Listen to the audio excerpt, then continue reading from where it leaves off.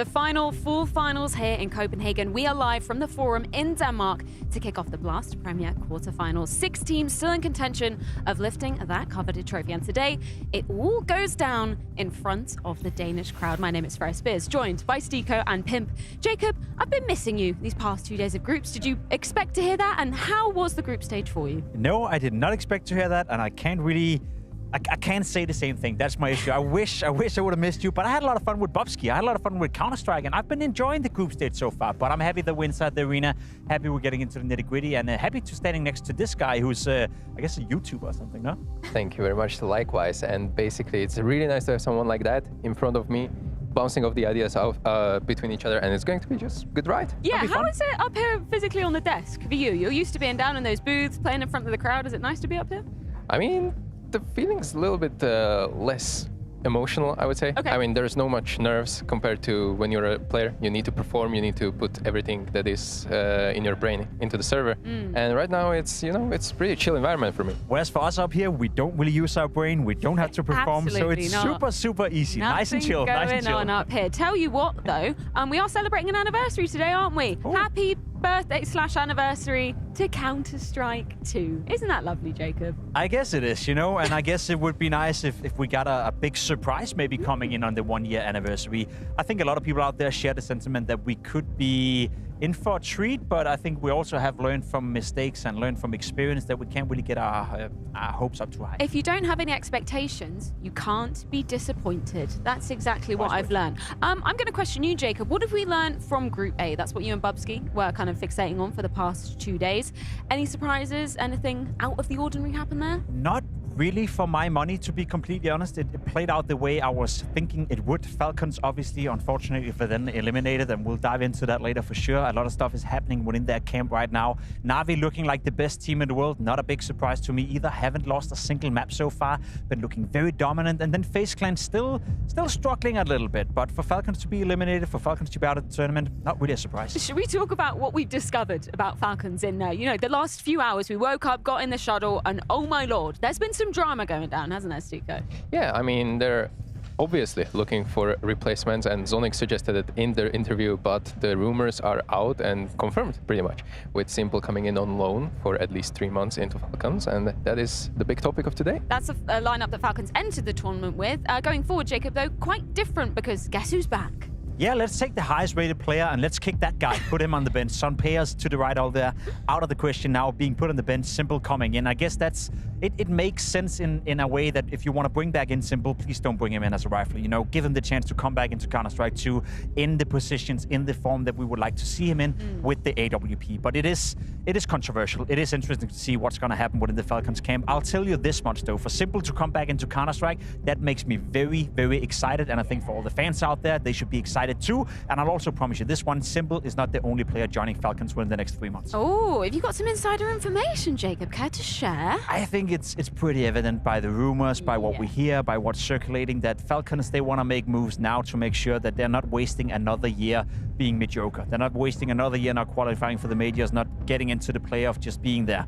So for my money, I think it's pretty evident and pretty clear that they're going to bring in a high-profile player. And as per the rumors as of right now, you're looking at a guy called Nico. And I think having Nico and Simple play on the same team should excite everyone out there, regardless of what you may think of it. That would be so mental. Of course, this is just the rumors that have been circulating. Do you think there's a high likelihood that that is in fact true, Stico? I mean, obviously Falcons are trying to build an international powerhouse when it comes to budget and everything around it, and putting Nico in and Simple in would kind of just make sense, and also G2 are not really performing as probably Nico would hope for.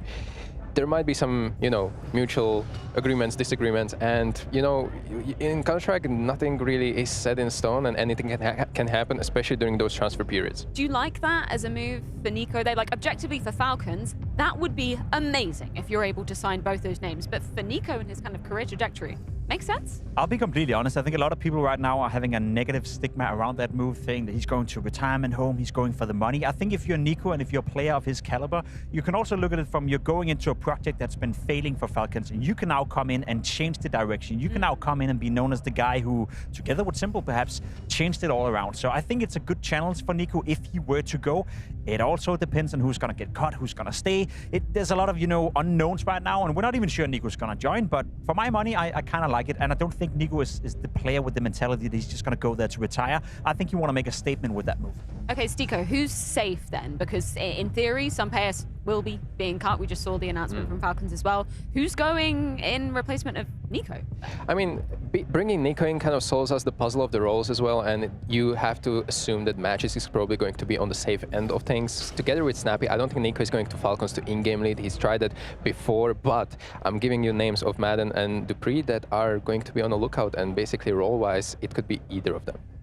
I agree. I think if you're looking at Madden and if you're looking at Dupree, I think those two are the most exposed players within Falcons right now, and especially when you consider the roles as you're speaking about right here. There's one caveat to that, and there's one little thought I just want to put in the minor people, is it is the Magics have been in-game leading before. When Glay was out of Astralis, when Sonic was the coach still, he was doing a vacancy as an in-game leader, and Magics have entertained the idea before that he can in-game lead. So as much as I agree that on paper it looks like a battle between Dupree and Madden to give up that spot, I'm not necessarily sure that Snappy, unless he finds some sort of level or finds some sort of trust within the lineup, is 100% safe just yet. Would you entertain the idea that, Nico might take up the mantle once again? I mean, he won a trophy in Dallas when he had Stewie as a stand-in. Would you like to see that? He told us during Pro League, we interviewed him, and I was standing next to him asking him why he's not in-game leading in G2, and he said that from an individual standpoint, he still feels he can deliver a lot more in Counter-Strike 2, so he doesn't want to go into that role yet.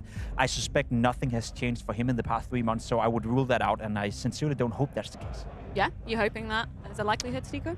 As well, I want Nico to shoot headshots and get that clear tabs, and you're just able to do that in an environment where you just have to focus on your crosshairs instead of micromanaging or macromanaging the whole team around you. So obviously, I'm going to go for the fact that Snappy is safe.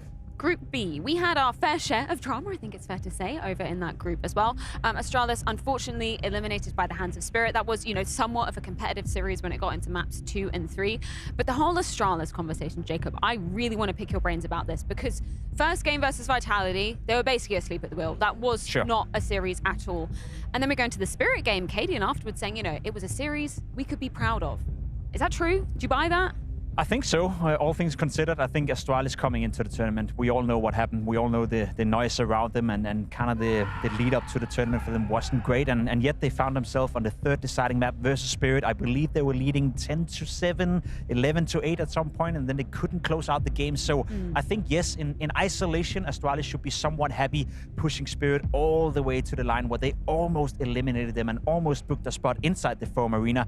Fact of the matter is they didn't. They did end up losing, and Spirit are not looking like their old self right now. So I'm not sure how much stock I want to put into that result. No, absolutely not. Any takeaways for you, Stiko, from the Astralis camp? I'm just glad that the recovery kind of happened in the end towards the Spirit match. I was hoping that Astralis will not show the most impact on media day and not a game day. So I'm really glad that they actually take a map off of Spirit, and it could have gone either way, and it could have very well played right behind me right now. Just in terms of the history between, the old heroic trio, let's say, Jacob, how did you have this on the cards? Did you have Cadian joining Astralis on any of your bingo cards before this tournament? I entertained the idea, and I thought to myself, no, probably not. You probably would have gone with Huxi, you probably would have gone somewhere else.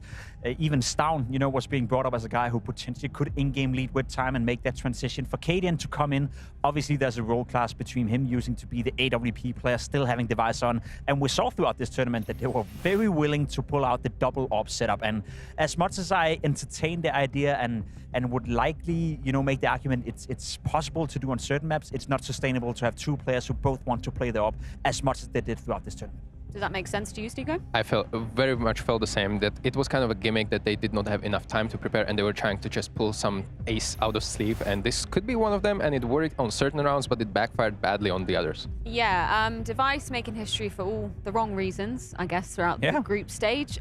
Wasn't a great performance from him from his side. He said, this is the first time ever he's never got around in terms of CSGO and CS2. I don't know whether that's true, but from his side, he said, yeah, it felt deflating. Well, you said it wasn't the worst. As far as I'm I'm concerned, we had some nerds out there doing the numbers and doing the checkup, and this was the worst ever tournament for the Vice in 10 years, I believe. Oh. So, yeah, he was not having a good time. Obviously, that's facilitated by losing 13-0 against Vitality, only playing 5 maps of Counter-Strike. It's easy to say that, statistically speaking, it's the worst tournament for him, but it's not a good start, let's be honest. In terms of like the roles, Deco, does it make sense? Like, we obviously saw Stair having to take up a bit more of an aggressive mantle, which you liked. You like seeing him getting involved in those openers. Does it make sense where everybody at the moment is falling in terms of the small sample size that we've seen of Astralis? We will definitely have to see some kind of fusion when it comes to playstyles and the roles. I liked what you said about Stair gaining for those entry frags, especially on against Team Spirit. I think that Ancient is solely his reason why it was even competitive, and that was a great sign to see. However, he always going to fall back on the TD side, taking up those more anchor-like positions, more stationary, and that is always like a shift that you don't really want to see in roles, but someone has to take it, and Stair was doing, for my money, good enough job. And I think that's been the story for me throughout this entire time with Astralis, bringing in Yabi, bringing in Stown, bringing in these news guys. I feel like Stair is the guy you don't really can expect too much from. He's not being put into prime positions, but every single time they've been playing tournaments, I feel like he's the only one standing out as doing his job to his capabilities. He's the only one living up to whatever expectations we may have. You brought in Yabi, you brought in Stown, 2 of the most expensive players of all time in Denmark. They were supposed to come in and save Astralis, and to be completely honest, they've shown absolutely nothing so far. What's like the Danish scene been saying about this move, Jacob? Obviously, you speak the language, you're from here. Anybody gossiping about it? Are people equally as shocked as kind of we are in terms of the international scene? I think for the Astralis fans, it's a tough one to swallow to all of a sudden see Cadian in an Astralis shirt, especially considering the history between Heroic back in the day where Cadian was leading the charts, going up against Astralis, going up against Glaive. But I think most people are at a point where Astralis have been underwhelming for such a long time that I think the fans and everyone around them are willing to swallow that pill right now. So I think for the vast majority, people are excited, but we need to see some results before we can start getting the hype up. Well, let's wrap up our day 2 conversation by moving on to our traded play of the day. Of course, this is your chance to get involved at home and vote over on the Blast Premier Instagram. Jacob, what was crowned the bronze from yesterday? The bronze is Brokey with the AWP, and I'm not sure how this is only the 3rd best play. I'm very excited to see Flamesy and Wonderful, because this clutch was out of the world in overtime. Double overtime, he pulls off a 1v4. Immaculate by Brokey. Stico, we got Flamesy as number 2. Flamesy from Nuke yesterday against Liquid. This was one of the most tipping points of the second map. I would say definitely they would have still a second life on this hider, but this pretty much set a stone for the rest of the map, and I think Flamesy just delivered as he usually does. Listen, I'll buy it. That was a sick play by Flamesy, and so it is from Wonderful right here in a 2v5 scenario versus G2. Na'Vi is on a streak right here. They're coming back from 8-1 down, and Wonderful was leading that charts, hitting op shots left, right, and center. I'll buy into Wonderful being great, but Brokey with a 1v4 in double overtime is only the 3rd best play. Speaks of the quality that we got yesterday. Yeah, there was so many incredible plays going down. Speaking of plays, we've had some movers and shifters in terms of our GGBet predictions. Now, let's check in with what was happening yesterday, because Stico, again, I'm really sorry. I didn't think calling you out on broadcast would cause Connor, Mo, I think Jacob to go after your head. I haven't done it. But it's fine. You've got 2 lives. That's totally fine, right? I made it to the 3rd day of the tournament with some lives, and that to me is an achievement. I mean, That's the fact that you have the same amount of points as Anders is roughly the biggest diss I could possibly give to you. So I'll let the graph speak for itself. Okay, so that's what happened yesterday. Let's move on to today's schedule, because of course we've got 2 quarterfinals coming your way. These are some absolutely massive ones as well. G2 versus Spirit up first. Then it's going to be FaZe, Liquid. Jacob, I'm so excited for that, not least because Twist versus Karrigan. Do you remember what happened between FaZe and Liquid at Cologne when Brokey was flipping them off and going crazy in that like crazy comeback? I'm so excited to see that rematch. I'm also excited to see how our predictions are looking today. Anders, oh, actually, I've gone the same way as Anders, so I guess maybe he's gone crazy or I've gone crazy. Not that many FaZe pickers. Ooh, we have a little battle right here. You and I have so far predicted every game correct throughout the tournament. I want to give you that credit. Maybe you get a bit lucky. I don't know. Maybe you're copying my work as you used to. But today we're going for 2 different teams in that one. I'm excited to see if FaZe Why can did you get go it for done. FaZe, Steve? I have to kind of break even with something, so I had to start risking to even make it competitive, and I thought that Liquid and FaZe risk could pay off, actually. Isn't it crazy that only one of us believes Spirit can beat G2 today? That's actually kind of wild. Yeah, I mean, from what we've seen from the group stage, I don't blame the people, but we do need to head things over to a quick break before we can get into the action. After this break, G2 versus Spirit going down on the stage right behind us.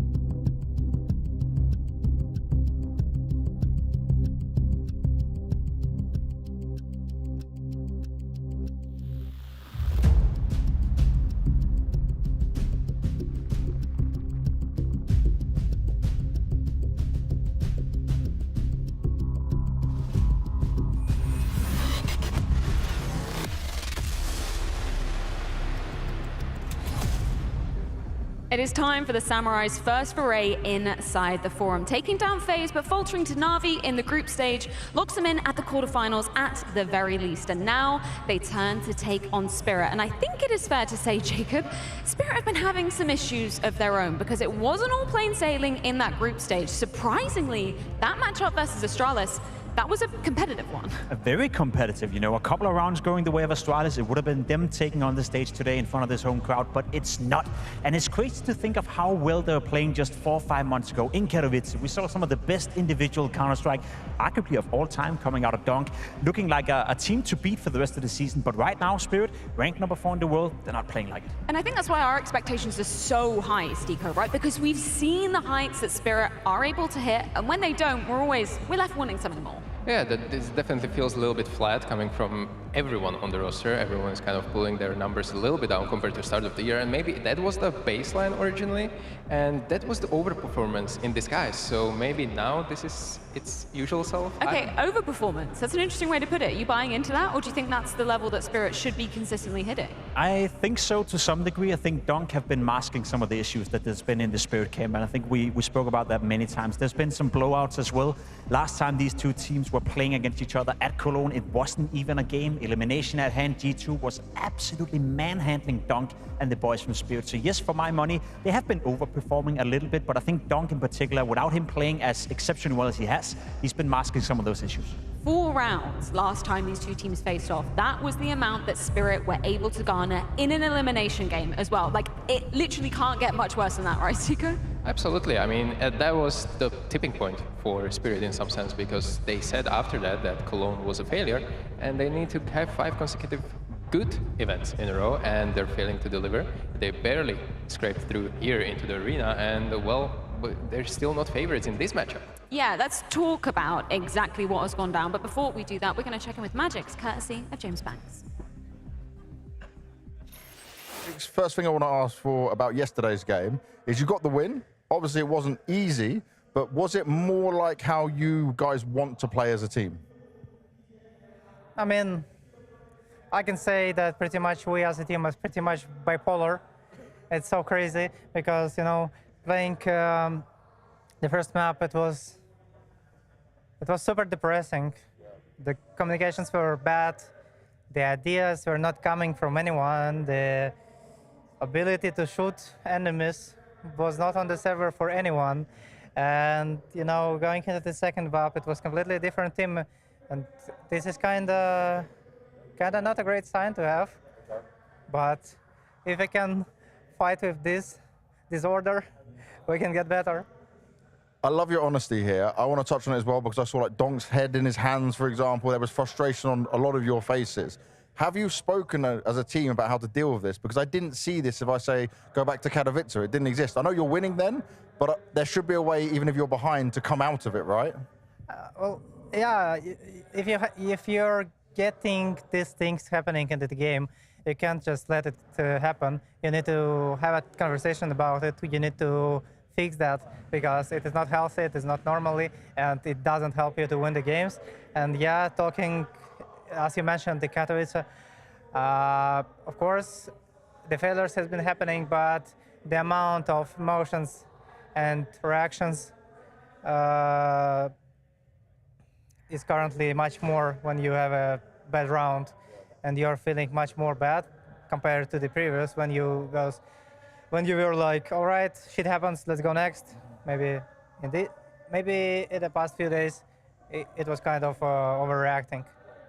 Is it because of pressure, maybe? Because we expect Spirit to be a lot better now and be winning trophies? Oh, it's definitely not about the pressure. It's about the way how you approach the mistakes, or, it's just kind of different. And we need to work on it to see it in a different way, so it won't be that hurtful. In terms of a hard game, G2 have been a hard team for you in the last games you've played against them. Do you guys understand why that is? Is it maybe their play style?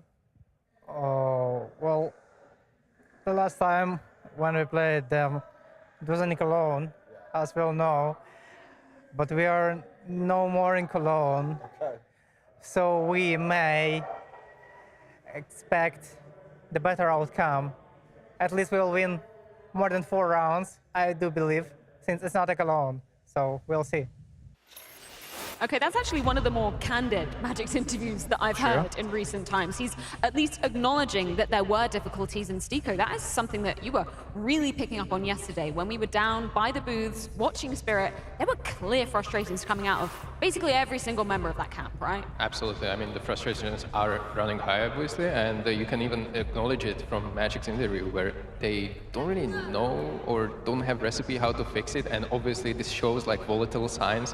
Whenever things don't go well, that's when team like that will have eventual problems and they will rise up. Is it okay for your teammates to be reacting like that, Jacob? Like, you've obviously been on competitive teams when people are slamming desks, when people are getting tilted over the most minor things, because they were winning for that majority of that game, right? It's usually not a great sign, no. I mean, you see it time and time again. I think Hall Circuit is a great example that we keep putting up. Some teams can handle it, some players can handle it, but I think also from your point of view as a player, it can be frustrating if you have a player, you know, losing focus or losing grasp of the game because he's frustrated about something. But I get it, I understand it from a Spirit perspective. They went from being arguably the team to beat in the world, the #1 team in the world, to now a team that is struggling even getting into a quarterfinal, let alone by not the favorites at all against G2. Okay, if we remove that last foray of G2 versus Spirits from our memory, I want to erase that one forever. We've got some really exciting head-to-heads going down, right, Jacob? I mean, one of the head-to-heads that you're going to see in the game is NiKo taking on Dunk. And we spoke about Dunk being the best player in the world. And I think there's a case to be made that has been the case. But whenever he's going up against G2, and in particular NiKo, he's struggling. From the eye test in the game, they're facing each other a lot. So they have a lot of internal duels, as you can see as well. And NiKo is winning the vast majority of those duels. And we spoke about it as well, Stiko. For Spirit to win games as of right now, they rely on Dunk to outperform their opponents. And for some reason, he can't get it done against NiKo. Especially when it's just Dunk, you know, sometimes you have the game plan relying on the guy that is going to get those multi-kills, and if NiKo is shutting it out before he even gets one, well, that's usually crumbling the whole plan that Chopper or Halle, for that matter, is going to prepare for the game. When we talk about some other head-to-heads that are going to be going down as well, I think stylistically, the AWPers, it's a really interesting discussion to have, right, Jacob? I mean, m0NESY is the guy who constantly seeks duels, who constantly tries to put himself in the center. So I feel if you're looking at that stylistic duel, Shiro, a very passive AWP, or an AWP that sometimes would need a bit more aggression coming in for it, whereas m0NESY, he's out there in your face all the time. So I think, statistically speaking, close to each other, but in terms of raw impact on the server, m0NESY is a step ahead. Exactly, and that it really shows the beautiful of Counter-Strike, that different kind of playstyles and impacts through AWP is actually going to get you into potential top 5 players of the year, because for my money, both m0NESY and Shiro deserve to be there. But stylistically, when you look at the server, vastly different gameplay. Yeah, why do you think Shiro is still in that conversation to be top 5, Steve? Obviously, I'm spoiling a little bit of our conversation that's going to happen later on, but it's interesting because I think obviously within Spirit, he's obviously got very clearly defined roles. He has been picking up some decent numbers, but their performance at certain events still leaves me going, does he need to be a little bit more consistent? The consistency needs to be there, but it's also a little bit harder to find when you're not the most aggressive guy on the team, like m0NESY is in most of the scenarios. What I would give m0NESY an edge here is that his rifling ability is just a little bit up to par compared to Shiro, in my opinion, but AWPing-wise, very much the same. In terms of what we've seen of G2 thus far during groups, where's the temperature at for them at the moment, Jacob? I think it's lukewarm. You know, it hasn't been great, hasn't been bad. There's been certain individuals, m0NESY being one of them, who's played exceptionally well, who's had game where he's taking over, he's finding all that impact on the server. We haven't seen much from Malps, we haven't seen much from NiKo, and to me that's an issue. Usually NiKo will step it up during the playoff, and I think today is going to be one of those days where he will get to showcase that one more, but I does feel that it's been a little bit lukewarm for G2. They haven't hit their strides just yet, and we all know it. You know, the win condition for this team behind me right here, that is individual firepower. Yeah, exactly. And individual firepower cannot be more roller coaster on G2 performance side, because some people are just lights out game after day, and some people are just struggling.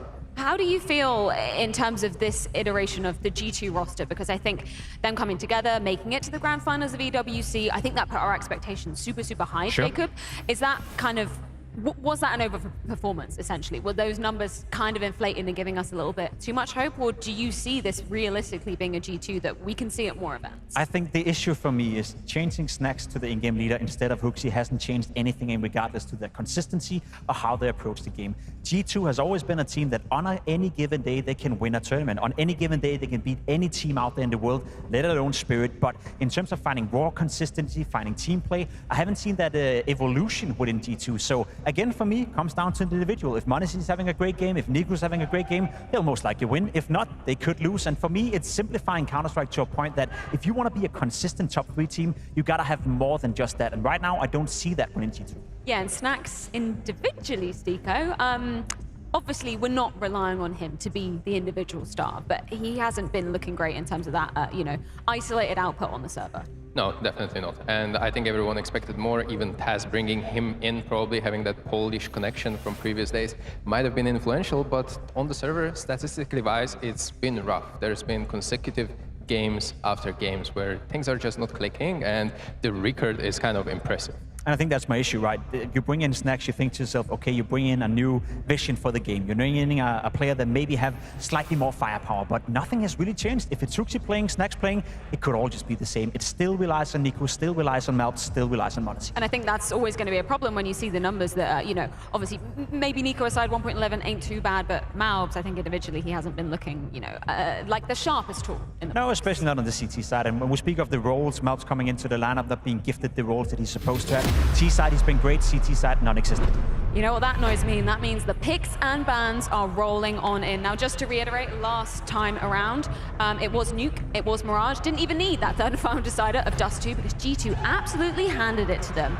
Vertigo ban receiving cheers all round here, Jacob. I agree with that. Yeah, me too. We see the first pick coming in. Dust 2 by Spirit. As you said last time, it was the third deciding map. We didn't get to that point. Spirit want to bring it into the map pool. No big surprise right there. G2 picking Mirage, which I guess is a fan favorite. At least it's one of my most enjoyable maps to both watch and play.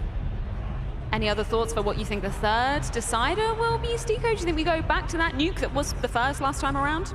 I think Nuke is a really good shout here, honestly, and I think it's going to be, again, that middle ground for both teams, apart from that performance that we saw at Cologne. Just to confirm, for the first map, Dust 2, Spirit will be starting on the T side of things, G2, T side of that second map of Mirage.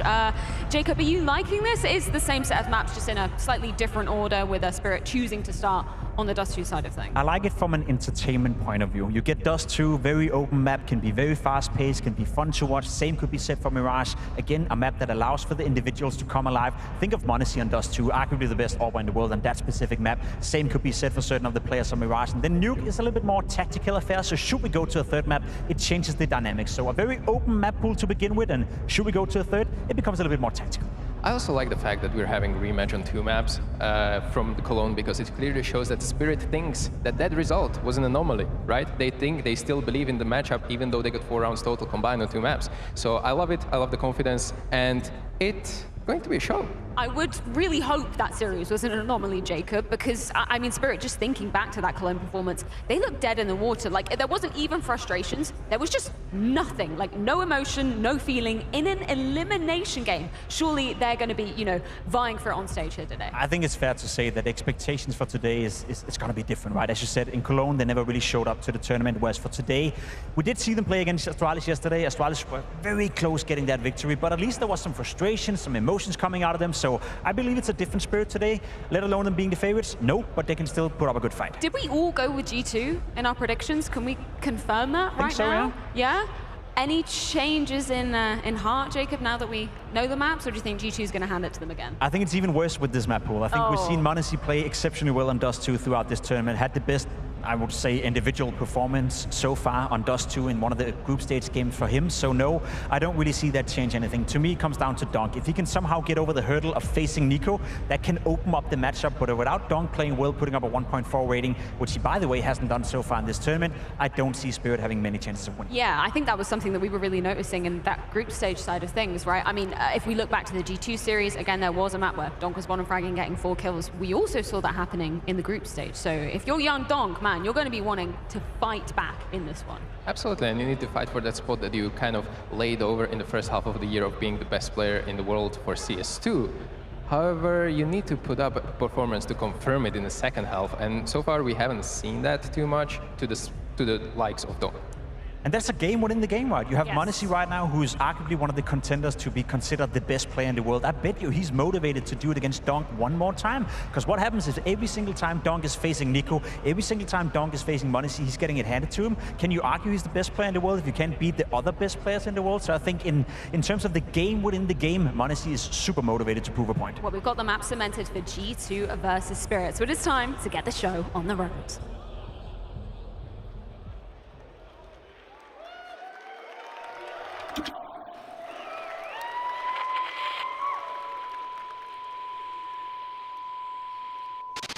Right on the cusp of this, he sees it, and he takes down Katie and priming rocks. A bloodbath on the short side. The silence of Strawless with this clutch.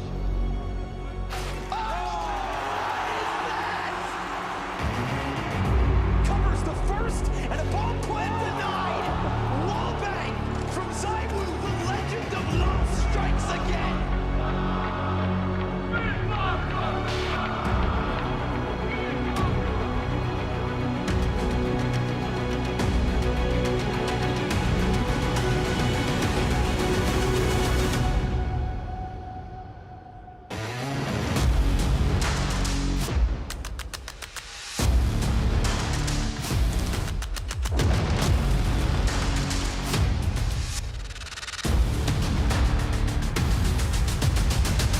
And now Robs is dead. They've done it.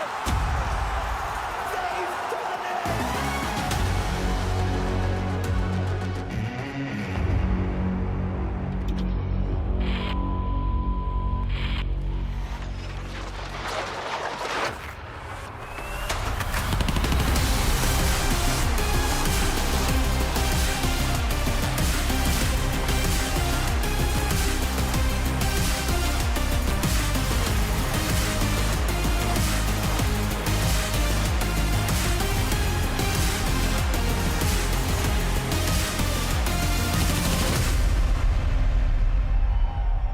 It's the final Fall Final, and Copenhagen has played host to many great Counter-Strike events since 2017. This crowd, these people, the people watching at home online have made these fantastic events possible, and we've enjoyed it. We've seen champions from all over the world. You can go all the way back to when SK did it. You can look to Na'Vi, Heroic, Vitality, FaZe. But now we get to decide it one final time. Are you guys ready? Because this is the celebration of Counter-Strike in Copenhagen.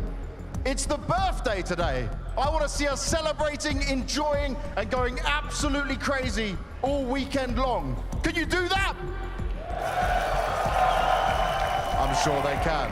Let's get this started. G2. G2 took their first steps into Copenhagen with authority, finding success over FaZe. But when tested by the team that only seems to win, they found their downfall. But their arena run has just begun. Team Spirit. Spirit did not find an easy path to the quarterfinals. They were forced to battle for survival and had to find an answer. One foot in front of the other, they marched towards the arena.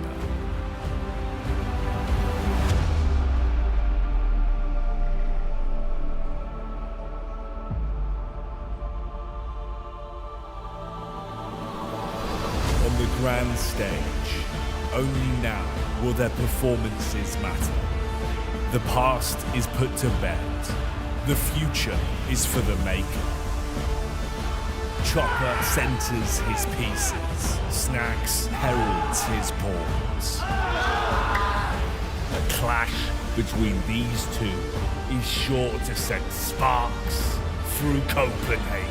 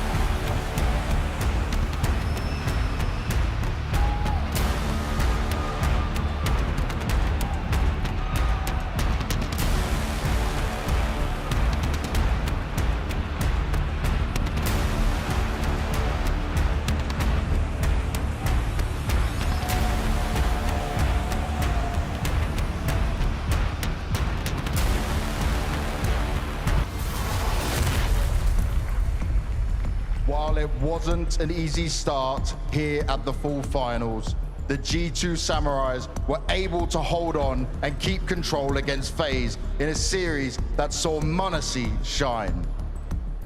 Then they faced a familiar foe, one they cannot avoid in Na'Vi. Even with Nico putting his best rifle forward, they were once again overwhelmed. Here and now, they look to go 3 for 3 against Spirit and grant them a semi-final spot. This is G2!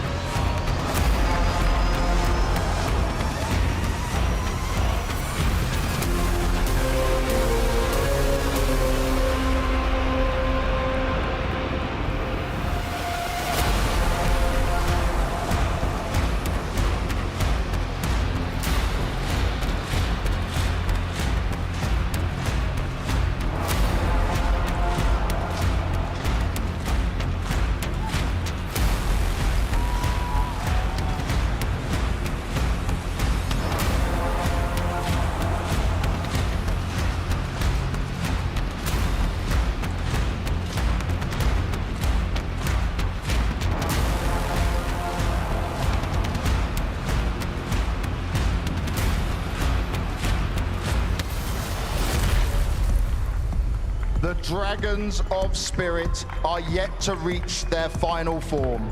Struggling against Liquid, even an informed Donk wasn't enough to stop them and clutch it out. Against Astralis, it looks like it could all be over as Ancient slipped away at lightning fast speed. That was until they knew their backs were against the wall and the whole team came to play. Zontix stood proudly at the top of the table with Shiro's AWP ready at every corner. But now they must do what they've never done before. This is Team Spirit!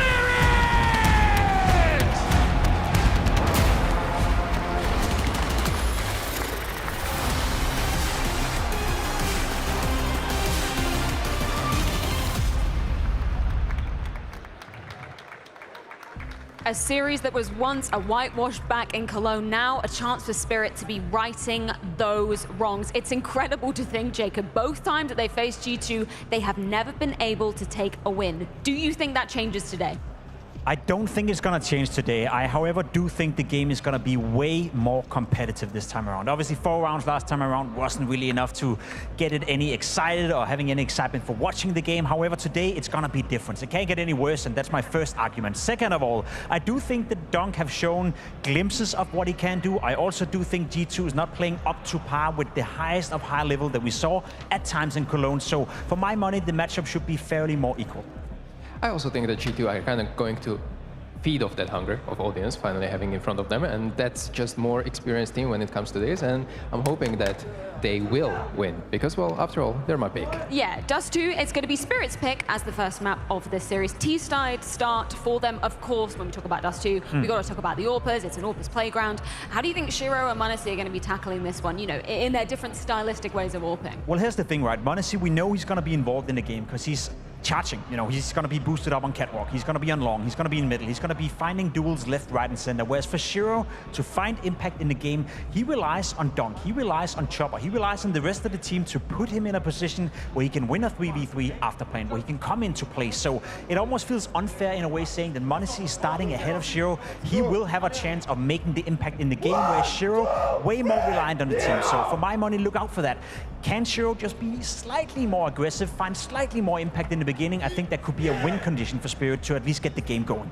Absolutely, and for the calls as well, I'd like to see Team Spirit maybe drag the rounds a little bit longer. I noticed that a little bit successful compared to the pure rushes or heavy execute. As well, RNG God has to be blessing now because you have to have those long spawns on Dust 2, and those are going to be impactful when it comes to the whole T side that is being played. Anybody else that we're looking at for Team Spirit side of equation, other than the AWPers? Obviously, Donk, we want to see him showing up, and I think Dust 2 has been a very comfortable map for him to do it on as of late. Yeah, it should be one of those maps and one of those games where Donk will come alive. But as we said, Nico have been shutting him down. I think mainly that's been on a map like Nuke, it's been on Inferno. I don't think necessarily that Donk won't be able to showcase much on a map like Dust 2, so I wouldn't be too worried of him being out of contention of finding impact.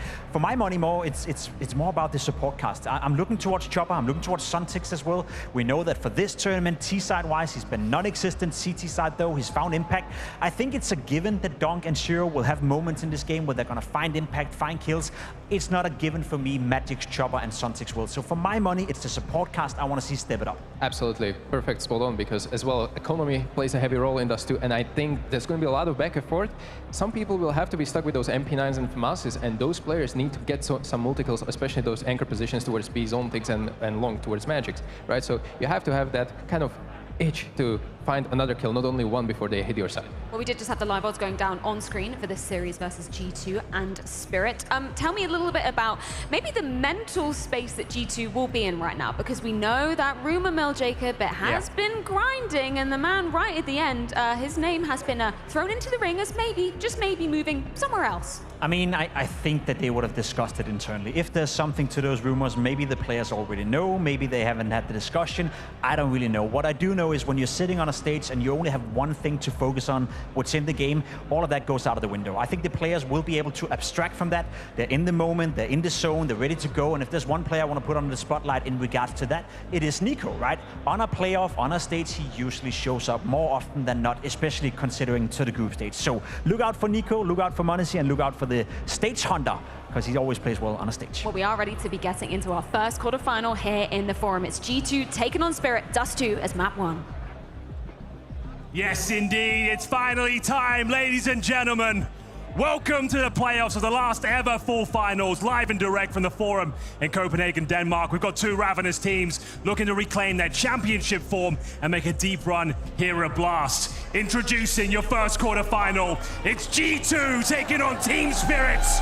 Our first map should be an absolute barn burner and set the tone for this series. I'm hoping for a chaotic and messy Dust 2 that pushes these two teams that are very limited to their ability. We've got the world's best riflers, the world's best snipers. I hope you're ready at home. Anders, take us into the action.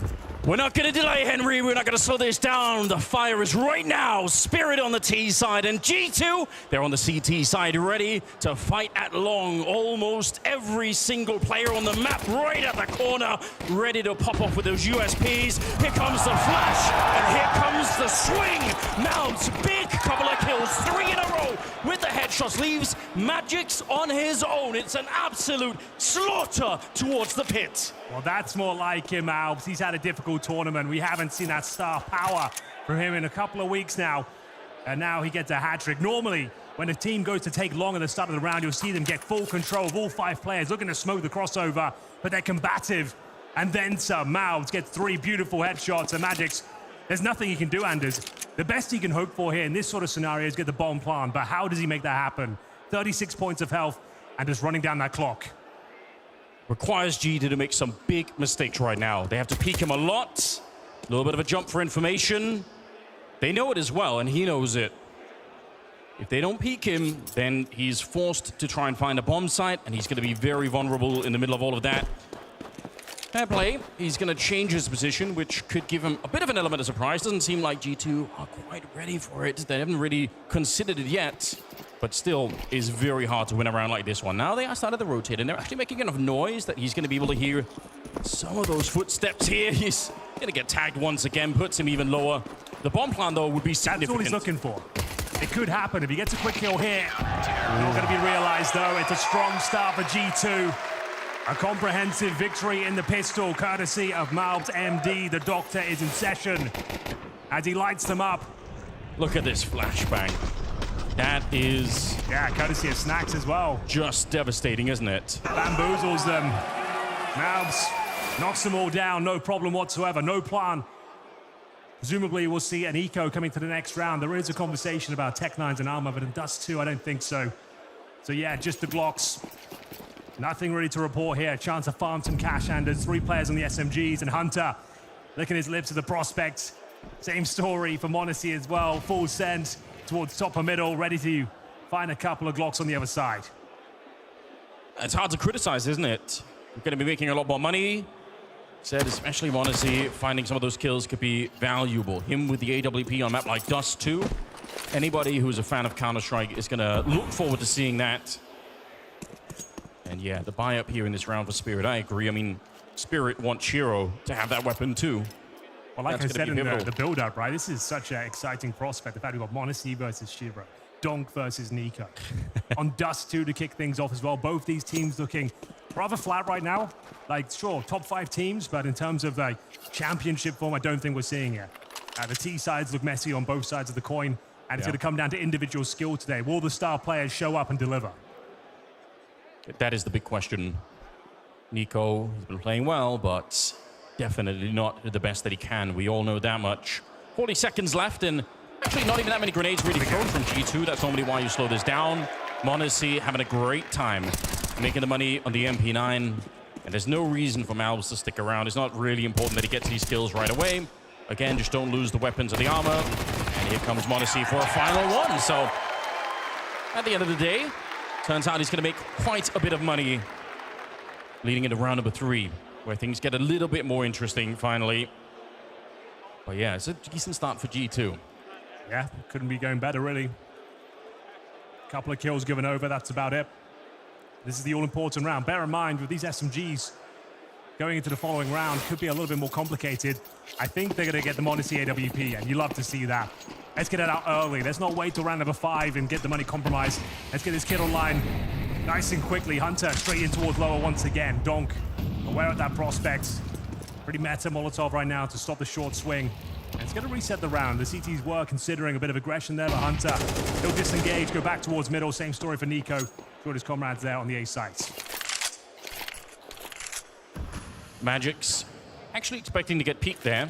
So tries to get a couple of shots off, but they were quite far away the whole time. In fact, they're quite far back on the map in general, G2. They're not really pushed up into upper dark or towards the catwalk. You can see Nico is just, I think, holding a grenade on that corner. He's not trying to do anything more than just, you know, wait for their Molotov potentially. He's going to throw his own. Super standard stuff. Exchanging a couple of grenades early on. Smoke towards CT spawn, suggesting that it could be a B split. It doesn't feel like it, though. It feels like this is going to end up at the A bomb side, and you know what that means, Henry. It means they're walking right into Monacy. This is his domain over on this side right now. You might not be expecting the AWP here as well, considering so many players stayed alive. The flashbang this time, not as effective for Malbs. He goes down courtesy of Magic's opening frag. An advantage for Spirit, but are they aware of this little maneuver? Hunter. Oh, yeah. He times this well, Anders. He is already onto something. If he leaps up now, there's potentially 2 kills waiting for him. There is a way to quickly vault up that box, get quick vision. We'll see if we can get the timing. There it is! And he doesn't nail it. What an important kill for Donk to get. Nico will get one in return, taking down Chopper, but it is on Monacy. He lands that shot. You have to wake up so early to take him down. Shiro will be able to land a headshot there, and Snacks on a bit of a flanking mission. Not really the ideal weapon for it either. That's a bit better, but it would have been even more fun if it would have been the AK. Gonna take the Galil and try and relocate that position. I really thought Monacy was going to end the round right then and there, but nice shooting from Shiro. His sort of scenario for sure, but 2 kills from Monacy should be enough, but doesn't seem like it will be. Snacks does recover the kid in CT spawn, working with that Galil, out position, outmaneuvered, and it's quite a convincing round there. It all started with the long take with Magic's finding Malbs and then executing in towards A, trading out kills effectively and shutting down Monacy. Excellent work. Good first gun round, and bear in mind, we might have some residual cash here, considering they farmed so much with those MP9s, but that was the moment when Hunter can at least get 1 and survive. It funnels him and pushes him in towards A with a lot of information garnered. Wasn't meant to be, couldn't quite find the jump. The timing for the turnaround for the long flash there, maybe it was the footsteps that gave it away, but either way, that should have worked for Malbs to get the first kill of the round. Huge plays from Spirit. They're covering that catwalk position as Hunter was about to jump up. I wasn't expecting that. I thought for sure he's going to get at least the 1. They look pretty switched on, Spirit. A lot of moments there that could have easily blown up in their faces, but they were super ready for it. Yeah, the money was in a bit of an awkward spot as well. Snacks got to drop an AWP into the following round, so they decided to take a full eco here. They've got a Hero M4. You can't let them have this complete free run of the map, so Hunter, if he can get a couple of kills with this M4, just keep them somewhat modest going into the next gun round so their economy doesn't swell. that would be very beneficial. Now, he might get a bit more than that, Anders. He's got the M4 at the back of B, and look where they're getting ready to attack. It's going to be the B split. Hunter will be responsible for the tunnels and middle, though. It's going to be very difficult. The majority of his teammates towards long. Let's see if he can step up. Yeah, he's got a bit of a distraction here, but they're coming in for the middle as well. It has to be fast. Maybe a team kill. I don't think it really matters here. Yeah, it's a bit funny, but the real thing is just getting rid of that M4, getting the bomb planted. Sontic's going down. Probably going to shrug that right off. I mean, he was in the right position. That's kind of what you're hoping for. That entrance into B is a bit of a choke point, so sometimes you can get some really great spray downs, but wasn't in the cards this time. It's going to tie up the game right away, Henry. This is what we wanted. Remember last time, everyone's talking about it at Cologne, where they absolutely got blown up by G2. We don't want to see that again. Certainly not.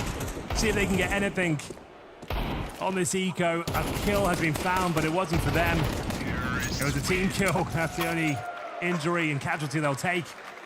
As Team Spirit, you're right, do tie things up. But that was a full eco, though. I'm expecting Snacks to drop over the AWP from Honesty. There is a bit of a conversation right now that Snacks using the rifles when Nika's on a deagle, for example. This would be a great chance just to get your stars online quickly. He had $4,000, should have more than enough to drop. Looks like we might have a tactical timeout here as we get ready for round number 5. Where's the AWP? There it is from Honesty. It's good stuff. Facing it straight up, Hunter there, crossing the middle. That is dangerous. Certain players very good at hitting those type of shots. Oh, it's going to be real fast here. MP9 up close. This actually might be a great setup. Hunter gets 2 right away. Oh, and right in the smoke, he's going to find the head of Magix. The bomb is dropped on the wrong side of the smoke, Henry. That's disastrous spirit. I don't think they can recover this round. They can try and make it expensive, but there's a long time to wait. 1 minute and 20 seconds. Look at the rotation from G2, they know. Yeah, really nice setup there. Haven't seen that before. Snacks up high, taking the crosshairs very far away from Hunter. He swings with the MP9, gets himself a hat trick. That's a dream scenario, because sure, it's the SMG getting the kills, but it's farming money. He upgrades to the AK-47 as well.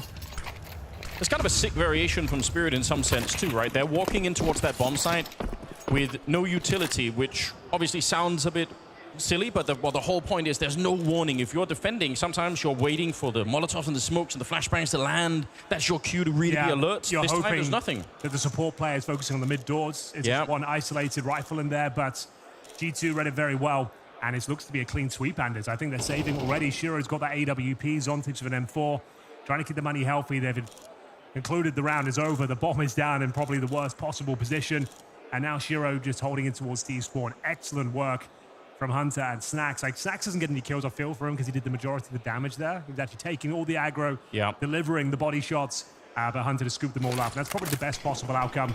And they upgrade all those SMGs now to rifles. Round confirmed. They'll take the lead 3-2. Another AK available there. Mavs wants it for sure. Yeah, you're right. What a giant swing of the economy when you get a couple of kills with an MP9. You then upgrade that into an AK for free. Like, you're just going to be so rich. Look at him, 5,000 in the pockets of Hunter behind that round. All right. Okay, bouncing back. Feels like crowd's on G2's side here early on. Yeah, I think you might be onto something there. It's going to be a Team Spirit timeout as well. Use them early, shake off the nerves.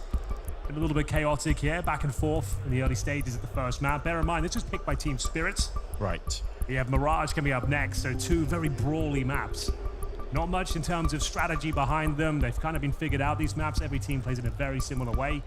And it comes down to your individuals, the skill. And there's been a question mark as to whether Don can carry this team through if they're not delivering.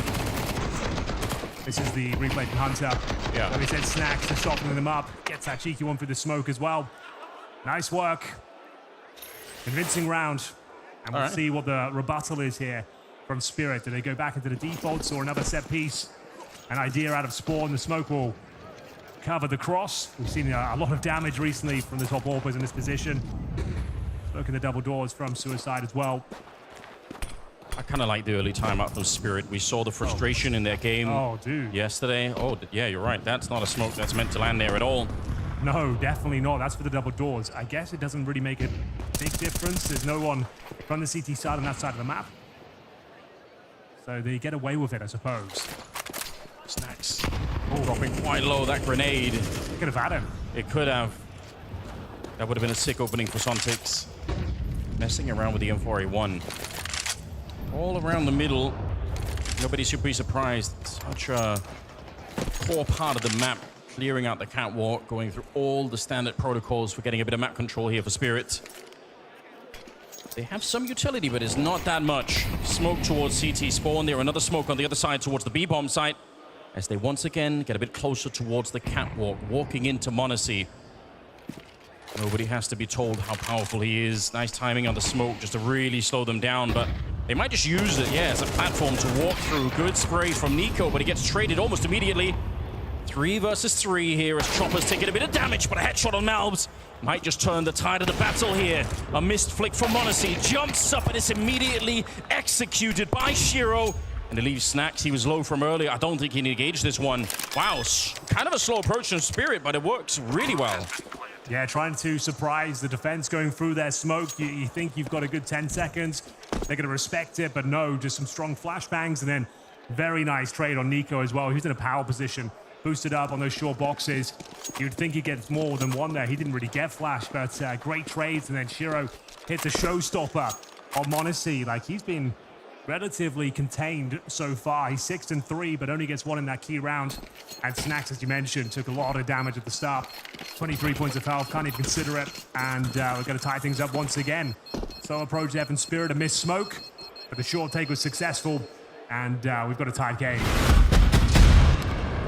This is kind of sick because if you're playing a game like G2 and you know m0NESY is going to be over at that A bomb site, you could almost feel like you're being pushed somewhere else, right? So some of your strats kind of go out the window. They're actually actively attacking him, taking away the AWP. It's going to be a while before they can rebuy that on the G2 side. That in itself is like a metric for success. You're actually taking down m0NESY on Dust 2 as well. How sick is that? An iconic position for him as well. Toward that A ramp, towards the car. That's where AWP has really thrived.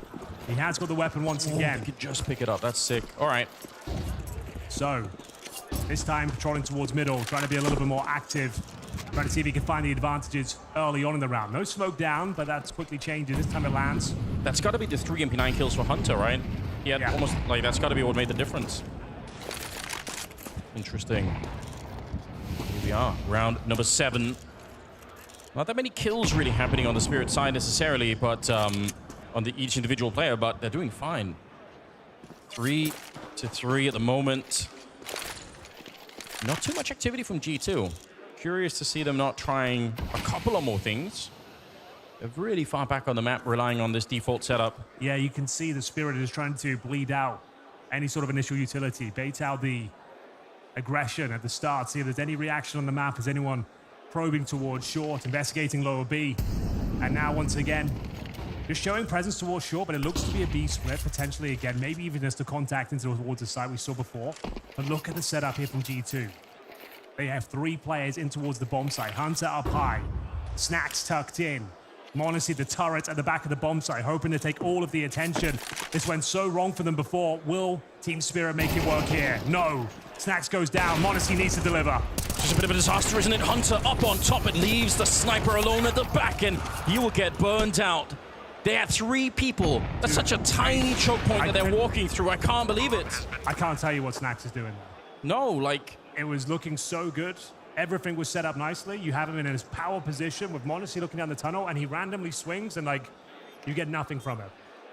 Yeah, because he has a crossfire with Hunter. Like, Snacks and Hunter are holding opposite sides of the opening of the tunnel. It's a nice setup. It's going so well. I feel like the lack of information we talked about, just running the clock down, just having a very slow round. There's no aggression, no information being hunted. They felt like they needed to do something, and he just wanted to peek the tunnel, but as soon as he goes down with nothing, you've compromised that amazing setup you had. m0NESY's overwhelmed. Hunter can do nothing. Some great shots. Bear in mind, Magic's here's a hat trick. Pulls a rabbit out of the hat for that one, but still. I feel like that the swing towards the tunnels, I'm not sure the intention was, but it compromises the round and it all falls apart. This is the moment. As soon as he goes in, it's like he doesn't even jiggle it. He just dry peeks and crouched. It's also a position where even if you get a kill, you have to fall back into the corner. You're going to get Molotov almost immediately. Oh, that's a real shame. It was looking so good. I couldn't see a world where Spirit were going to win that. No. Such an advantageous setup. It's rare to have 3 people at the bomb side to begin with, so nice. It's only the dualies on the other side. But We're early on. We're at the quarterfinal. Chopper with a nice headshot. That's the rifle. Picked up by m0NESY rather quickly, but he can't really easily escape. Actually, nearly gets the double. That's not really too bad. Snacks will get one for the smoke, I believe, from the middle. The Shiro's trying to do a little bit of cleanup work here. It's all going to be absolutely fine. Snacks, nothing to do here. Don't think you do the damage. You can't save the rifle. They're just going to go find him. Shiro knows that he's somewhere in the area. Oh my God. All right. All right, fair play. I take it back. He could definitely do something. Won't be winning the round, but see whether he can make it uncomfortable. A bit of a large smoke there, just to suggest he might be coming for it. We do have Chopper making his way up short now as well. So if Snacks can save this M4, it's actually pretty nice, all things considered, but I don't think it's going to happen. Chopper seems more than ready, a strong position. One bullet needs to land. Well, the timings are interesting to say the least. I don't know how he's winning any of these fights, to be perfectly honest. He's got the AWP. That's so ridiculous. He's done something quite wonderful there. Yeah, he should have been dead easily. He lands a super sick USB headshot in the CT spawn. That's fine. We'll give him the credit for that, but the Spirits, yeah, a bit of a mistake here. We'll see how much it cost them. You never know. All things considered, Snacks, I like that. That's a good bounce back from the previous round when it all fell apart in towards B. I want to see the shot in CT spawn. From his point of view. Or the USB. Yeah, how did he land that? He gets the first one there, through the smoke in middle. Oh, it's jumped into him. No, good night. Well, then the Snack. Saving that AWP actually does a lot for them. That is quite high impact. Sure, they're exits, but they probably couldn't afford the AWP into the next round. That's going to alleviate some pressure here. Taz trying to chime in now. Get in there before the wheels fall off. Been a couple of uncomfortable rounds, to say the least. But still an open game here. Yeah, not bad at all. Spirits. I mean, we saw the frustration when they were playing yesterday. They don't want to repeat of that. So far, they look like they are in control of the game here. 2-round lead for them, 5-3 in their favor. And everybody's pitching in. Nobody's really falling behind on the Spirit side. They're all doing a little bit of work.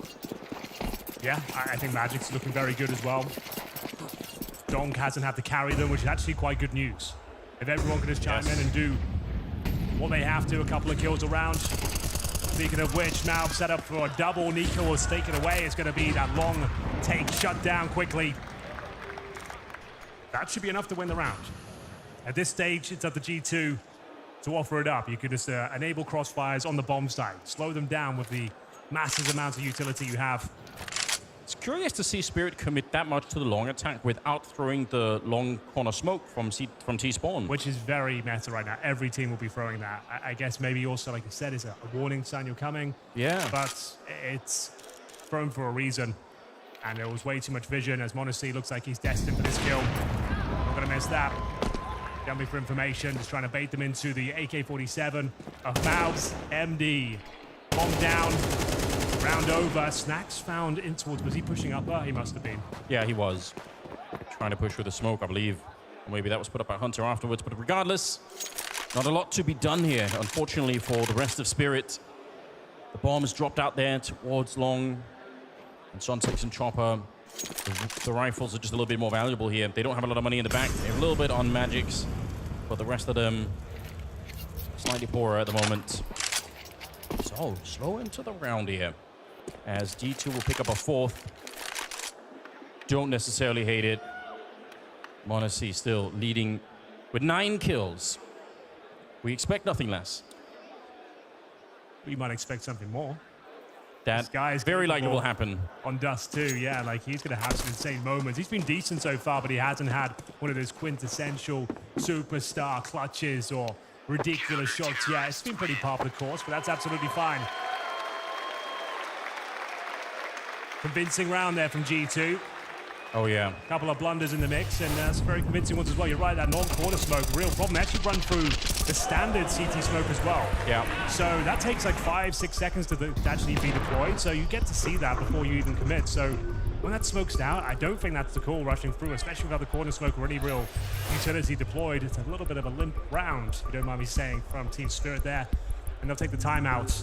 Ali is not happy. Let's see whether he can find a solution going forward here. second bro kiss we've seen in the audience. Everyone's in a real good mood today, Henry. It's the kind of attitude I like, you know, showing up a Counter-Strike game. Oh, yeah. Just here to celebrate. It's the anniversary as well. Anniversary of CS2. 1 Everyone's year. feeling it. Yeah, there's a lot going on today. Time does This is fly. the last ever full final. It is the last ever. Imagine that. We've got no bad games so far. It's been terrific. And now we've got a stage as well. Here we go. Out long. No smoke once again. Just a lot of flashes coming over to try and support Donk. I mean, he is a super weapon. Yeah, they don't commit as many resources this time, G2, and understandably so. You feel like you've conditioned long after that great previous round. But Spirit more than willing to do it again. This is what we call the Na'Vi approach. You get 5 players out of long, and you slowly scale up. You drop layered crossover smokes here. You Molotov the car. You flash over. Are you a fan? You don't have to go on the first smoke. You're trying to just bait out reactions. See what happens. Get yourself close. And for now, they're actually getting themselves close towards the crossover itself.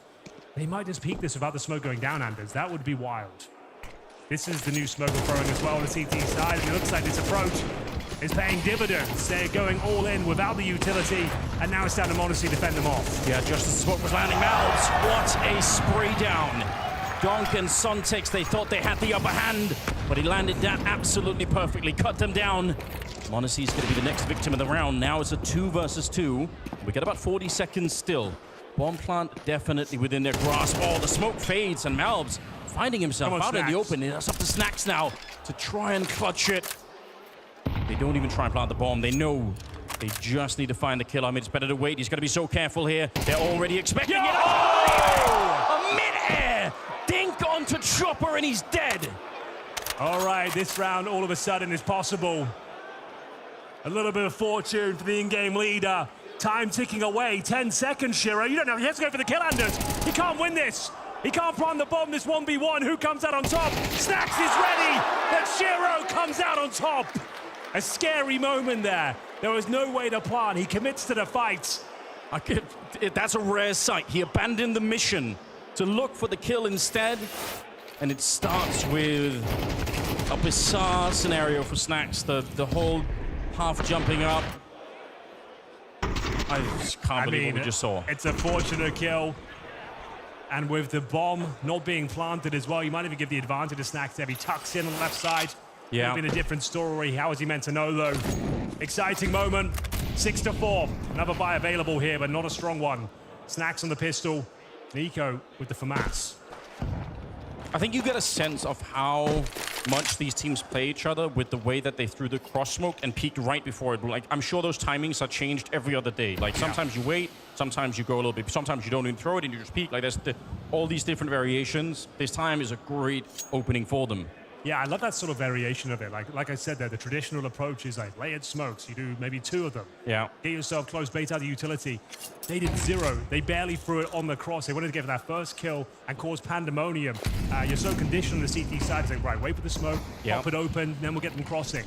So it's a really interesting attack from Team Spirit. One that works out for them. It's a dicey finish, but they come out on top. And this is where they have the advantage as well. Mainly in firepower, you can see they don't have the AWP. Shiro certainly does. And AK's across the board here. This could be an 8-4 finish if G2 lose this round. They have no money. You could see the FAMAS, the pistol there on Snacks. They absolutely need this one on the CT side. Otherwise, Spirit are actually going to have a pretty great first half on their hands.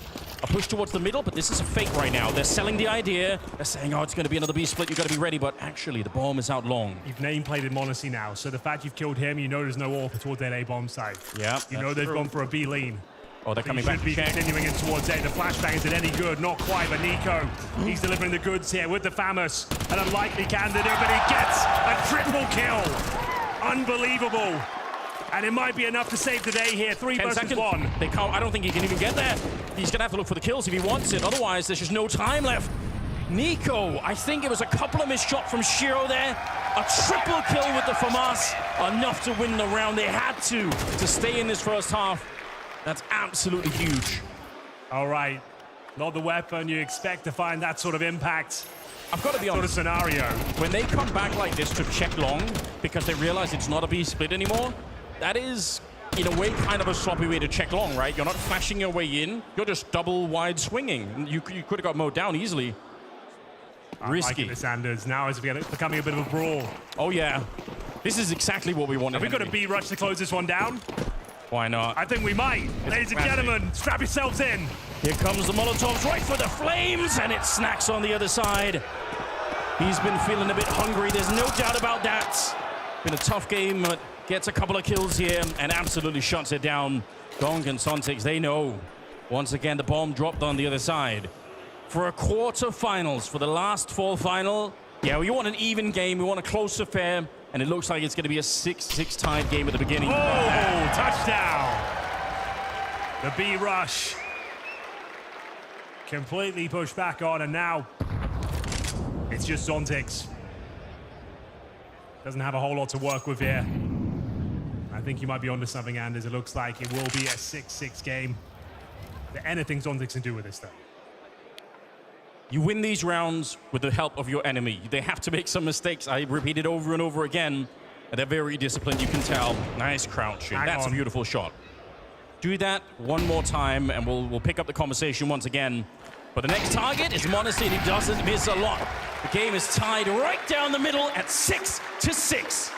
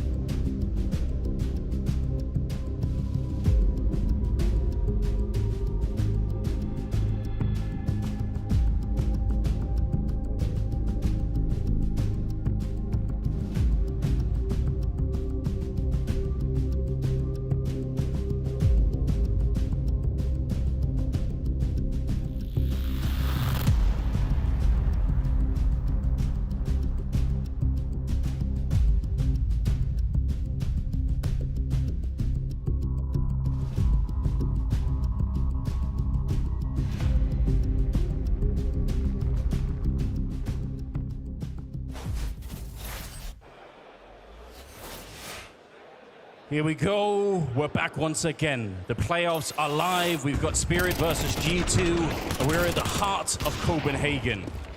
But så kommer down! Klar! Oh, they like that. And let's go. I hope you guys are ready for the second half. We've set the tone. Nice, guys. Good, Rotastic. Nice fucking kill. Nice, Rotastic. Boy, we are crazy motherfuckers. Let's go. Let's fuck this round. Well then, That sets the mood. That sets the tone. We're ready to get into the second half here. G2 now on the T side. Have we got another B rush? Surely not. The flashes are good. Donk is ready. Can he mow them down? It's decoys though, Anders. Oh, they're trying to bait it out. They wanted to bait out if they had a Molotov or a smoke or anything. How sick is that? We haven't seen that too often. The decoys don't really get purchased that much. I was turning from the flash. I thought it was going to be full-blooding the broadcast. Nice. But that's the idea. You're right. If you throw those in, you're going to bait out the utility. Fortunately, I suppose. Nothing on the other side. An interesting approach now. Shiro to be tested here. Yep, he's alone. He's got a smoke, but doesn't really want to throw it just yet. Gonna try and keep himself alive. He's buying valuable seconds right now in a Goosh onto Nico there. It's Hunter to get the first kill of the second half. Chopper to take him down. He's the one with the kit as well, so keep an eye on Chopper right now.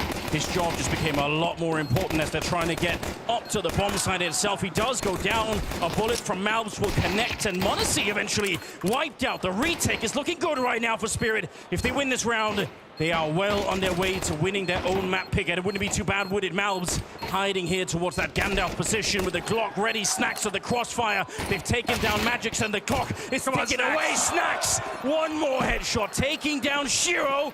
And now it's Donk out in the open back turn. He has to just pray it's not going to be enough. The old boy, he's still got it. Love to see that. The kit was in play. If he missed the shot to the back, which can happen, it would have been an absolute disaster. He holds his nerve and wins a very important pistol round there. I came down to the wire. It wasn't clear who was going to be taking it. Donk alive with those dualies, hitting every single shot. Snacks took his time on that one. Made sure there were no mistakes made. You love to see it. And there was a plant, of course. Yes. But the kills found. The Spirit means they are going to be full eco. A UMP now on Nico. Nico's been making the UMP a thing for the last couple of days. I don't think I've seen him kill many people with it, but he has been trying. Okay. Sets him apart, you know, you stand out from the crowd. People don't expect it. I kind of like it. It's more of a fashion statement, maybe more than anything else. Yeah, we got players like Nerds uses the MP7, for example. I know Elige likes a UMP as well. Let's have a look. Just the Deagle. USPs otherwise on the CT side for Spirits. Magix with a interesting position here. One that is possibly overlooked. Snacks is going on a bit of a scouting mission. Like, they're happy to sacrifice one player with those things here. You wouldn't want it to be a rifle necessarily. He goes down with nothing here. Could be a bit of an issue, but he does find Magix. Confirms the B is open and he wins the round. That's job done. A really nice work. Dodging the Deagle and the stack that was going on at the A-bomb site. Nico could get overwhelmed, but again, he could also farm a bit of money with the UMP, so don't necessarily hate this at all. If he loses it, it's not necessarily a big deal either. Oh, okay, done. What an absolute slaughter. There are some kills with the UMP. I stand corrected.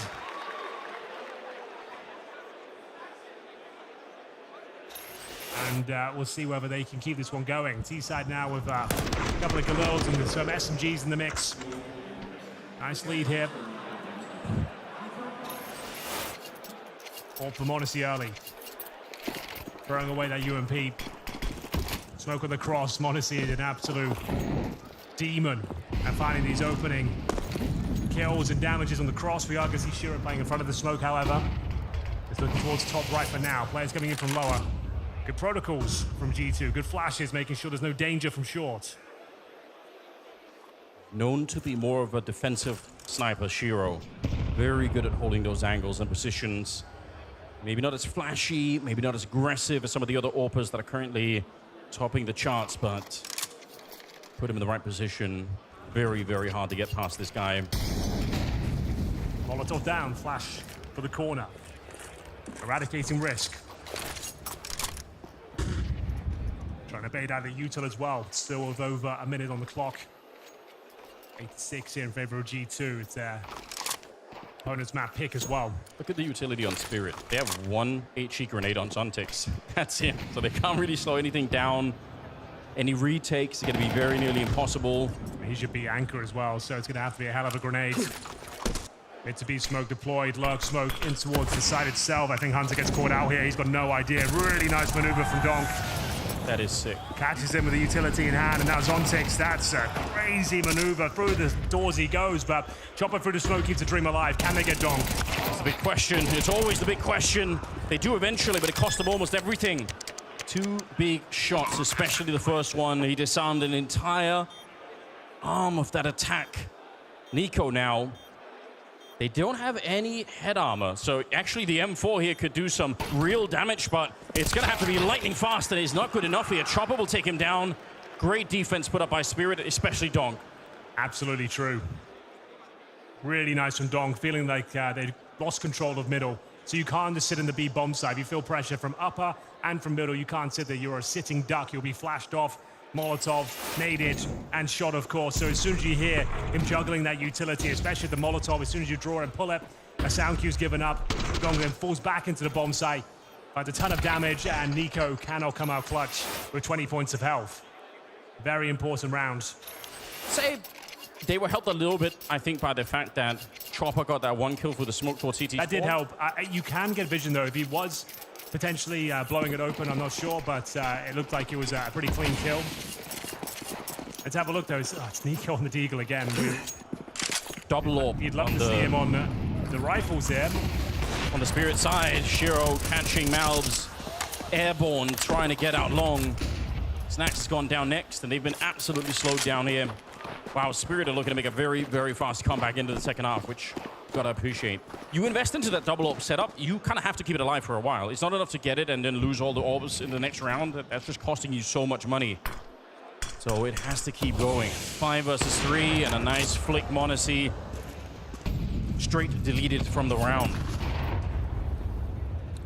Nothing that can be done here, Anders, I'm afraid. And Magic's being very active, hoping the long is clear, and it certainly is. He's hunting these last 2 players.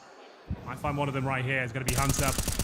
Dropped, no problem. Nico to hold on to the AK-47. This is the last of their cash as well. Lost bonus will not be established. So you'd assume it's Nico coming up next. Nico ideally would like to hold on to this. We've got 50 seconds in team score. Yeah, a double AWP setup looks deadly.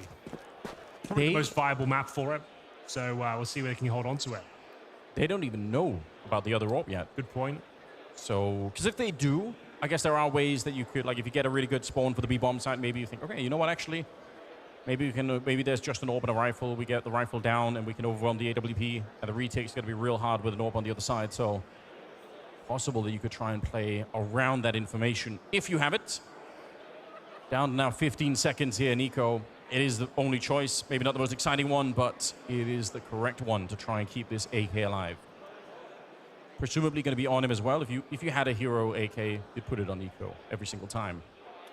They could get a triple AWP. I mean, most people would. G2 might not do it. Yeah, that's true. Put it on Snax instead. Yeah. That's happened a couple of times. It's actually happened more than a couple. It's a weird talking point. One we won't dwell on as we have the tactical timeout. G2 will save the AK-47. Money is going to be in a terrible state, though. Interested to see what they can do with this one. I don't think there'll be a whole bunch of ideas. They can't really invest in much utility, but you have got Nico. Arguably the greatest rifler Counter-Strike has ever seen. With an AK-47 in a pivotal moment in the game. He just needs some cannon fodder. He needs some space in front of him created by the Glocks, the P250s. We'll see what kind of investment they've made. I'm assuming it's the Eco. He's exactly the kind of player that can completely take over a round. Spirit are aware. They know that he saved the AK, obviously. So that's going to be a conversation for them in the timeout coming into this one, saying just don't give him any easy fights. Bit of information being gathered by Hunter. He just wants to make sure that no one's running into lower dark at the beginning of the round there. So, just to reiterate, no Kevlar on these pistols. It is the Eco. Lost bonus at $1,900. They'll get $2,400 into the next round. So that'll still be a pretty compromised buy. But maybe, just maybe, Monacy and his Deagle can assist. They've got a smoke in the backpack and his Snax. And yeah, just trying to bleed out some utility. Just trying to see if there's any mistakes made. Anyone gives anything away here. Waiting out the smoke. There's still going to be grenades coming in. That's going to sting Mouths. Lives to fight another day. Shiro waits in the corner. They've got no way to flash him off. Anders just going to have to run through and hope for the best, I would say. They call it off, though. Smoke too much. Yeah, and if they use the smoke that Snacks has, then they don't have that smoke for the cross later on towards A, right? So it's kind of a bit of a problem if you throw that just to get out on long. You don't have anything else left. Bomb? All right, there we go. 40 seconds. For Spirits. I think they're just going to try and get a short plant down here. Yeah, why not? Maybe just do a cross smoke. Here, a catwalk. There's still quite a bit of utility, to be honest, on the Spirit side, so might be very, very hard to make your way past here. Flick doesn't quite connect, and Shiro somehow defeated by the Glock. I just can't even believe it. Chopper dodging and diving here, trying to find an angle for a kill, but that short plant at the very least is going to be successful, and Nico's still alive. The clicks have begun. He's got the first one. Good. Taking down Chopper. We haven't quite lost control yet, but this next kill will be absolutely everything. He's low on health already, but trying to get the headshot, looking for it, trying to take down Son6, and he will. 1 versus 1. The pistols have come out as Monacy to win it, and it's a miracle for G2. That is unreal. Glocks, a Deagle, and a Nico AK. We said it could be enough, and it certainly is. Shiro, he misses some crucial shots in towards CT spawn, and that's a real issue when you're that committed towards the corner. The Glock, no Kevlar, takes him down. Nico gets 3 kills, sets up his star player, Monacy, to close things out, and he delivers just what they needed. G2 are back online and back in the lead. You're watching Nico save that AK for like 50 seconds. Yep. It's a bit boring. It's not really that exciting, but this is exactly why you do that. As soon as they found Shiro, you knew they were onto something there.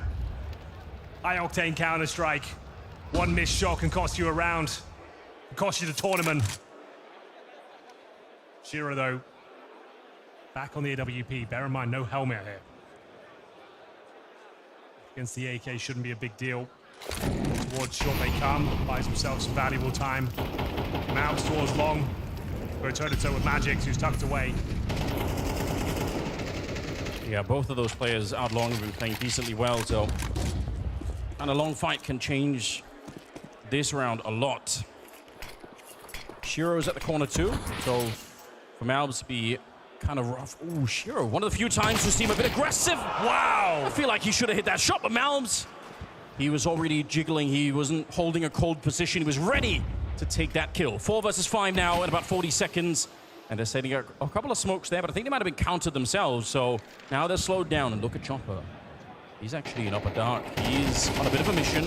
It's unlikely that he can win the round based on this with just the MP9, but they're getting a lot of valuable information, and the clock is running down low. Malbs goes down on the other side. Son6, it's a real good kill. Taking down Snacks to begin with. 3 versus 3 in 15 seconds. It's looking good here. Even better now, Monacy. Can you find the double? Not quite. The flank comes in. It's down to Hunter. Can he deliver the clutch this time? Looking towards Short. Great spray down. Damage from the incendiary, but the AWP has been recovered. Magix looking for the rifle, and now time is of the essence on the back foot. Hunter and CT spawn. He's relocated. I don't think Magix is aware. He dropped down way before he could hear it. Very, very hard to clear this position, and he doesn't really have the kit either. He's going to have to be quick with it. I think Hunter's found the right solution. Oh, he's just snuck past, but yeah, he hears the audio there, and the spray is good. It's Hunter for the clutch. Back-to-back 1v1s here for G2, but they come out on top, and this is devastating to the economy of Spirit. What a massive round, you're right. Back-to-back robberies. It was the Glocks before, and now a 2 versus 1 where Hunter delivers. You just wouldn't expect him in CT spawn. The key positions there, Andrew, talking Gandalf, Shaw, maybe behind the default boxes. You're never expecting him down in CT spawn. Now it was a nice idea from Magix, creeping towards the back wall, but made a sound cue. Hunter gets it. He's ready for the fight and delivers the goods. That is fantastic news for G2. That could be enough to propel them in the lead here and find a map win. I agree. Their opponent's pick of Dust 2, and bear in mind it's Mirage coming up next. And no strangers to that environment. They could step up. Yeah, this is actually super scary for Spirit. They had such a great little run of it here. The double AWP setup. They managed to really lock it down on the CT side, but the Hero AK, and then into this round, suddenly it's G2 with a 2-round lead. And Spirit, they need a miracle of their own.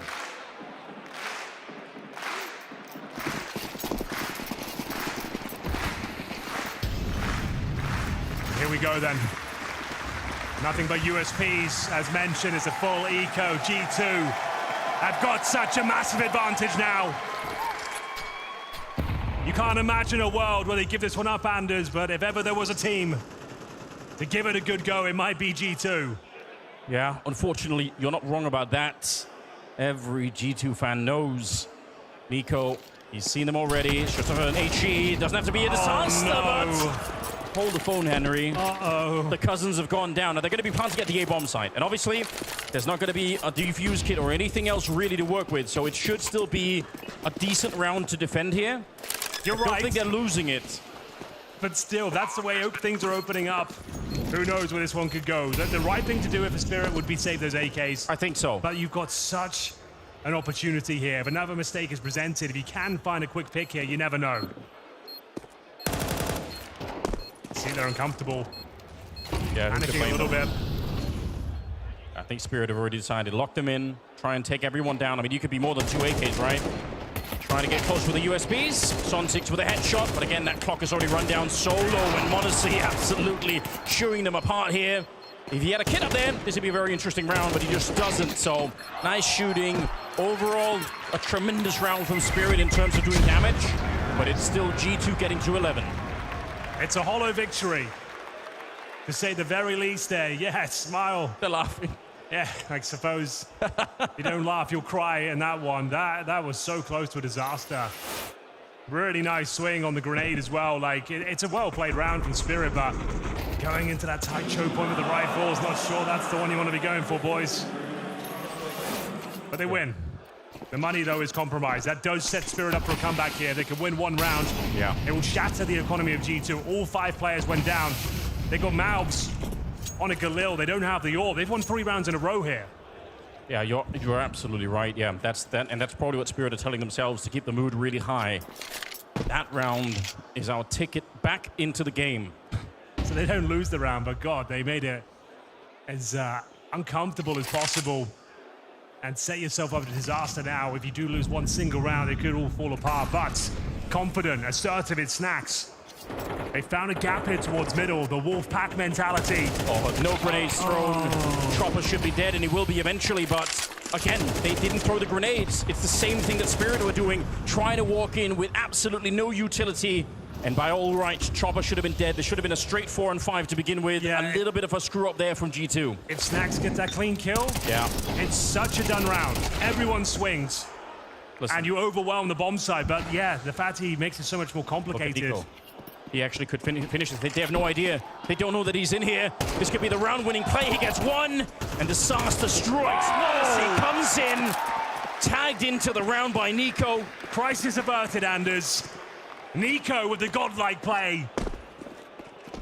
Cloak and dagger counter-strike as he makes his way through the smoke, sits in towards CT spawn, and waits for his moment to strike. That round really highlights why information is such a key to victory in any Counter-Strike round. You had the lack of smoke in CT spawn, so Chopper didn't have the information that he was able to shot in the back. And then obviously the fact that they didn't know about Nico and CT spawn, that just ruined the round. It was a 3-on-3, and Spirit had way better health. They had everyone at 100. Great call from Snax there. Just didn't quite stick the lander. You find a rotating player with a knife out, essentially. Yeah, you're right. This moment here, you're just throwing a grenade as well. Oh, that hurts. That really does pain me to watch that one, but Nico making up for it, and the boys delivering the goods here. Modesty pouncing on the opportunity, and we have got map points, ladies and gentlemen. This is an open net for G2. They should be converting this to have all the advantages you could possibly ask for in the following round. We are averaging $3,000 per player. I think we'll have enough for a couple of rifles. Maybe you can get a glass cannon AWP, we'll see. But 4 opportunities now to close this one out. Can G2 do it early? So 2 MP9s for Mass. There is an AWP for Shiro. Not too bad, all things considered. We'll see what they can make of it. Modesty's got the Krieg. Now that is a throwback. We're rolling back the years here. Yeah, you're right. Really been a long time. Oh, look at this little mission. This little skirmish coming up from Spirit. walking up to top mid with 2 players. Got to be careful they don't make too much noise, but G2, whether they know it or not, they are locked into this position. They are never escaping this long fight at the moment. Nico trying to get back into it. He was aware, but it doesn't make a difference. The FaMasa's going to beat him this time. This is what we talked about, those Na'Vi takes, all 5 players there. Spirit reading it well, but m0NESY, there it is with the Krieg. Can he really win it?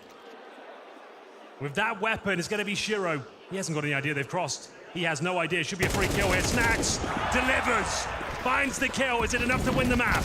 They were locked in. And now they fought their way out somehow. The bomb being planted. Nice grenades. Malbs, he's absolutely burning alive. Oh, no. Shut down Hunter. How's he done that with the Mac 10? I don't even know. Mutiny. He must have been spraying towards Catwalk, but now m0NESY had to exit the pit. They wanted to leave m0NESY in the pit with the scope and for the bomb to be planted. Now he's out again and shut down by Dong. Magics will get it. They stay alive. Spirit. They've had some heartbreaking losses. A lot of 1v1s that Spirit have not managed to win, but this one almost slipped out of their hands. They bring it back. A little bit lost in the sauce as soon as Nika goes off. Goes down, you know it's a problem. They got that key kill on Shiro though. You couldn't ask for much. Oh, he thought it was a CT, I think. He thought it was a CT. He wasn't spamming the smoke, Anders. He just panicked. He just panicked. Yeah. Unfortunate. Well then, that's not ideal. Neither is that. Oh, this is gonna be a Scout picked up on m0NESY now. They've force fought as well. They're trying to close it out here. But you know what, Henry? Quarterfinals exactly what we want. The spread. Amazing! Malbs! I don't know how you found that. Okay. Up and down tournament so far, but that's a world-class play. Beautiful spray control. But here comes one of the world's best riflers looking to fight back. Ready to take on a 4-on-1 situation. Can he deliver? Yeah, well, they're all going to be fighting him. Malbs crouches in like it was nothing. Like he wasn't even fighting Donk at long. 3 kills for Malbs that he wants to continue. Shiro's already low, but he's got the AWP up. He's going to be careful. Oh, right around the corner. It's a good kill to begin with, and the grenade will soften him up there. Very low. That's 4 for Malbs. He's fresh into tier 1. He hasn't been here for a long time, but he looks like this is exactly where he belongs. On the stage, wrecking Spirit. And now Chopper. This should be an impossible clutch. They don't exactly know where he is, but all he has is his trusty M4. He has to do it. It's 12 for G2. There's a kit right there. It's not too bad, but you're running out of time here, Chopper. It can't be this slow. You need 3 kills. You need to defuse that bomb. Yeah, he's looking for it. He's thinking about it. Moving closer. He gets it! An ace to win the map. The Doctor is back in session.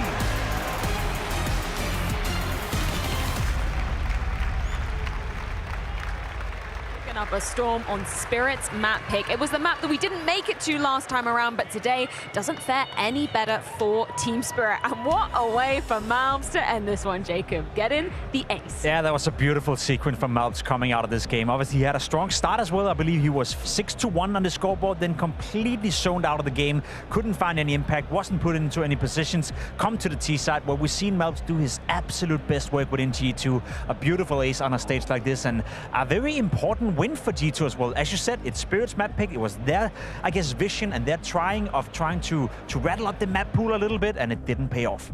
And it definitely was at times looking like Spirit actually might prevail. That was a really competitive game up until a certain point, and I'm sure we will dive into those a little bit later, but point is that the game was competitive and it's a good sign. Yeah, they definitely made that second half expensive at the very least for G2, but let's go back to that first half, because round 5 CT side for G2. I mean, if you're a team like Spirit, you are going to want to push the mantle maybe a bit towards the B-bomb side of things, because you've got a couple of players that maybe haven't been on the heat as recently, but they showed up. Yeah, and we saw that. Obviously, we knew Snax coming into the game was a little bit of a weak point. This time around, though, early on in the game, G2 is stacking 2 men on the B-bomb side to deal with that. Hunter, of course, with a nice triple sequence right here, getting all 3 kills with the MP9, and I bet you that's part of the preparation.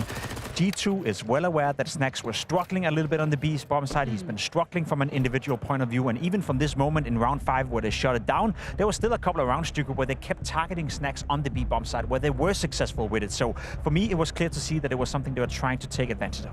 Absolutely. Right after that round 5, they have 3 consecutive rounds back on Team Spirit.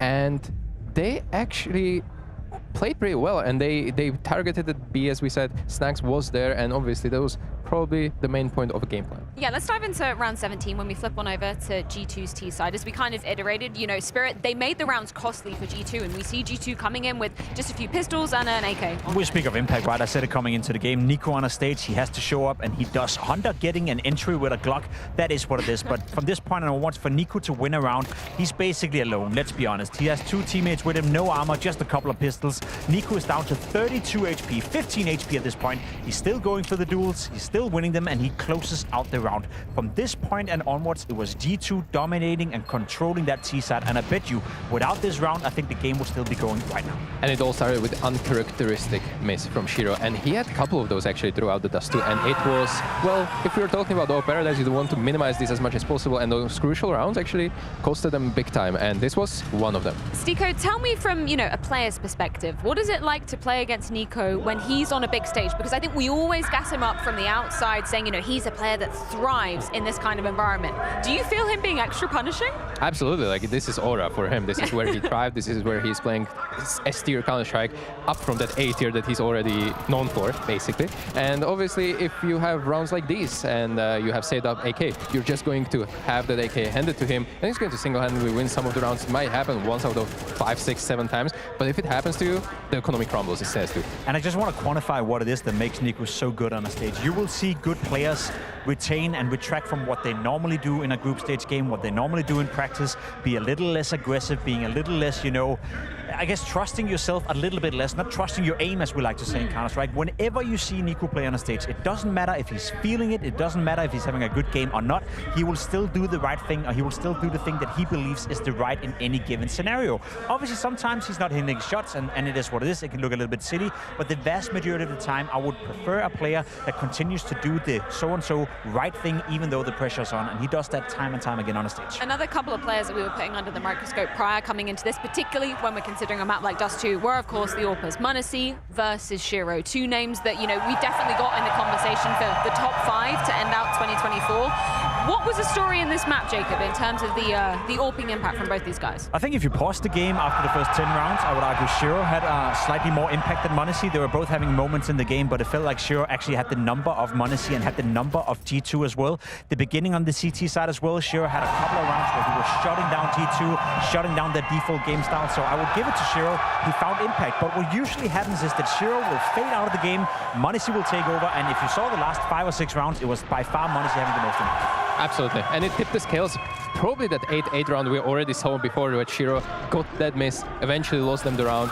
Might have impacted him a little bit too much for my liking.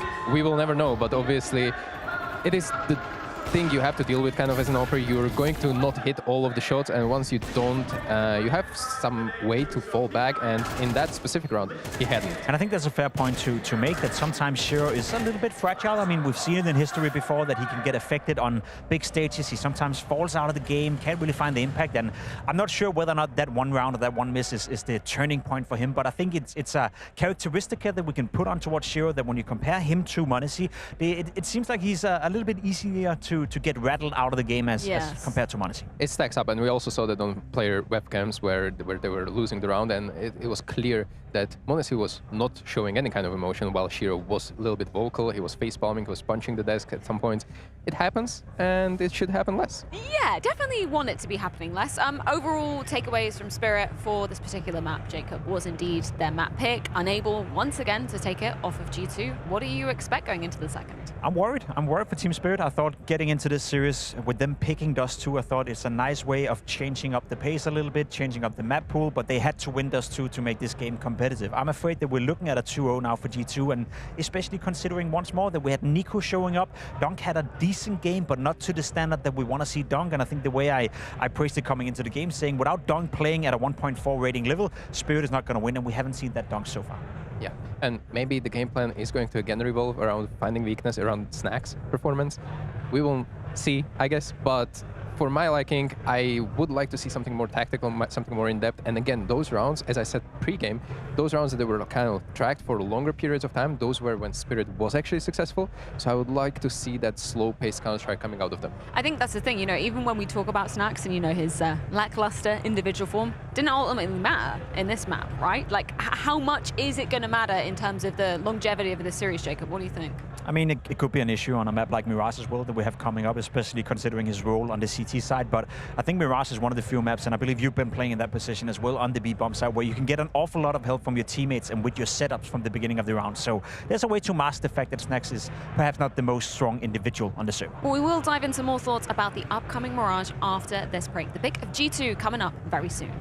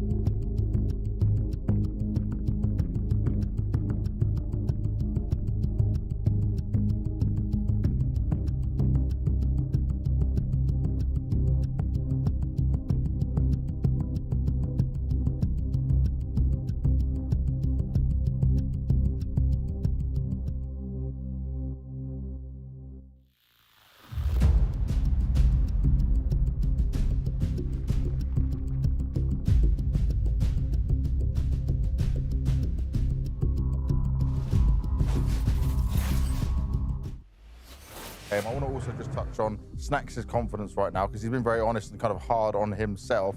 How are you guys trying to pull him up and make sure the confidence is flowing, especially in a game like this? Yeah, I mean, I think he has shown improvements throughout this event. I think he has been playing better individually as well at some point. So it's been tough for him, I would say, ever since he joined. I think we all know that this is not the level that you know, he should be playing on. I think we all know that he's a much better player individually, and we all know that he can, you know, get us some good space, some good entries, you know, make room for everyone to feel comfortable. So I think it's a matter of confidence for him. I think his confidence has been pretty low. I think first, like when he joined, he started a bit, you know, laughing because of it, you know, and he was like, okay, I don't need to do anything. They can just, you know, kill everyone. But I think now it's slowly starting to get to him. So I think he just needs to find a way how to pull through, and I think he has been improving this event, as I said, and we all try to help him. We all believe in him, and his calls are good, and that is the most important thing. We tend to struggle more on CD side this event, so that's something that we have been discussing after each game this event. And but yeah, I'm proud of how he has improved this event. Yeah, the calling evidently good on Dust 2, but individual form certainly going to be under the microscope coming onto Mirage, which is where Stiko, we want to pick your brains a little bit, because you've got a bit of history with this man in terms of positioning coming into this map, right? Oh yeah, and personal history as well with my previous team. Obviously, he replaced me on mouse push. It was years ago in CSGO, but it happened, and for a brief period, he was basically playing my positions, and I remember that BApp's apartment is going to be jumping simulator for the most part, and mouse wheel is going to drop off from the mouse eventually.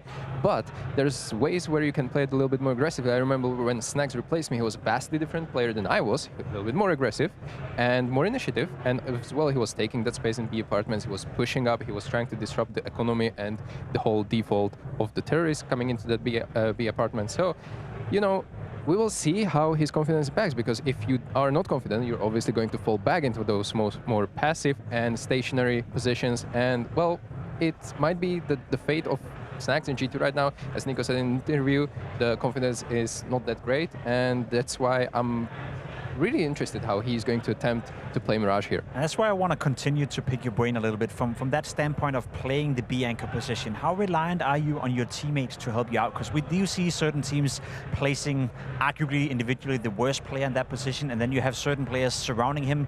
Hunter in this case, you know, can help him out. Sometimes you boost your AWP playing towards BApps. From a point of view where you're playing that BApps, and you've been doing that for the vast majority of your career, how reliant are you on teammates coming in to sometimes help you, and how reliant are you on just staying alive?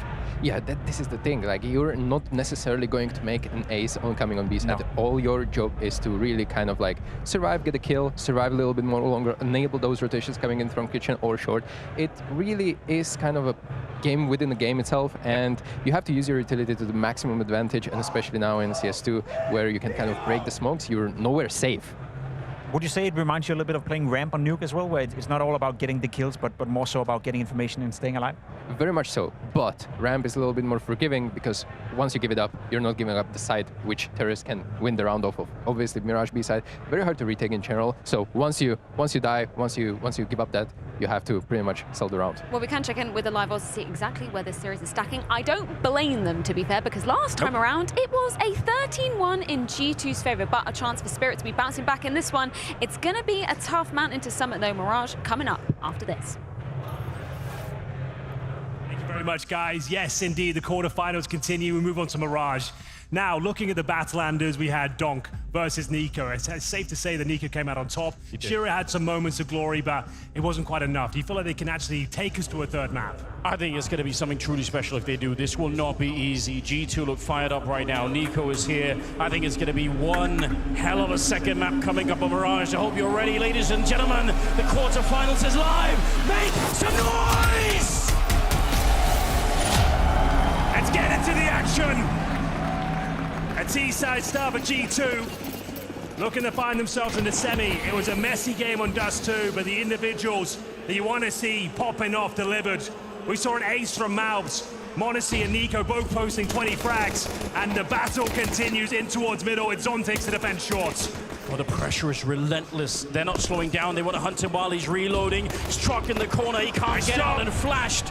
Absolutely slain is Zontics. And Matrix, he gets the lead in m0NESY. How does he do it?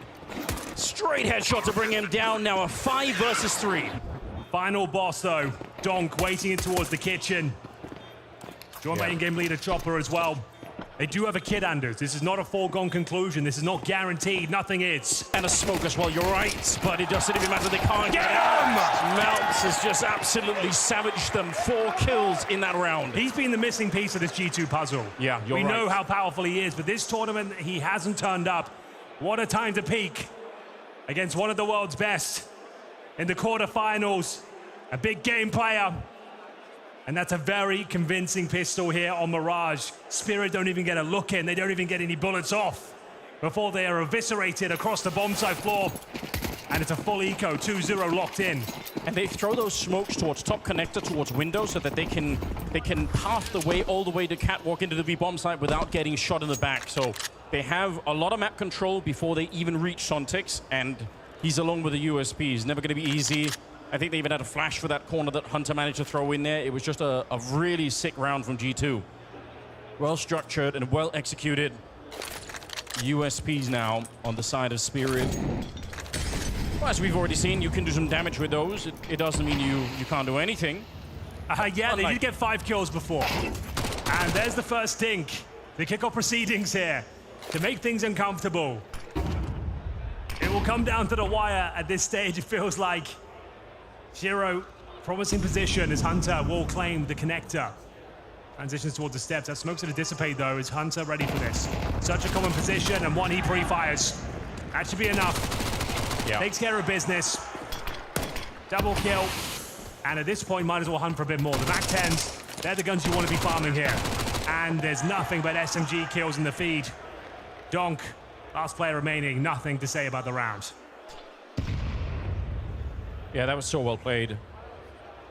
That connector position, once Hunter is there, and you're going to see this in the rifle rounds as well, so many T rounds are set up. If you can get a T player in there, you are almost winning the round already. It's just a question of turning the corner and getting one good entry on the A-bomb site, and you might be good to go.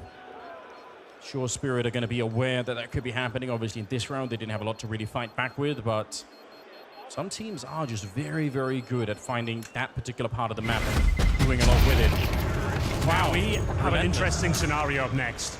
G2 have had their problems on Mirage T side. They rely heavily on A set pieces. The defaults have looked a little bit underwhelming. And you've got an important round here. It's the first gun round, and you're going to be suffering from success. You've got those Galils, those massive amounts of Mac 10s as well here. So a set piece would actually be a pretty decent call at this point. Just depends where you're going to be finishing off. We'll see what they've got up their sleeve. But yeah, Hunter and Snacks on the SMGs, Modesty on the Galil. No one really has a helmet, so this is a very interesting run. They're focused on the utility, knowing there's so many SMGs in the mix. I think they've made a bit of a bad call here. I think he probably wanted to focus on the helmets and take some concessions on the firepower, potentially. You could be proven right in the next 30 seconds because, yeah, at range, normally... Now those Mac 10s become a lot more potent. They absolutely do, and the Galil, deadly, right? So many bullets, sprays, pretty good. I think everyone's enjoying that. Only Dunk with a helmet. Everyone else not really looking quite as hot at the moment. The utility also a struggle for Spirit, nobody's surprised, but they are already dropping quite low on that front. I don't think it'll be easy to hold on to any bomb sites or maybe retake them if it gets that far. No kit in play either. Bombs drop back towards T spawns, always a sign that the T side is waiting and looking for information. They might be expecting Spirit to go a bit aggressive, which is another way to deal with the fact that you don't have all the utility. Here we go, this is quite layered. Same smokes go down again, connector and window. Molotov not actually landing in the connector. It's been quite a messy game for the utility. Yeah. But we're going to finish up towards B. 35 seconds here. Zontic seems ready. Listen, the desk just talked about it, right? Your job as a B anchor is to get a kill and stay alive. If you can do that, the job is pretty much done. So we'll see what Zontic can do for us here. We're down to 23 seconds. So far, so good. Tucked in the corner, and just enough time for Shiro to get there as well. It's absolutely perfect for Zontic. You don't need more than this. You don't need to give them a bomb plant. Just be happy you're winning the round. Yeah, you can see why G2 may rely on the set pieces here on Mirage. That was pretty underwhelming. One by one, no one really jumping out to get the trade. It was just quite simple for Zontic in the end. He barely takes any damage. They did very well at bleeding out the utility, getting an open B's bomb site essentially with just one player there. Yeah. But yeah, Zontic's not flashed at all, and some of the easiest frags he's ever going to find. Turns in the flash. You can see like this, it's just no pacing behind this. Shiro was there as well. And what could have been a glorious round in the bonus situation falls a little bit flat. So, they will have money, of course. Bear in mind, like we said, the SMGs farming that cash early on. They've got the Modesty Orb as well. It's actually looking pretty good. Even better now. Shiro's removed early. So is Donk. The hardest hitting players on the Spirit roster removed in the blink of an eye. Not lacking in confidence, those two, m0NESY and Nico. Exploding onto the middle and wiping out any CTs waiting there. 5 versus 3. And Hunter just making sure no one's slipping past. Reasonable, because that's probably one of the few ways that Spirit could get back into this round is if they manage to sneak a player behind them. Magic's is actually thinking about it. Getting a bit close now. Hunter should be ready. That was his whole job there and what he was waiting for the whole time. But he does go down, and that opens it up. Here's Chopper with a kill onto Nico, but right back in the round. G2, it doesn't get any better than this. They had the 2 opening kills. You're supposed to win these rounds. They just weren't doing anything. They were holding for those pushes, Anders. Yep, and then still wasn't enough. That was the game plan. Let's wait for the reactions to come through, and you've lost all the duels. You would have been better off just choosing somewhere to go and taking the man advantage, and now this round becomes very uncomfortable. They're going to go in towards B, but with 40 seconds remaining, Snax has found a gap. Does he get spotted? Oh, he has been. It's actually the worst possible outcome here. But this could be really bad info for Magix. Is he going to go back and not even... He surely will check short anyway. Up in the hallway. Yeah, he is aware that they could be there. The boost really doesn't do anything for them at the moment. Down to 22 seconds. What a shot from Malbs. You said it already. He's the missing piece. And yeah, if you could do that again, might be on. 15 seconds here. 2 versus 2. The bomb right at the edge of the flames. It's uncomfortable. He's all the way down to 18 and now blown up. It's disastrous. It's a classic G2 round. We haven't really had one yet, but this is one of them. Just caught in the headlights. You get these huge advantages. You take down Donk and Shiro in the first 10 seconds. You pump the brakes. That's absolutely fine, but you lose both fights across the map, and then you have to go for the backstab one that's actually found out very early on. If you strip the HUD and all the player names and ask any random audience member who played this round, they're going to know it's G2. Oh, that's such a gut punch. It was such a locked-in situation for G2. A 5-on-3, and they completely collapse. They can't hold on. Would it be much better off to say, you know what, let's just get into the bomb site here. Let's have a 5-on-X situation wherever we go. Yeah, I think you're right. Slowing it down like that, holding for the pushes, but then not actually being quite ready. Well, you had one player watching towards the round, but then, of course, you haven't got Palace covered, so you're not really holding anything. Yeah, and Nico getting shot at the back over there. Hunter maybe a little bit more alarming because he actually was just holding it as a hallway. He would have been better anywhere off else. T-spawn, maybe watching for a potential flank in that sense. Oh, yeah, that's really not a good look.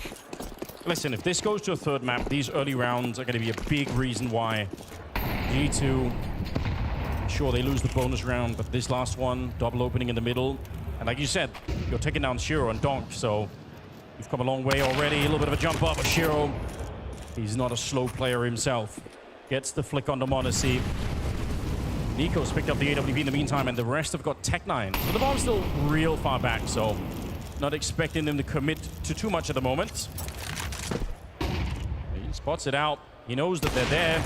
Good kill. Jumps right over. He's not afraid of anybody. Chopper's gone down. 4 versus 4, and look at this play. Here we go again. Couldn't thread the needle before, was spotted by the time he got it towards the kitchen. Nico starts to pick up the bomb. This is a classic Snax play. This is what he was known for back in the day, finding space, finding these gaps. But they have no idea, or they seem to be somewhat aware. Zontek's looking towards the apartments right now, and I think Snax will die here. He'll go and check the van and be dropped potentially. Ooh. Well, the timing's pretty good. They fall away. Smoke is going to cover absolutely everything. So at a minimum, a bomb should be going down here. Well, the retake is definitely going to be attempted. Sontix is the one with the kit. They're also retaking with the AWP, which always is a bit nerve-wracking. Wow, they might say, considering the money's so low. Yeah, and they've got the AWP and Nico, they know that. They'll give it a look in by those things here, but like the time is just running low already, and they're nowhere near the site itself. So yeah, I think this one's been called off. I thought the double position towards T-spawn meant they were having a much quicker flank, but I guess they slowed it down at the end of it. That's one kill for Nico with the AWP, and Snax sneaking through the window. What a bizarre way to win a round. Like, that's the round you win instead of the one where you get the double opening. Uh-oh, and well, handled from Snax. That's another rifle. Presumably going to lose a couple of players here, but Nico continues to frag. They hold on to the AWP, at least for now. Hunter's got the M4 and a return to form. They needed that, winning with the pistols. They lost the first pick that time as well. m0NESY goes down early, but Nico picking up the slack, finds a pick towards A. A backstab once again from Snacks. Well played to him. Didn't find any kills, but he gets that information. It's safe to come in towards B. Smokes off short, and he does win them the round with that play. Nico does very well to hold on to the AWP as well. So I think they needed that. The morale would have been low after giving it that 5-on-3 in a pretty disastrous fashion, but forced buy in response from Spirit. They do have the MP9s and the AWP Shiro. Yeah, it's pretty rough though for Spirit, right? They lose a fair few players after having already conceded the round. I think that's one of the worst feelings when you say, okay, we come in the round, save the rifles, and then you can't do that either. Never really a cool time. Just like on Dust 2, though, it's pretty competitive at the beginning of this one. Yeah, not much separating these two teams. I mean, our mantra so far has been that we've really had no bad matchups in the quarterfinals here, so... Yeah, true. Continues to be true. A little bit of a dink coming in there, not too much damage. Mal's going to try out the kill, and I think that's worth it. Donk goes down. It splits the map wide open. Zontics holding towards B, locked in now to the duel, has to dodge the flashbang, and they've got no idea. He's going for the big play here. Oh my God, it's so well done. A dink as well towards Mal. Zontic saves the day. Mal's will fight back here, but it looks like that's the play that wins the round. Playing in front of the utility, and they had no idea. Bombs down as well. He's got to have ice in his veins to not take the shot when he turns for the flashbang. Normally that means you're going to get peeked and fought straight away, but that flash just set them up to go check the ladder room instead. 35 seconds here as the bomb is... Just got to go for it, like... Yeah. Do what you can. It's very unlikely to win this round. Mouth is low. I mean, Magix has the MP9. I guess if Hunter fights him first, they can sort of get into a 2v2. It would have to be some crazy free fire here. Yeah. Magix is playing this very well. You're going to get at least one. Yeah, you're right. Time is moment. Find the kill. There's the kill. Fantastic. Maybe even the double. So it's a disappointing result for G2, but very nice from Zontic especially. Didn't panic. Waited for the moment to win the round, not just get a single frag. Look, that's very... It seems like it's nothing, but the temptation to take the fight right away is huge. Taking down the two veterans as well, Nico and m0NESY. Oh, it's a real shame. It should be forced by territory now. Mouths will have the AK and a beautiful ace to close out Dust 2. See if he can replicate that form. 3-3. This will be some open runway for Sphero, though, to pick up a ton of rounds. If they convert this one cleanly, they'll be full ecos, they'll be compromised buys going forward. And Zontics looking to get stuck in again. Careful now, Zontics. Don't want to give up your life for nothing here. The spray down is absolutely fantastic, though. Try to get back around the corner, but it doesn't matter. Mission accomplished as far as he's concerned. That's so scary, so risky to do that.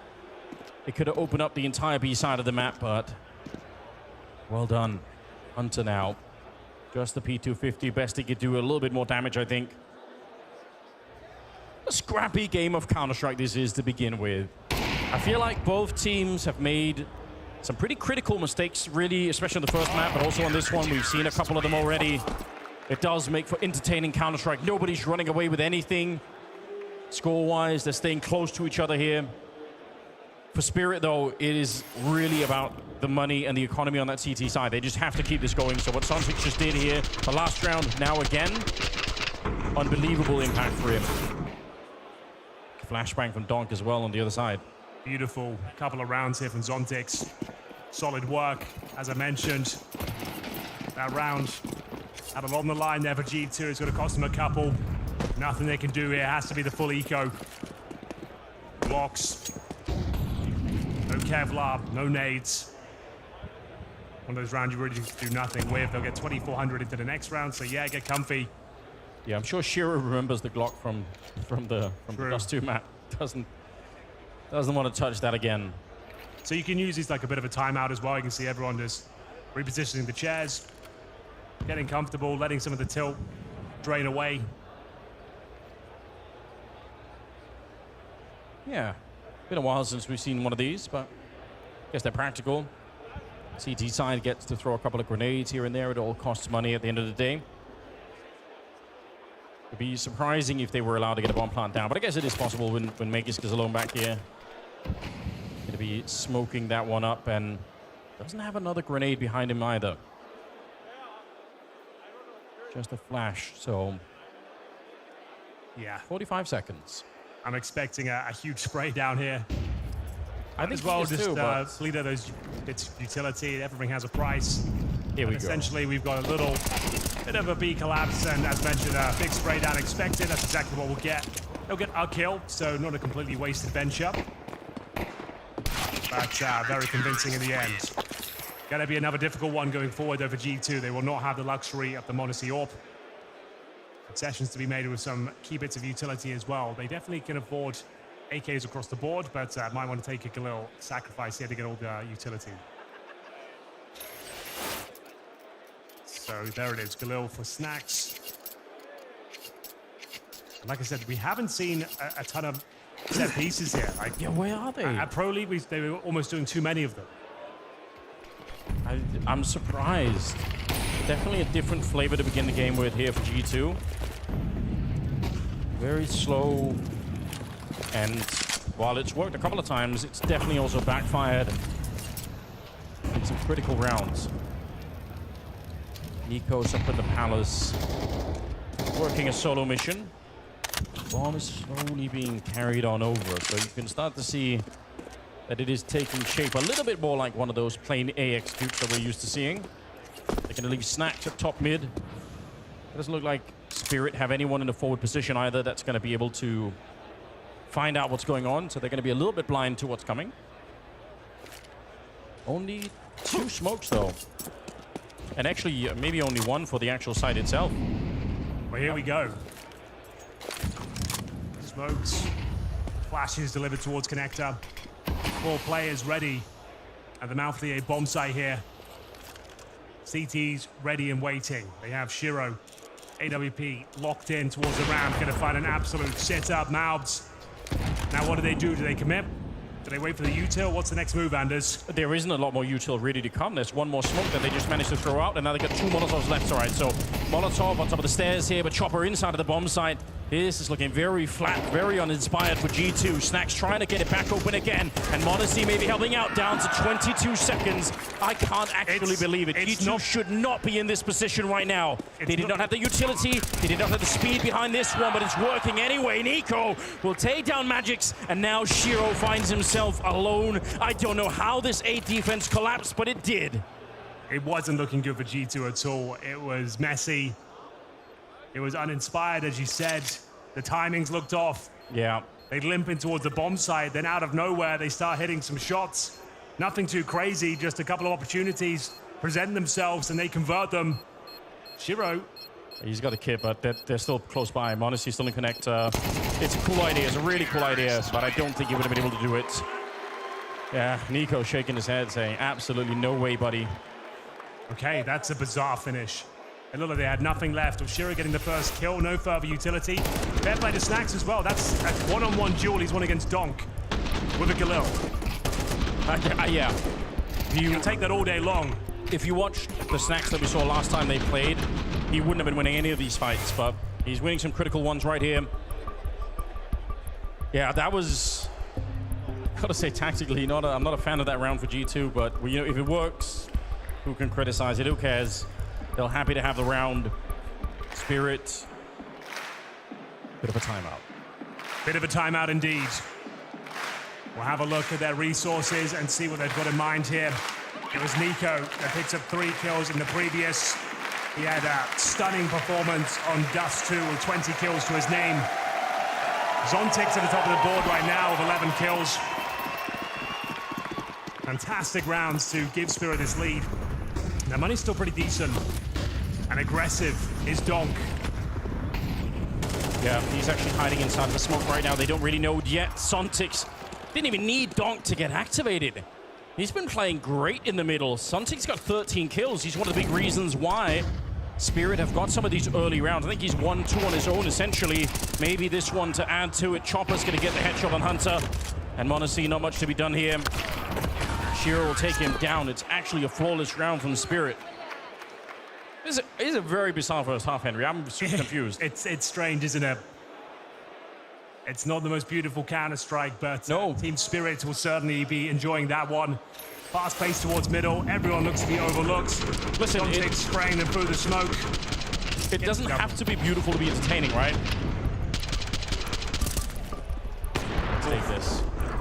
Clean sweep, knocked out. G2. Again, these T sides of Mirage looking a little lackluster, but still in the fight. 6-4, couple rounds to go. They have got around $3,000 per player here. So there's like half buy options available. And then you can have a nice full purchase for the last round. That's one of the options available. We'll see whether they want to go with it or go all in. Time will tell. As we get to the closing stages of this second map, looks like Team Spirit are alive and well. You always wonder when a team has been playing very slowly if there is going to be one of those faster rounds coming. And I guess if you were going to force up a Tech 9 to something else, that would be one of the rounds to maybe do it. Doesn't look like that's quite. Oh, maybe a couple. There's one Tech 9 and a Hero AK from Odyssey. We're in round number 11, so if they steal a round right now, that would be pretty disgusting. Spirit, I'm sure, would be heartbroken if that was the case. Shiro down in the underpass. He's been spotted. They can't necessarily do anything about it because he's got Donk with him. And actually, they want to catch him. Look at how fast they move G2 to close the gap behind him. The smoke is going to get it a little bit tricky. And nice work from Donk. All right. Donk didn't get much done on Dust 2, but slowly coming to life here on Mirage. Great shots from the Deagle. Monacy will find Donk. And they've got the man advantage. This Hero AK could live up to its name. As they fall back, disengage from middle, looking to reset the situation. Back towards B we go. Zontix has been a real problem for them so far, though. He's got 13 kills to his name. He's nowhere to be seen. It's Magic's towards short. And if they go right now, they've got an open bomb site. Magic slowly but surely starts to creep back in. They have no utility. I think it's just a straight-up contact play. Send in the low HP Glock first, get the intel, then collapse on the bomb site. The lack of armor here is making that 1 HE as well on Magic's a little bit scary. We'll see if he's going to be able to land it on anybody. Yeah, look at the damage it does in the back. Monacy absolutely blown up behind it. Magic's doing excellent work at the moment. He's finally taken down by Monacy, who's got 3 kills. And it does leave the best performing player on Spirit right now, alone versus 2. Their old nemesis. The man has stolen so many rounds away here on Mirage. He's certainly capable and certainly fancies this one. Probably going to find Nico. They have no idea where he is. He's got nades for days as well. Monacy dead. Nico left in a 1 versus 1. The incendiary thrown in towards the van. Nico has no Kevlar. He's just going to try and run that clock down as low as possible. The nade could hurt him. It lands behind the bench, making a lot of noise now. Nico needs to reposition. Can he hold on? He cannot. And I think there's enough time as the defuse comes in. Zontix wins out another 2 versus 1, Anders. Felt like there was more than enough to work with there, the sound cues, but gets caught out. I think we could easily assign Zontix to at least 4 of these rounds that they've got so far, that he's won. He had the hiding in the corner to get the double kill. He had the spray down on Catwalk. He opened up at least 1 more round, and now he's clutching this one. Zontix is having a crazy resurgence game right now. Someone that's been criticized a bit in the past as well. G2 had no business getting that close to winning the round, but it felt like it was in the bag, though. It did. Just by virtue of the bomb, running that clock down, they just didn't consider short to be an option. And now we get into the final round of the first half. 7-4. 5 would be nice. All things considered, they deserve a lot more. They've had so many winning situations, winning positions. That's fallen apart for them. Can Mao save the day here from the underpass? Gotta be so careful. Molotov there, pushing him back and holding him a little bit at bay. I don't know, 8-4.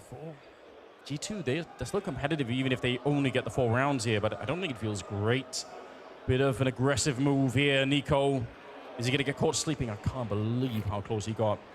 Nearly showing the tip of that M4, but nobody's there to save Nico either.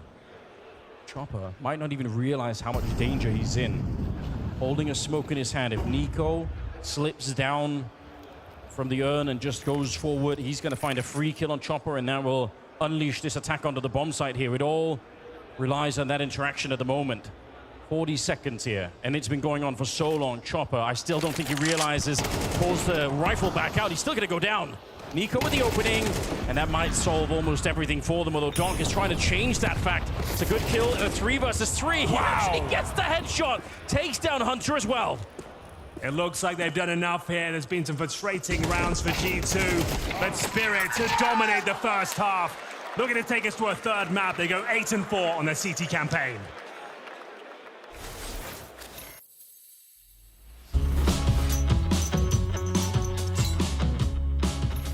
Each player has a chance to ask questions to another player. Whoever gets a question has to think about a new question for someone else. How often do you change your in-game settings in a regular time? What is that type of man? I don't change my things, man. I think I swapped when CS2 came out. I went from black bars to full HD. I think it's more of like the visual thing, you know, maybe I changed a hot color. So my question to Monesi is, if you started to watch other Opers demos? No, I don't. I used to watch before when Simple was playing CS, but if we do it as a team, you know, or we talk as a team about a demo or like about a game, I like to do it. Sampires, I have a question for you. How did you come up with the opening style? I don't know. What is this question? I think the style of opening from every Oper is just coming from his personality. His play style, no one can copy it actually. Hey, Saiwu, my question for you is like, how did it come from being a rifler to all of a sudden be an Oper? So first of all, I have a friend called Wanig. Like I used to play with him a long time ago, like even before joining a team or whatever. And he needed like an Oper player.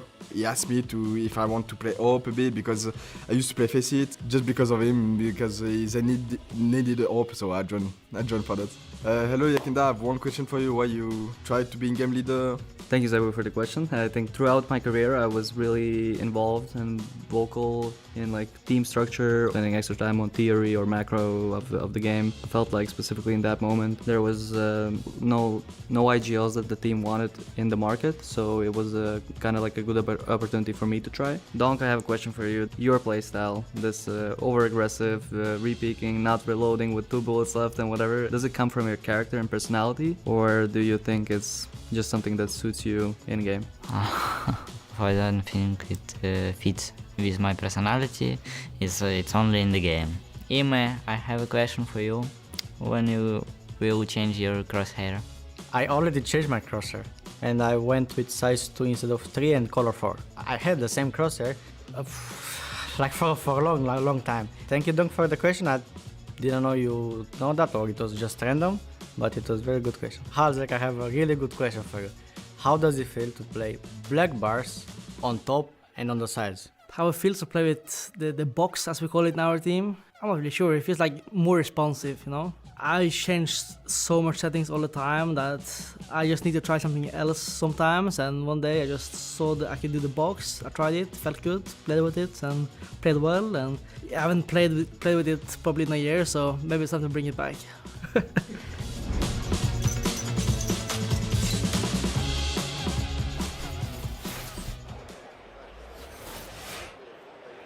Ladies and gentlemen, welcome back to the second half of Mirage. The quarterfinal continues here, and it was G2 with so many promising scenarios, but this young man, Donk, stepped up when it really mattered, Anders. User disconnected from your channel. Yeah, he wasn't happy about that one. It was a sick kill from Donk, and they needed him. They needed him to step up right now. They've lost the opening map, Henry. This is map number 2. If Spirit can't get it together, if they can't come alive right now, they are going to get knocked out. They will not make the semifinals. It is all on the line for them here. It's looking good, though. So many favorable positions for G2, unable to convert them. So many clutches for Spirit. We go 8-4. A CT pistol, though, as we all know, in CS2, MR12, can make all the difference. They find a 3-0 conversion here. Wow. They'll go 8-7, but that's not the way they wanted to kick things off. Malbs is down early, courtesy of a Shiro pistol. The power of the P250 on the T side, closing that gap against the USP, and the bomb is on the other side. If he gets one more kill here, he's done more than enough already. I don't think Monesi realizes he does go to check, but Shiro absolutely besting him in that battle. Snacks here inside of the bomb site. He finds himself alone. The bomb is coming towards him, and so is the rest of Team Spirit here at Sontix. He has been a superstar on this map. 18-5 is the scoreline, and might have just won the pistol round for his fantastic flick from Nico, but you need more of that. You know he can. He's had some clutches in his career, but this is asking so much. It's asking too much. Doesn't have the kits, 3 players to find. The bomb's about halfway gone. It would take a series of errors here for them to even get close. Yeah, they're really not doing it. The call has already come out on Spirit. Do not engage. Leave him alone. And Magic's the one to take him down after he's basically already given up the round. Well done. Super important couple of kills there for Shiro. That obviously commits the A defense, even though he killed half of it, but it means there's not going to be a lot going on the B-bomb side. That's incredibly well played from Shiro. The one-man army makes his way up the A ramp, overlooked by m0NESY here.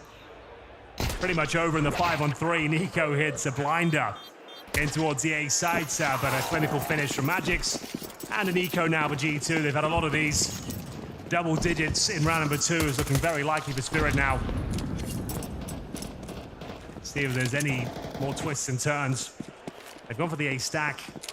Doesn't bode well. Spirit are nowhere to be seen. They've actually got a B splits looking likely here. Super curious where Nico wants to put down that smoke. Assuming that they ever execute onto the A-bomb side. Okay. We got the answer right away. Wasn't as exciting as I was hoping for, but it also looks like Spirit are going to be dodging the majority of the stack at the moment here. Magic's position sort of suggesting that they're going to end up at the B-bomb sites. And Nico here in the footsteps going to be able to confirm that fact right now. So even if they run to the USPs, probably going to be fine anyway. But now they definitely will be. 10-4 is going to be the scoreline here, Henry. We could have a third map. I think we do. On Nuke to decide it. Oof, I'm not complaining about that. Certainly not. Feels like you'd give Spirit the edge there, though. Starting to come to life here. That first half, they still looked a little bit down and out. For Zontix with so many amazing moments, huge highlights. As there was 18 kills. And that 2-0 is locked in, double digits in round number 2. That's a bit of a death sentence. See whether there's anything to be said in the follow-up gun round. It's going to have to be a perfect defensive half here from G2. Yeah, he's typically not the player that we're going to be highlighting on Spirit, right? It hasn't really been the case for a while, but it feels like he just was determined to win this map, continue their run here at the Fall Finals. He's done a remarkable job. And losing the pistol as well here for G2. I mean, they're in hot water right now. Yeah, the room is shrinking around them. You can feel Mirage slipping away. They took their opponent's pick of dust too. You thought they would send this one home on Mirage, but they've looked out of their depth, caught off guard more often than not. Unable to close out 2-on-1s. And Nico stays to fight in the molly. There's no AWP available on either side. That's good news for G2. Smoke's being deployed now as well.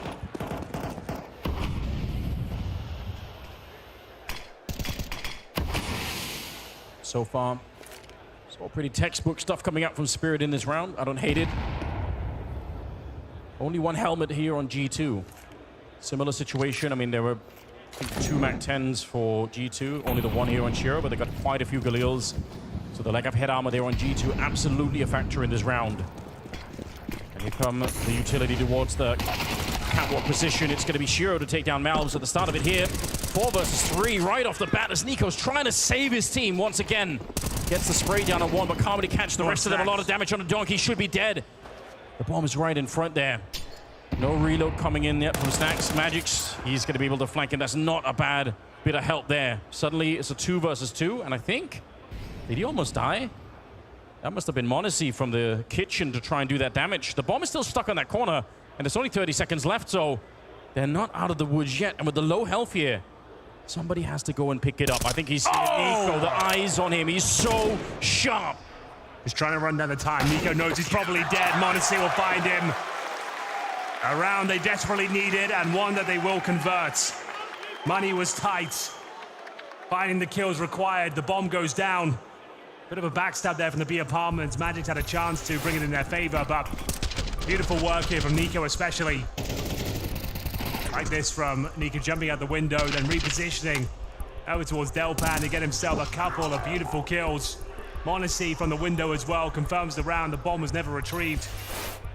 And I think you saw in the replay there, they managed to rush that catwalk position just before the smoke popped at the top of connector. And that's how Nico got the first kill, right? So just a tiny mistiming. It was off by less than a second, but it means Nico has a free shot there. Cost them maybe more than they were expecting. Well. Bit of a technical issue here. Yeah, just joining us, you are watching the quarterfinals here at the last ever full finals in Copenhagen. We're coming to you live and direct from the forum. First map has concluded. It was 39 in favor of G2. Very back and forth, some high-flying moments. Ace from Mouths to win out the map and a round that looked impossible as well. And for G2, that was the pick of Spirit as well. You thought that'd be enough to set them up for some open runway in map number 2, but it's been a bit of a struggle. They only got 4 rounds in that first half. Their T-side campaign, they've struggled on this map as of late, but they did pick it. So you'd think that CT side will have something to say, and the first gun round goes in their favor. They'll need 5 more to tie things up, and we sit with a 10-5 scoreline. Well, and you know, if you are just getting settled into your Friday here, enjoying some Counter-Strike, we do have a whole nother best of 3 as well. The other quarterfinal between FaZe and Liquid, that's going to be coming up a little bit later on. So you are in for a bit of a treat on that one as well. I'm excited for that game. I hope, and I think this one is going to be going to Nuke as well. So it could be just a packed day of Counter-Strike, which is exactly what we wanted. It's what the people deserve. On the anniversary as well. 1 year of CS2. Where did all the time go? Nobody knows what happens when we're having too much of a good time, really. Major around the corner as well. That is looming with all the roster changes, everything else that's going on. I mean, it's going to be a spectacle beyond belief. All right. Ironing out some of the last bit of tech issues, presumably, and before we get back into it, but what does it take for G2 to get back right now? I mean, it feels like they've kind of run out of energy a little bit. Where is their Suntix to step it up? Well, exactly. That was Mouths and Dust 2. It was. Because Nico and Monasy, you know they're going to be reliable. They're going to be safe. They're going to give you what you need. We need one other player to join them there. Mouths certainly delivered on Dust 2. Hunter has been quiet this quarterfinal. Would like to see him have some strong contributions. Snacks, at this stage, we just want him to be just proactive, just like staying alive, getting a kill, delaying.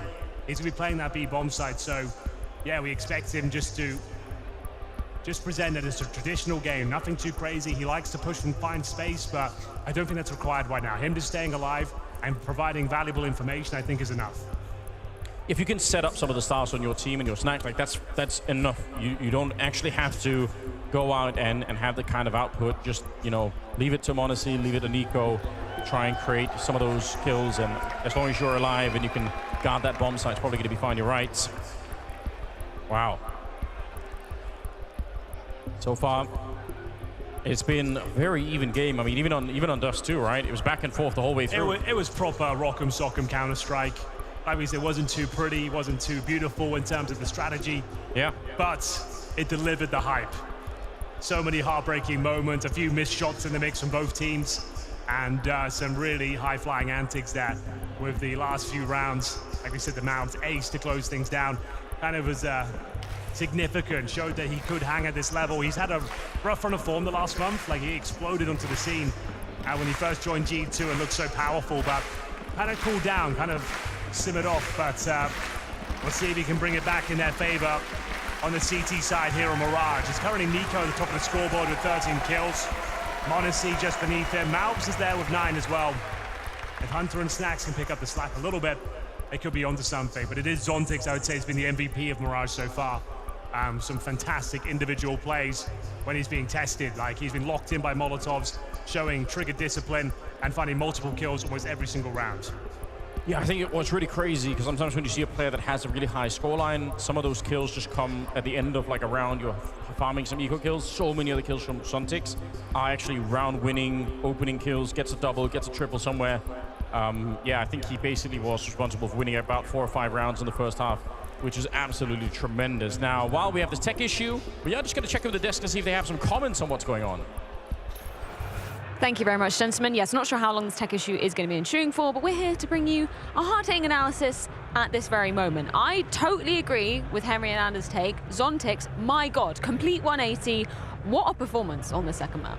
Definitely, and you can see it in the role as well. He's given different role for Mirage City side compared to any other roles. This is not pure anchor role. He's playing short, that aggressive, active position, I would say, and he's getting a lot of kills, a lot of multi-kills, a lot of impact into this whole City side. I racked up 8 multi-kills according to the stats so far in that City side itself. 16 kills, out of those 0 headshots, obviously, something we touch upon, even in the group stage. The body shot merchant, you know, is what we call him. And you said, was it 8 rounds with a multi-kill? I think coming into today for the tournament, he had only had a multi-kill in 15% of the rounds he played so far in the tournament. So he's delivering at a very high level compared to where he's been at so far in this very tournament. Tell me your opinion on his sort of style in terms of just not bothering to go for those headshots. Do you like it? Like, objectively, this isn't harping on him, this isn't pouncing on him, you know? Do you like that style?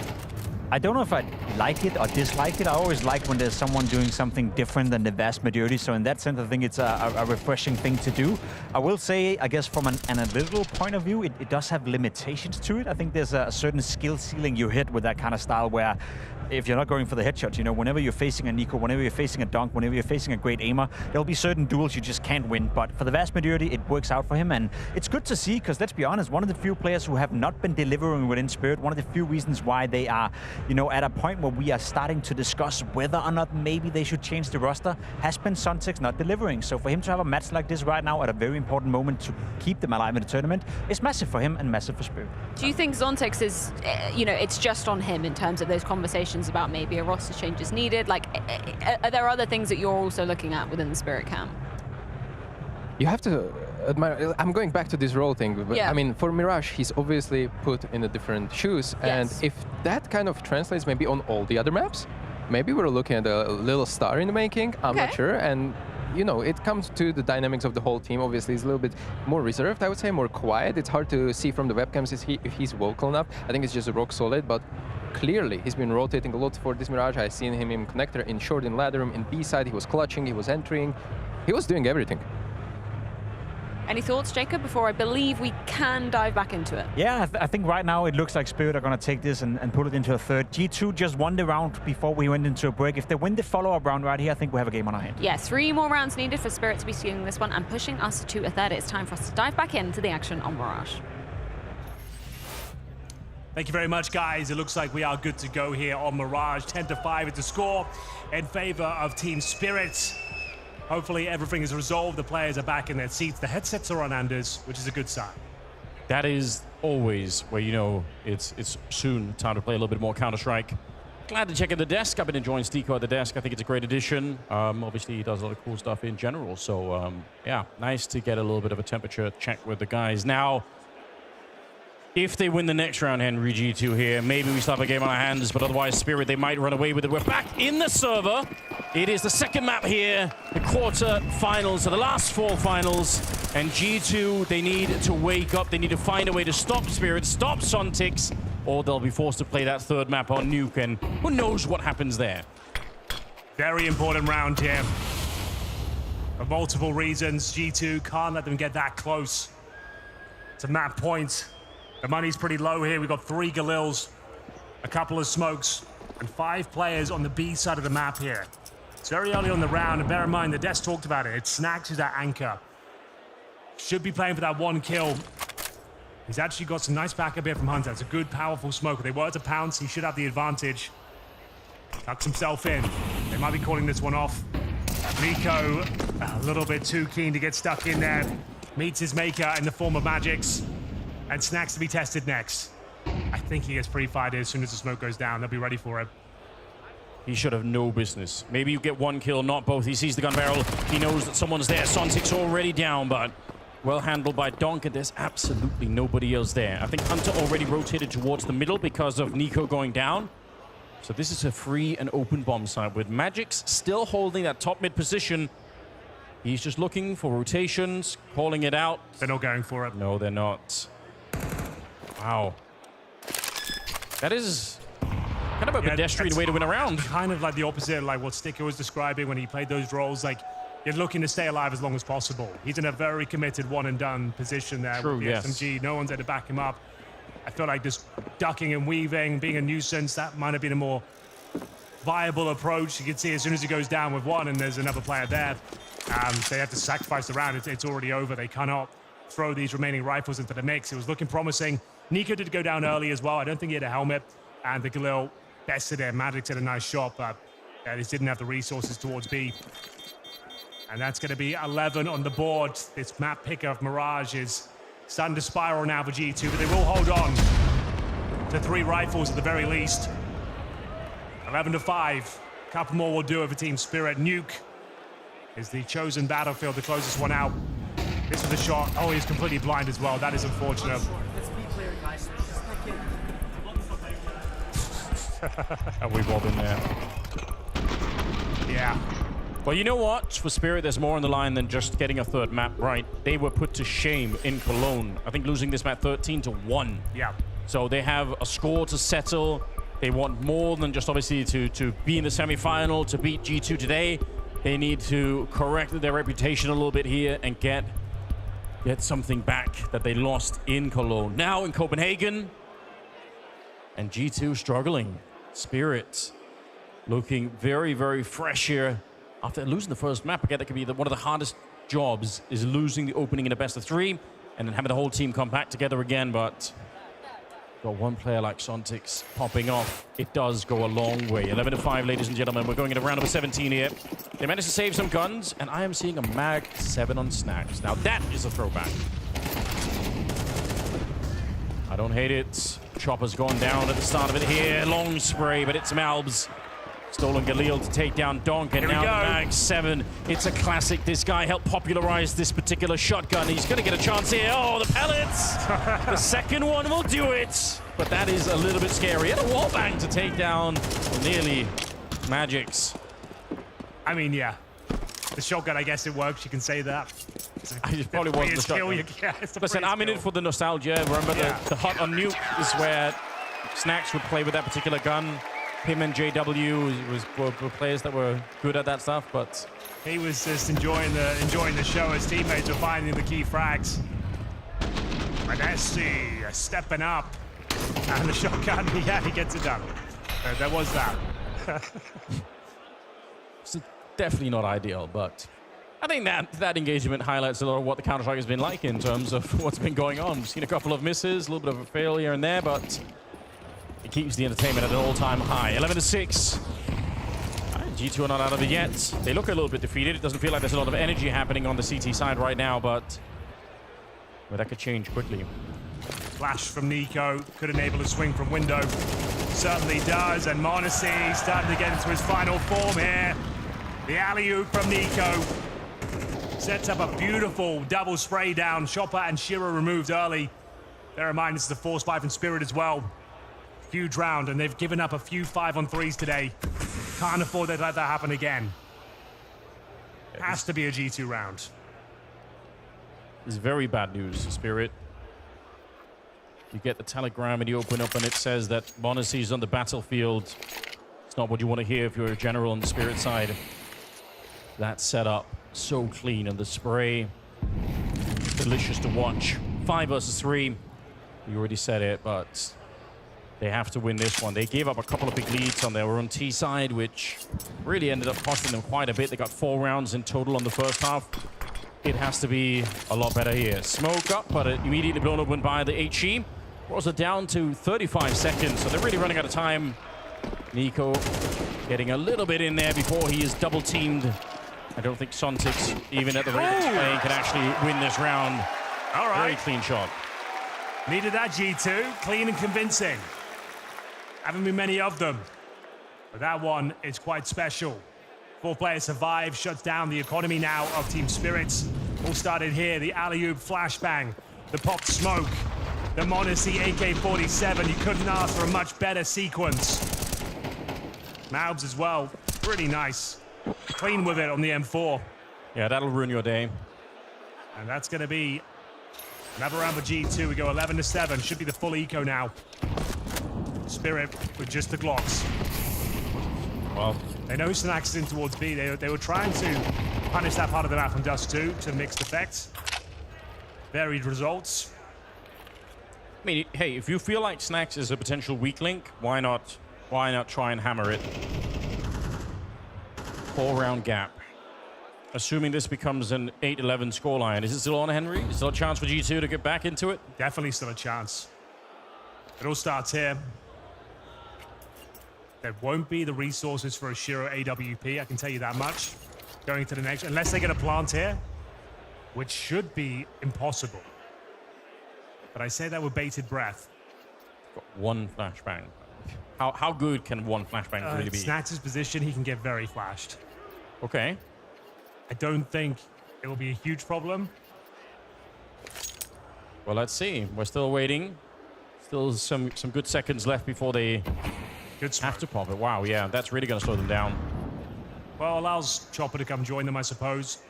And it's Magix with the flash. He's got it in position, but they'll wait for Chopper to arrive. They might as well. Oh, Snax, keep your nades out. Will have to be the best flashbang of all time. Another smoke up. It's a pretty good flashbang, I'm not going to lie. The Glock's actually defeating him, and a headshot coming through. Hunter goes down. Monacy, you must stay alive. If he dies, the round could be over.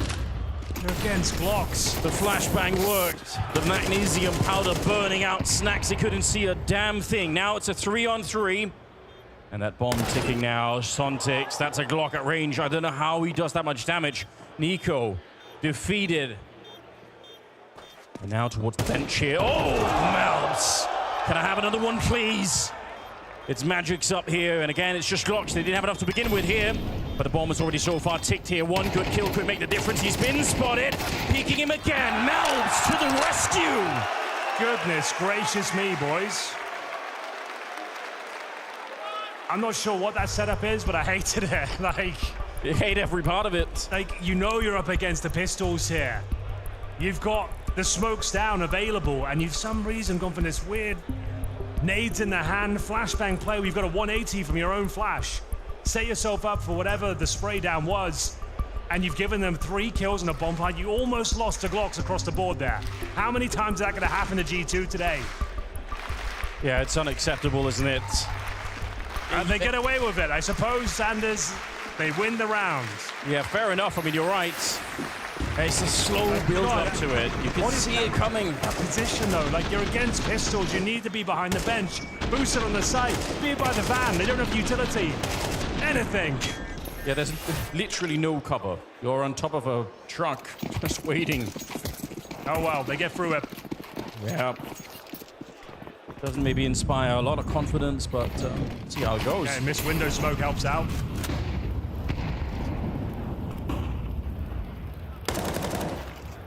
Very defensive spirit. Start of the round here. Not quite sure if there's going to be some shenanigans thrown in by G2. Doesn't look like it from our point of view, but it's worth it to wait around like this. G2, very similar approach that they had for the majority of the rounds, really on their own T side. See if Spirit can put it to better use than G2. Okay. Committing that smoke. This one, though. Looks like a finish. I'm assuming Magix is going to join them through the underpass, and they're going to go for the A-bomb side. Chopper up there at top mid. So scary, Mouths, but he's at the gun out. Sontix, which is a lot faster this time. That's the opening. That sets it up. Nico is here, and just wanted to click some heads as well. Going to be deleting Donk at the start of the round, down to 40 seconds now. It is on. If G2 want to stay in this map, again, every single round here has to be theirs. Hunter's already confirmed it. They're in the palace. They're definitely coming. Shiro's got the bomb on his back, trying to see if he can get a bit closer. We're down to 28 seconds. They're coming up through the connector as well with a little two-man force trying to push their way in. But Nico, hard to take down at the moment. No! Wanted to swing the corner while the flash was in the air. Hunter going to try and pick it up where he left off, but it's Magix. I can't believe it, but he gets the double kill instead. And now it's Monacy and Snax to hold on to this one for G2 if they can. Gotta say, Hunter had to step up there. That was his kill to take. And I think that's gonna be map point here. Monacy doesn't have the health. Snax doesn't have the form. Waiting to retake it. Monacy, he gets the shot. Snax, we needed to step up. Needs to hold on against Chopper. The defuse needs to come in. The kit's on both of them. They fake it out. No one's defusing. And I think they have it. Monacy has to do everything. but he does get the defuse, and they do win the round. They tapped the bomb, and both just stood in the angle and waited. That is ridiculous. Damn, Nico and m0NESY are having to do so much. The last round retaking 2-on-5 essentially. And Nico taking matters into his own hands on a 20 HP. m0NESY has to hit every single shot and defuse the bomb. Snax is just there for moral support. He was, and he's hanging out. It worked. 11-9. Oh no. It's back on now. Yeah, Hunter, you can see he's struggling here as well. Like, he gets 10 kills on the first map, it does too, but some uncharacteristic misses from him. But either way, we've gone 11-9. m0NESY keeping that dream alive. He spots one, he knows there's a kill available, finds Chopper. That's more like it. Great opening kill. Chopper on 5 kills as well. Hard way to go. Start of a round, you're getting towards the end of the map here. You can't even do anything with it. If they lose this round, Spirit, then G2 tie up the game. They just don't have the money here on the T side. Sontix ready for a second, and he'll take both of them down. That probably could have been set up a little bit better there for G2, but it really feels like whenever Spirit need to win a round, it's Sontix. He is the answer at the moment for them. Now, looks like they might want to track back through the map and onto the B-bomb site, where Snax is holding. We haven't really been big fans of how this B-bomb site's been defended so far. This is a good time for some redemption. For him and Hunter both. Need a good crossfire here. Play off each other, not 2 1v1s. Yeah. It's looking good in that regard. It's looking perfect. Let's see if they can pull it off here. This is where G2 need them to shine. m0NESY is not here to save the day. Spray, pretty decent at the start here. Trade comes in. That's the power of what you said. Set up a bit of a trade scenario and a nice headshot for Snax. He'll take down Sontix. It's all on Shiro, and he's running out of time swiftly. 15 seconds. He really wants to find Snax in there, but he just can't. He's still hiding, and don't move. Just stay close. There's only 8 seconds left. Oh, reload. He's lost in the smoke. He can't find him at all, and the round is done. Snax, that's all you needed the whole way through. That's more like it, boys. Holding on for dear life in the B-bomb site.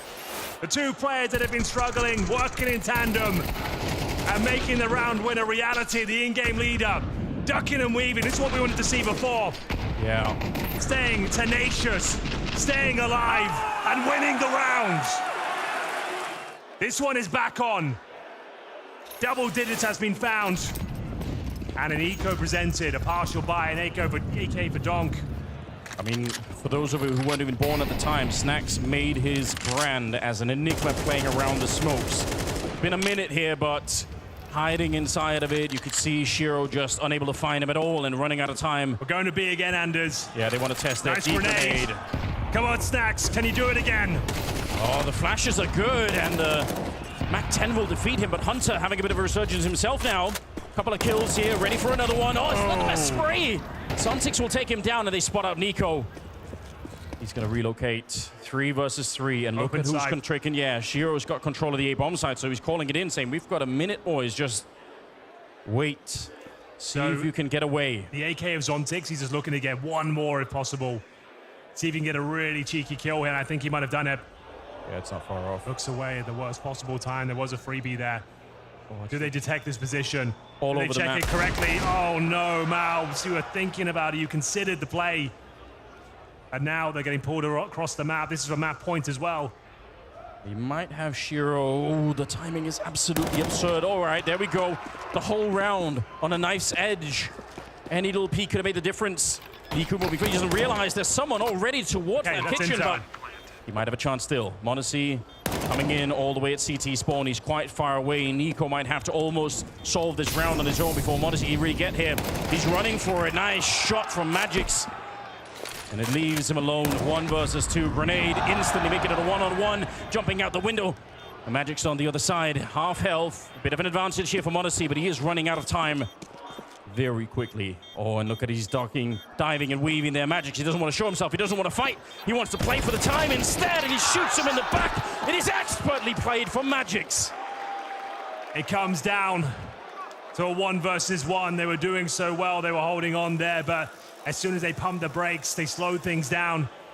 They find that deagle kill on Malbs in towards the murder hole, and it just pulls the defense apart. Nico, admirable with his work here in this round, but it wasn't quite enough. Tech9 and Hunter as well. m0NESY looked like he'd do it with the first kill on the nade, but now a round that should have been theirs is given over, and we've got map point for Spirits.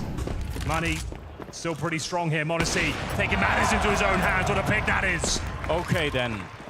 They're fighting for overtime. G2, they can absolutely do it. Get a couple here. Again, there's really no money on the Spirit side, so it's possible. Huge scalp to take at the start of the round. Shiro, he was ready. He was aware. Knew the timing. Another missed window smoke. Oh no. Someone's missing the jump binds. That is not ideal. No, especially in the round we don't have any more smokes. Well, they have one on Donk, I think, but they can't keep smoking that window forever. I don't. They have one smoke left. Yeah. They are getting kind of close to that connector, though. It's a bit scary. Dunk, leg, and instantly taken down there. 3 versus 5. Scary, but you know what? It's working. Who cares? They can still take us to overtime here. Let's hope it's a clean finish. G2, after a disastrous previous round to the Tech9s at 1 AK, they do have the advantage going into round number 24. One round will do it. Take us to overtime. It'll be a pretty weak setup with no bomb plan there. A missed window smoke. Been a scrappy quarterfinal, Anders. Oh, yeah, it absolutely has. We're not lacking for entertainment, though, so it's been real funny. Do they have the... Are they brutal enough to go for Snacks again? Do they feel like they can take him? They've gone up the clocks? I think they're known for their set-piece gameplay, Team Spirit. Looks like we're going to see one of those towards the end. Final round of regulation, 12-11, 1 round in the game. Huge advantage for G2. They've opted for firepower, though, Spirit, rather than utility. They do have enough for a very basic approach in toward DA site. Couple of smokes, couple of flashes, a Molotov or 2. Bombs in T-spawn for now. They have no control of middle, no control of B.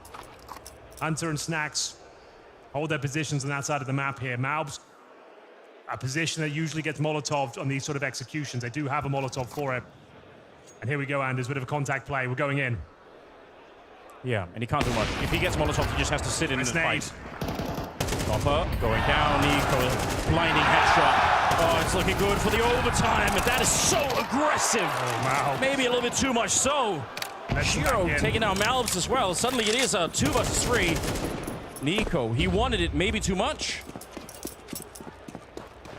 40 seconds. This is where Spirit seemed to shine bright. You got Donk and Shiro, the strongest members of Team Spirit, and m0NESY is low. This comes down to Snacks and Hunter. Hunter not looking his usual self. Just need to work together here. No solo 1v1s. It's the Galila Shiro. He's got the bomb in towards the Palace as well. m0NESY's here, sure. AWP in hand, but Donk getting closer and closer, scaling up nicely. Aggro taken from Palace. Yeah, they know. One missed shot there. 5 seconds left. Bomb being attempted here, and that's all. Nobody else peek! Holy shit. It was close! It was real close, Henry. For a minute, they lost their brains, but it's overtime. Can you imagine that's how they lose the map? With 3 seconds on the clock, everyone wide swinging Donk. It almost happened. It almost did. There was a world, there's a parallel universe out there somewhere where he does land that shot. Nico, beautiful opening, but they almost give it away. Look at how quick he is. He just sees it. There was a chance. He could have done it. Can you imagine? That would have been the most G2 round of them all. Yeah. There's no way they can win. And you all swing in for a shooting gallery against the world's best rifler. Yeah, they're doing their best to find the one way to lose the round. Like, they're actually actively searching. Guys, we've won it, but there is one way to lose it. Let's see. Well, they keep their head above the proverbial water here, ladies and gentlemen. It's their map pick. Still on for the 2-0. Still possible. It's Nico and m0NESY both at 22 kills apiece. That's what it took to stop Sontic. That's what it took Zontix gets up to 24, but those two names carrying right now, finding the gaps, dragging the game back in their favor. But Shiro, some redemption now. We'll find the opening pick. 5-on-4. Good start here for Spirit. See if they have the mental resolve. It can be very hard when you feel like you've already won the map and then you have to play overtime instead. And we've seen the frustration out of the Spirit camp. Overtime in effect. First team to get to 16 here. Chopper just solo guarding that top mid position. The other 4 are going to be attacking the bomb side. And you know what? This looks like it's a very reasonable approach. I think Malb's barring some laser shots coming through. He's going to get overwhelmed.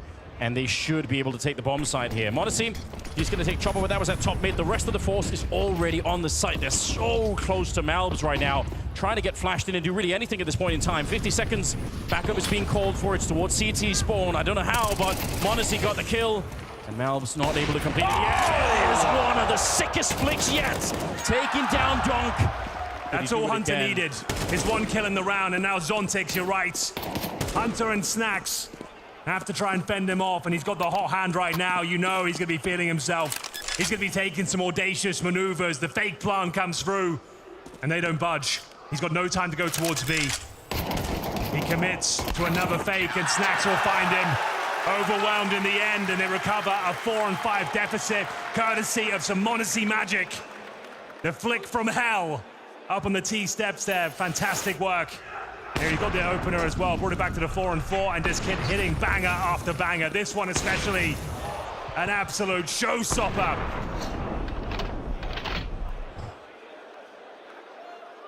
Even in the slow motion replay, even then it's fast. Okay, as I mentioned, Anders, they're known for these set pieces. Spirit lean into them a lot when the going gets tough. I mean, it should have worked last time. It was a great call.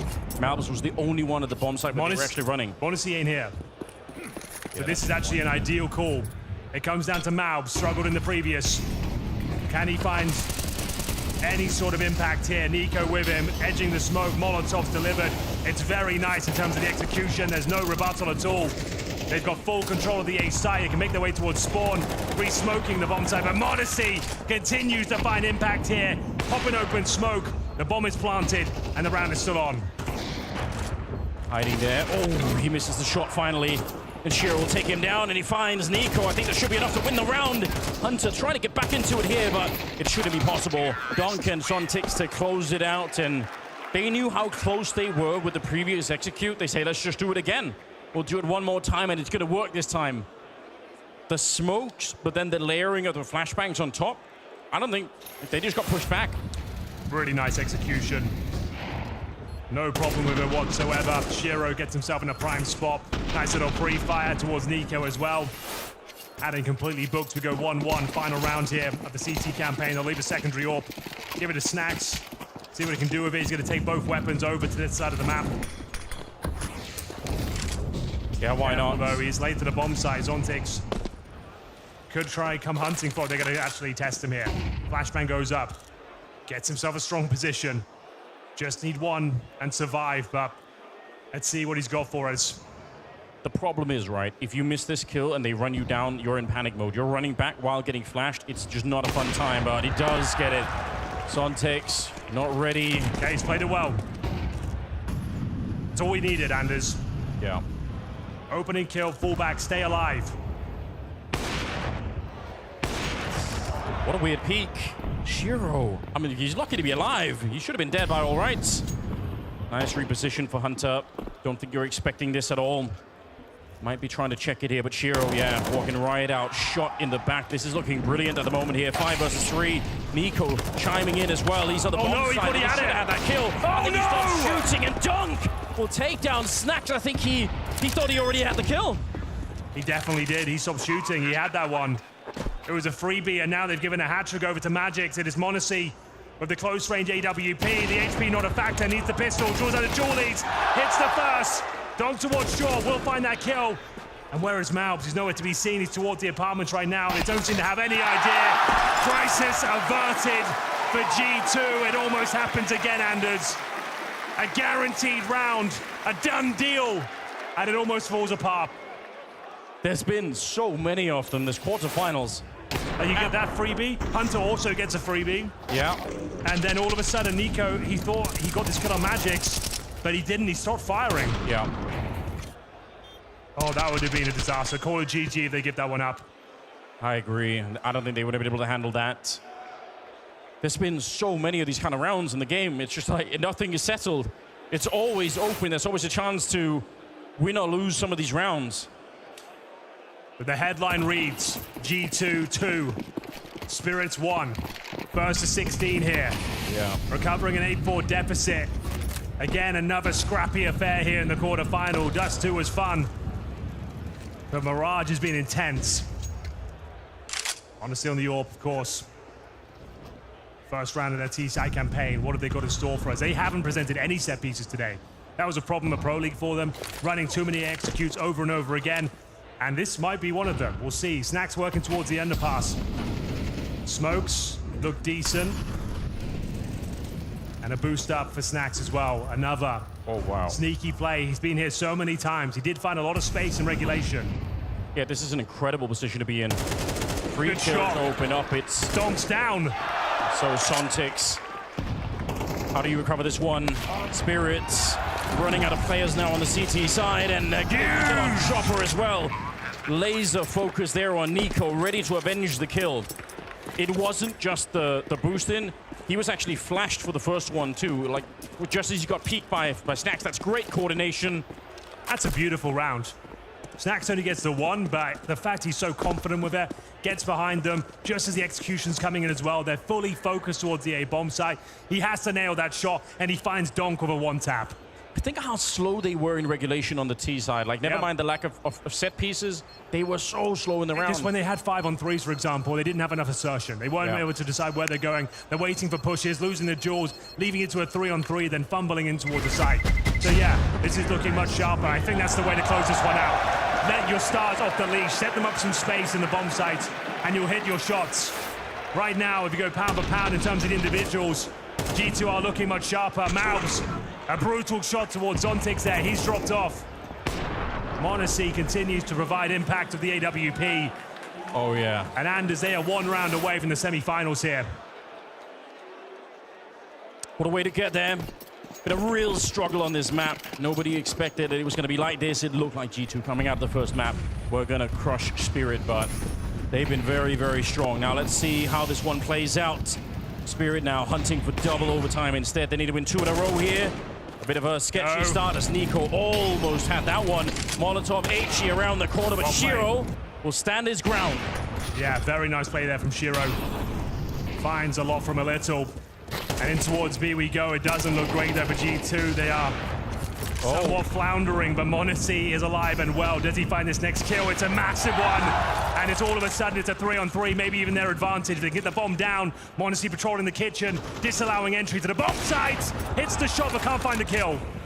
He's taking the whole bomb site by himself right now. He's doing all the work with Monacy. He puts them right in the semi-final with a godlike take of the B-bomb site. And once again, G2 will best team Spirit. It wasn't the most beautiful game, it wasn't the most tactical, a lot of missed smokes, a lot of thrown advantages, but it was damn entertaining. Monacy and Nico working in tandem, carrying G2 over the finish line. Some great efforts from Snacks towards the end as well. And it's got to be a gut punch there for Spirit. It was looking so good. An 8-4 first half, Anders, and one they can't convert.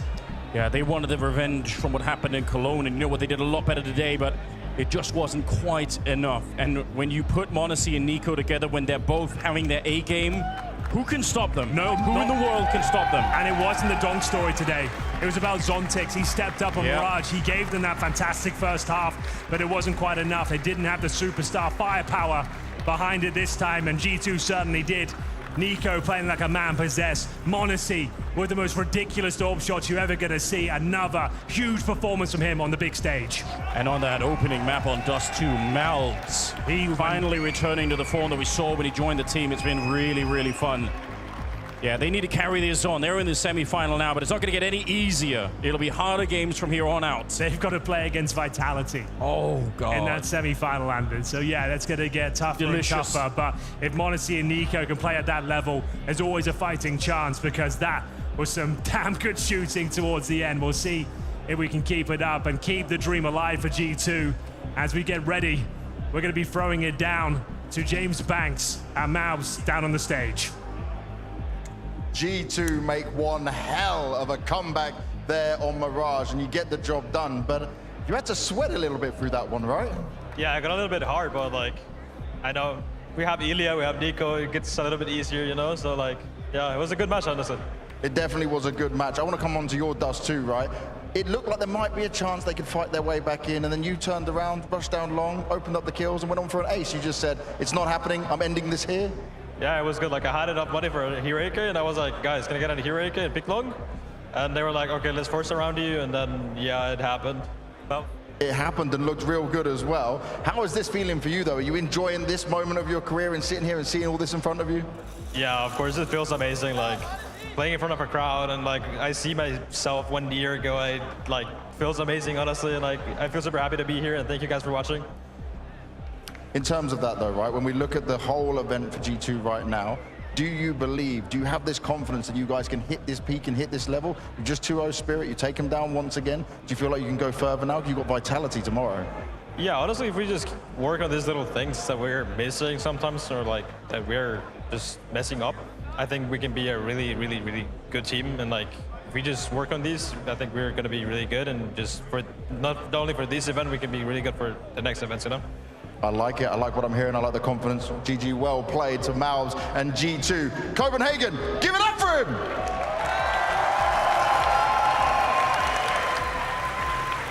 Oh yes, G2 securing the hat trick and once again proving the kryptonite of Team Spirit, eliminated in the quarterfinals here in Copenhagen with the crowd right behind them for the side of G2. I just want to echo what Marv said in that interview as well, because by no means was this the cleanest Counter-Strike, Jacob, to be closing this one out, but props to m0NESY for hugely stepping up, NiKo in some moments as well, and really coming together as a team unit to kind of quell some of the chaos that we saw in this map, right? I don't think anyone would argue it wasn't the cleanest brand of Counter-Strike for neither team, but it was hella fun to watch. Very exciting. There were so many rounds where you're on your toes, you're thinking to yourself, oh, is he spotting him? Is he not? Is he getting the kill? Is he not? It came down to single duels every single round that would change the dynamic of the round. So yes, I agree, not the most beautiful Counter-Strike, not the most clean Counter-Strike, but arguably one of the best games we had in a long time. 100%, and back and forth action is just proving to be not only in terms of rounds, but also trade frags within those rounds. And it's just, you never know how everything's gonna end up in the end, and that's just beauty of Counter-Strike, and everything is, you know, kind of on the toes. Obviously, it's gonna be heartbreaking for Team Spirit. We just saw some pictures of them exiting the arena there, but probably extra heartbreaking for Zontix. 40 kills, man, that's crazy over the series, and the fact that he had so much impact on this second map of Mirage. He was what was arguably keeping Spirit in it at moments, right? But it also does speak a story, because I agree with you, Zontix had a fantastic showing, an awful lot of impact, especially in the first half on that CT side, where he time and time again was the spearhead for Spirit. But when you look at win conditions, if you're Zontix, your player who's been struggling as of late, coming up with an MVP-like performance on a map like Mirage, and you still end up losing, you still lose the grasp of the map, you're looking towards your Shiro, you're looking towards your Dunk. They didn't deliver at the insane high level that we're used to. So it's for me, it's a worrying sign for Spirit. There's different ways of losing. Obviously, last time around in Cologne, they only got 4 rounds in 2 maps. That sucks for everyone involved. Today, they still lose 2-0 despite being slightly more competitive, but I'm still standing with a bad feeling and a bad vibe around Spirit right now. And it obviously as well shows that, well, maybe G2 are putting a lot of resources to counter Dong, and especially with NiKo, and then m0NESY Shiro is another head-to-head, but Zontix is kind of like slipping past and actually showing that he's able to pick up the pieces whenever needed, but as we said again, on the technical pause, he's not able to do that from positions. He's playing on some other maps. On Mirage, however, he's showing his impact, and you can see it right now on the screen as well, where impact for all the other maps is just significantly lower compared to that Mirage. Well, unfortunately, the end of the line here in Copenhagen for Team Spirit, so let's get a few closing thoughts courtesy of Zontix. Certainly not the result the Spirit would have wanted here, as it's another struggle coming up against G2 here. Zontix, I want to get just your perspective on the Dust 2 pick for you guys coming in there, because you hadn't played against them yet. Was there some weakness you spotted in? Was it just confidence in your own game for this? We're not we're not that good in communication right now because of the form the team has and the player have. So we thought it's better to play a map that is less, you know. If you play this side, you already have space, so you just have like rounds, and you just like we do round 4, we do round 6, and whatever. And we thought this is gonna work, and actually I think it worked. But we lost a lot of clashes, and we lost anti-eco, and the team and players is just not in their shape. Like it's just terrible. And besides that, we have I believe we have mental models that are just not working if you want to win championships right now. This is because I think the players are not feeling confident at the moment. Yeah. So yeah. But then what happens, right? We see you on Mirage, you come back into this game, right? There is fight within the whole team. Is it when the pressure's off a bit, where you say, okay, we've got nothing to lose, that you can fight back in? Because you told me that before. Do you notice the mental difference there? After we lost Dust 2, we felt like we just have to chill more. Like, we just have to play, that's it. And those rounds that we lost on Dust wouldn't even happen, and it would be our map. So I think my teammates understood that we just have to play, just chill a bit, and we'll play better, and it's going to be enough to win. Actually, we had a very good score, but as I said, individual form and I believe mental models is just not compatible with the championship winners. And in terms of being championship winners and just looking overall here for the future, what do you feel like is the biggest change you guys need to make before, say, getting into the major, which is only just a few months away? Is it more of the mental side? Yeah, I think it's not even about Counter-Strike, to be honest. Yeah. It's about how players perceive the team, like what they need in order to win. And I think people sometimes forget what they have to do, what they have to say, what they have to don't say in order to win, and what they have to feel about playing, what they have to feel about their teammates. And I think this is the main thing. It's not even about how we play Counter-Strike. It's not about macro. Thank you for all the info, mate, and hopefully you can fix the mental going into the next games, into the next tour. Yeah, unfortunately, another quarterfinals exit for Spirit. A hell of a lot to be unpacking from that interview, particularly from the mental side of things. But let's stick with the Counter-Strike theme for now, because I think we need to revisit just how this map unraveled for Team Spirit, because let's not forget, they had a clear round advantage coming into that second half.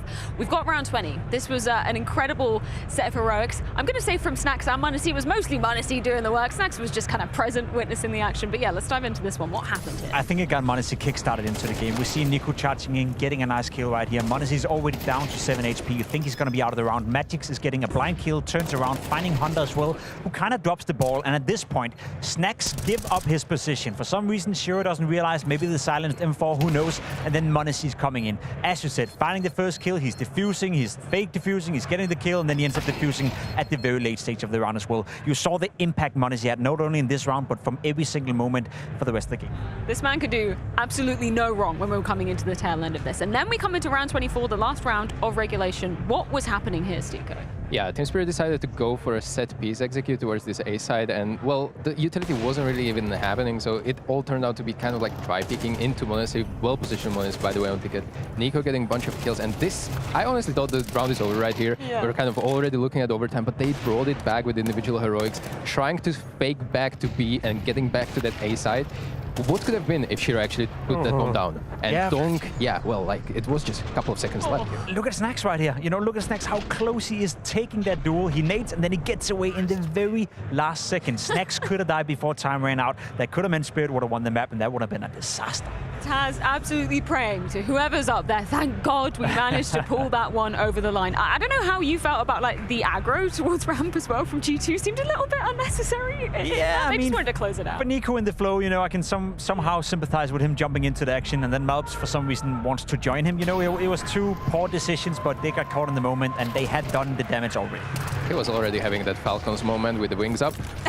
You could argue. No. And then I guess the last round of the game here for m0NESY as well to come in. Look how zoned in he is. Every single nade he's throwing is perfection. Every single angle he's holding, perfection. This time around, he's hitting the shot, he's not getting the kill, putting in a support flash, again holding the left side right here, telling his teammate that they're coming close and finishing off with a kill. m0NESY did no wrong from the very last stage of this game. And when he's in the zone, when he's feeling the game, when he's in that flow state almost, there's few players out there who look as beautiful as m0NESY when he's doing it. Look at the impact that he had over this series as well. I mean, m0NESY, he's just such a reliable piece of the puzzle, but the fact that he can keep so cool in such chaotic situations like that, I mean, give this man a medal already. He's doing God's work.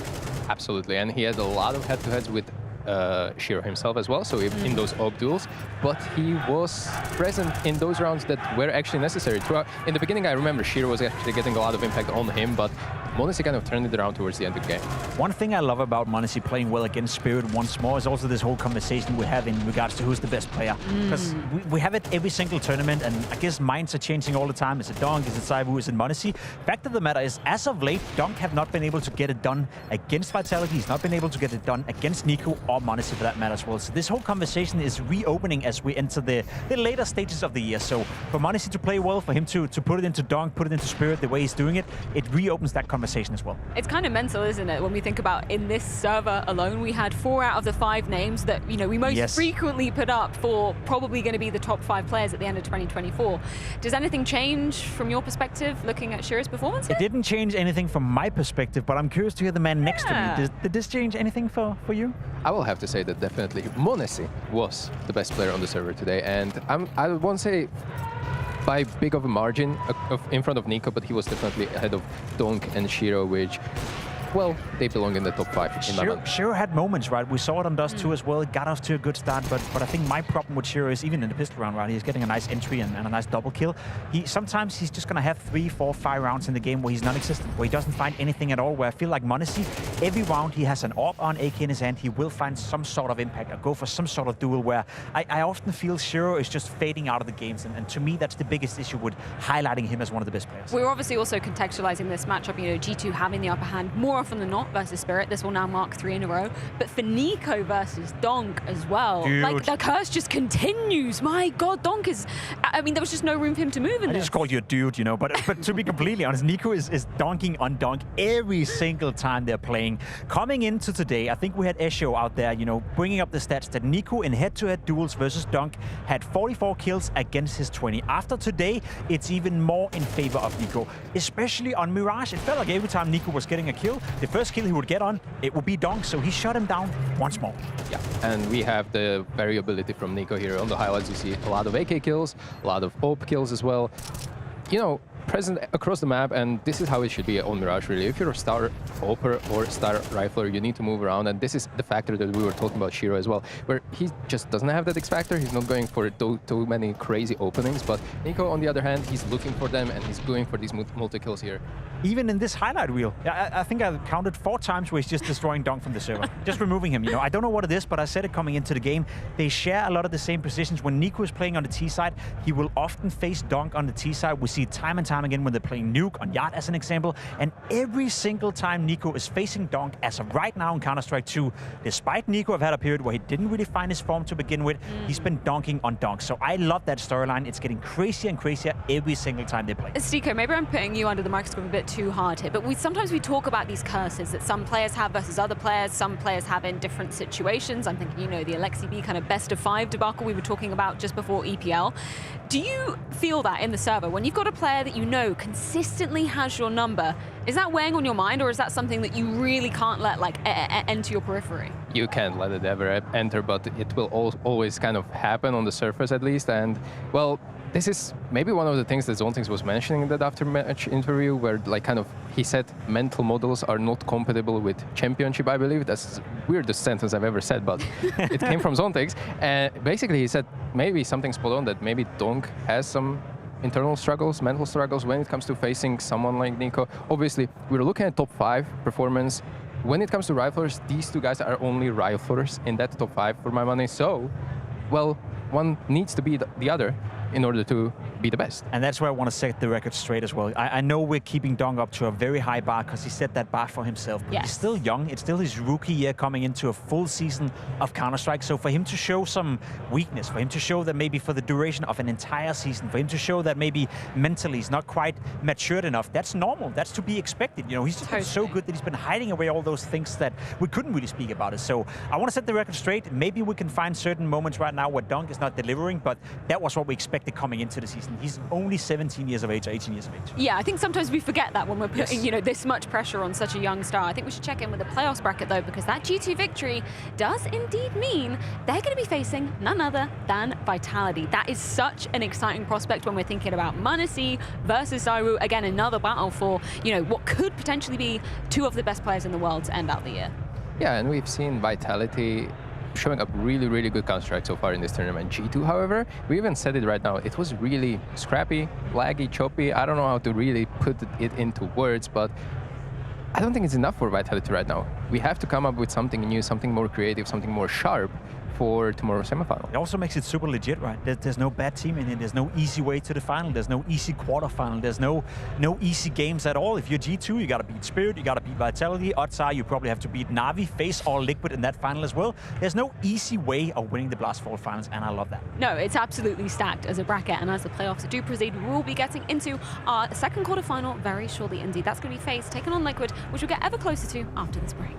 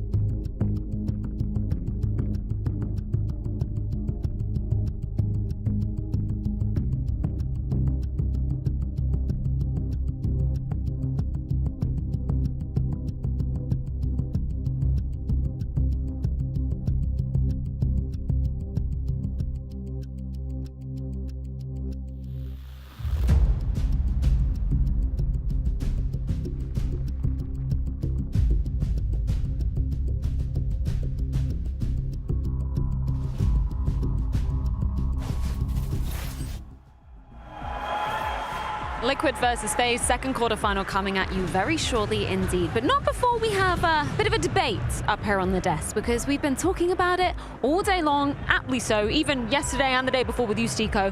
The conversation about the top players this year. Because I think we can separate this into two camps, right? There's the clear top three. It's just kind of the order in which you're putting them in. And then there's a top five. And I think that's where the dispute really starts. Obviously, top three, it's these three names. Stico, I'm going to give you the floor. Sell me as to why you think the man on the left is the best player in the world. I'm gonna be honest with it. We probably didn't see the best player in the world right now at the server, just against G2. But I will still give it credit to him because, well, he's been new guy on the block. I would say he kind of reinvented the way that riflers are approaching the game with the donk peek, donk slide, whatever you want to call it. He is kind of like setting a trend, so to speak, when you want to be aggressive rifler and impactful rifler. Obviously, 162 impact from start of 2024 is ridiculous. He's been falling off lately, though, but he's still, for my money, the top one here. And, well, if he continues the form that he's showing here at the Blast, I'm not sure he's going to sustain that throughout the end of the year. It's interesting, whenever I've spoken to players, they've always mentioned like, oh, because he's so new, that makes it extra impressive. Does that, like, is that a metric for your money, Jacob, in terms of giving him maybe an edge to get closer towards that top one? Because I don't know whether I buy into that. No, in a sense, it makes it more impressive, I'd argue, Yeah. and his consistency throughout the year up until this point where maybe he's starting to struggle a little bit. It makes it more impressive, but we can't forget that Saivu did the exact same thing. When he came into the scene, the very first year of him being a professional Counter-Strike player, he was the best player in the world, and he didn't have to do it against Monacy or Dunk, he did it against Simple, the GOAT of the game. So in that regard, I don't think Dunk is doing something we haven't seen before, but just the fact that he's able to replicate what Saivu did in his first year of Counter-Strike is in itself crazy. Okay, Jacob, time to fight, because you don't believe it's Donk, do you? Oh no. I think there's an argument to be made for Dunk, but I do think Saivu right now, if I had to choose one player, I would crown the best player of 24. It would be Saivu still. And I think it's incredible close. You can even make an argument for Monacy as well. I think Saivu's consistency, I think Saivu winning trophies, I think Saivu winning Cologne, being the MVP. I think there's certain accolades to what he's doing right now throughout the year, and the fact that he's been able to be so consistent for now 5.5, maybe even 6 years in a row. Never has he ever been not just the second best player in the world. His worst ever weighting in HLTV top 20 is second best in the world. So for my money, Saivu right now, best player, and you can see that backed up by the stats. An impact rating of 1.47, not too shabby. That is so disgusting. And I think you're totally right. The consistency aspect is something that I would put above, like, you know, the youth, the newness, you know, the debut onto the scene. I don't know about you, Stico, because obviously you have to experience it in the server, but being consistent on that level, which I would argue Saivu has for the majority of 2024, sure, maybe not as many trophies as he would have liked, but Cologne was a big one to be putting in his cabinet. Despite that, a lot of playoff appearances and very consistent form in that. Are we selling you yet? I mean, I have to say as well that the role kind of plays a big part here. Because I'm going to say that Saivu is primarily the opener, and if something goes wrong with an op, and let's say he's not feeling it, such as it was again with Rifle against Liquid on Anubis, he was failing to deliver. He was not getting entries, but he is that flexible man where he's kind of taking certain areas of the map with just AK, and he's playing on, let's say, Inferno or Anubis just with AK. Until something goes wrong, he can bring that up. Donk does not have this luxury to fall back to completely different weapon and style to play around him. Yeah, that's a fair point. It is a fair point. I also do think that it's you know, a very interesting fact about Saivu. He's probably the best AWPer ever to play in the game that doesn't play the AWP that much. You know, we see the stats and how much he's using the rifles and how much he's picking up the AK, and sometimes when he's playing Nuke on the CT side, he prefers to have a rifle as well. So I think it just adds more to his versatility. I agree with you, Dunk can't do it because Dunk is not an AWPer, but why not? You're 17 years of age, just pick up the AWP once in a while and be the secondary AWPer if you want to. Okay, so you're putting Saivu as number one, you're putting Donk as number one. Where does Monacy go on your list then? Like, who follows Donk? Is it Donk, Saivu, Monacy? Or I would say Donk, Saivu, Monacy, yes. Okay, yeah.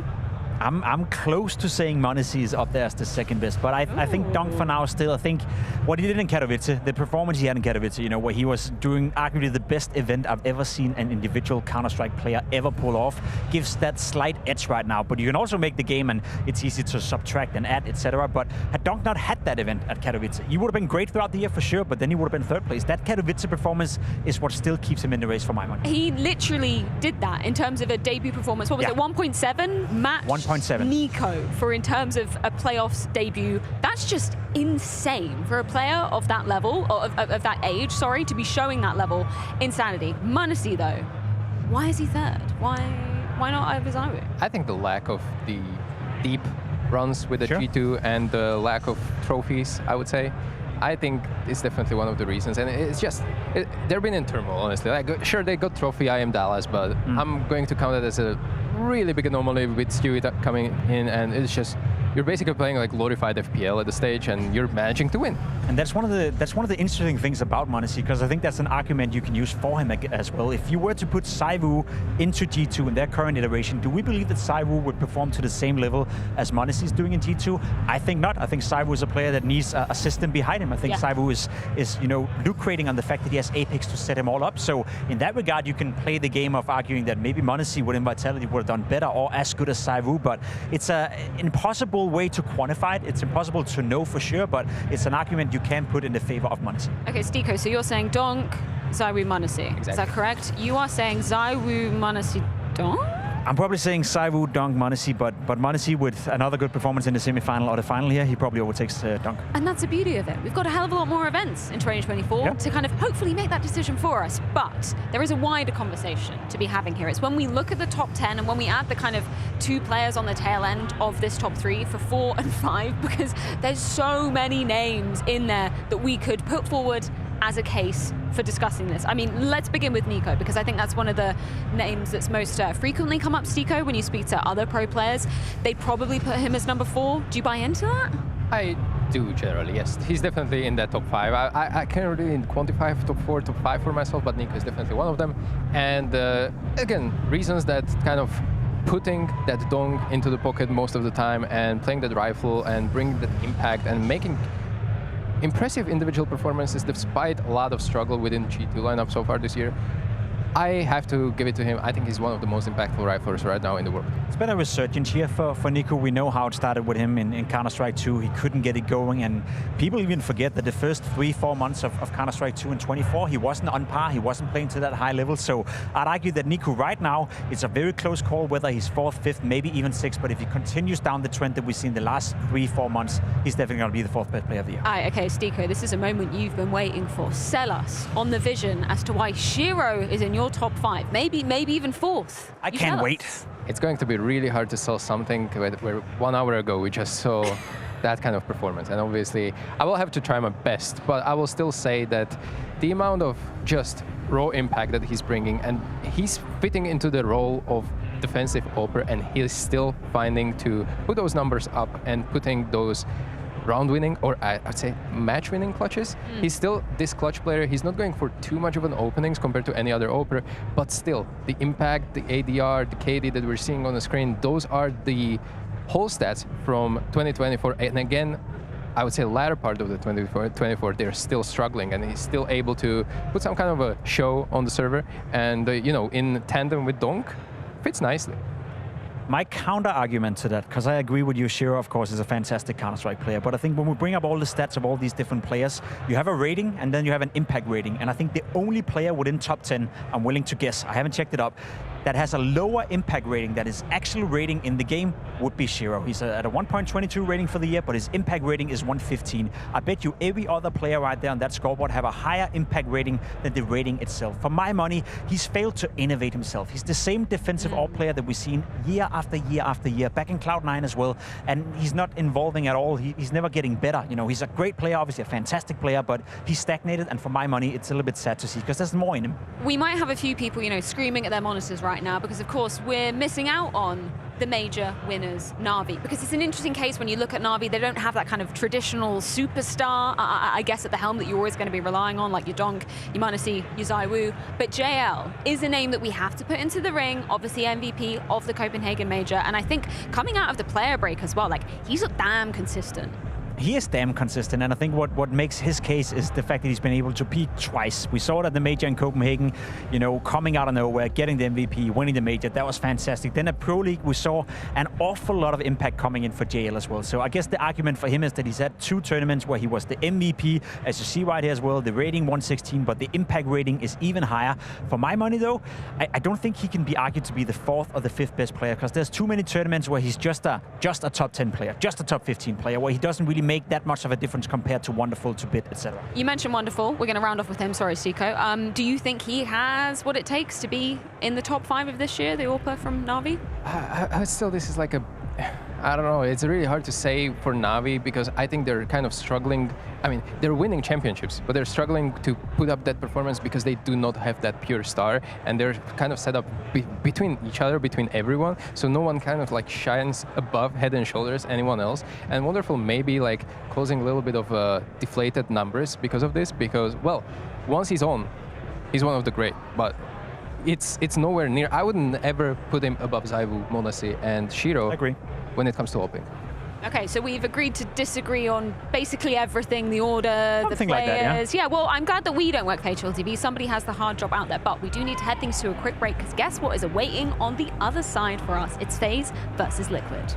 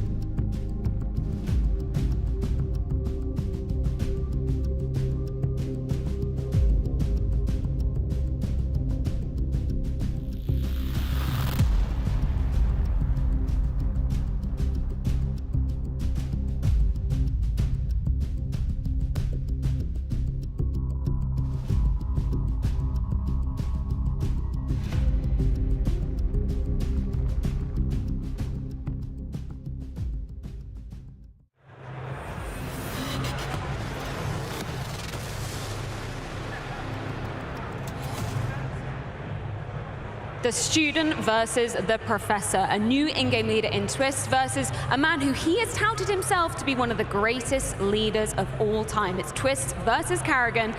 It is Liquid versus FaZe. Jacob, we are in for an absolute treat when you're looking at the storylines, when you're looking at the firepower in this game alone. I'm very excited to see what Twist and what Liquid can do against FaZe Clan in this matchup. As you said, if anyone knows Karrigan the best on the server right now, it would be Twist. They were together for many years in FaZe Clan, and one of the underrated facts around Twist being in Liquid right now is that he opted to leave himself. As far as I'm aware, he could have stayed within FaZe Clan. He wanted a new adventure. He wanted to turn into an in-game leader, and now he finds himself on this stage versus Karrigan in a quarterfinal. So that whole storyline is just evolving game by game by game.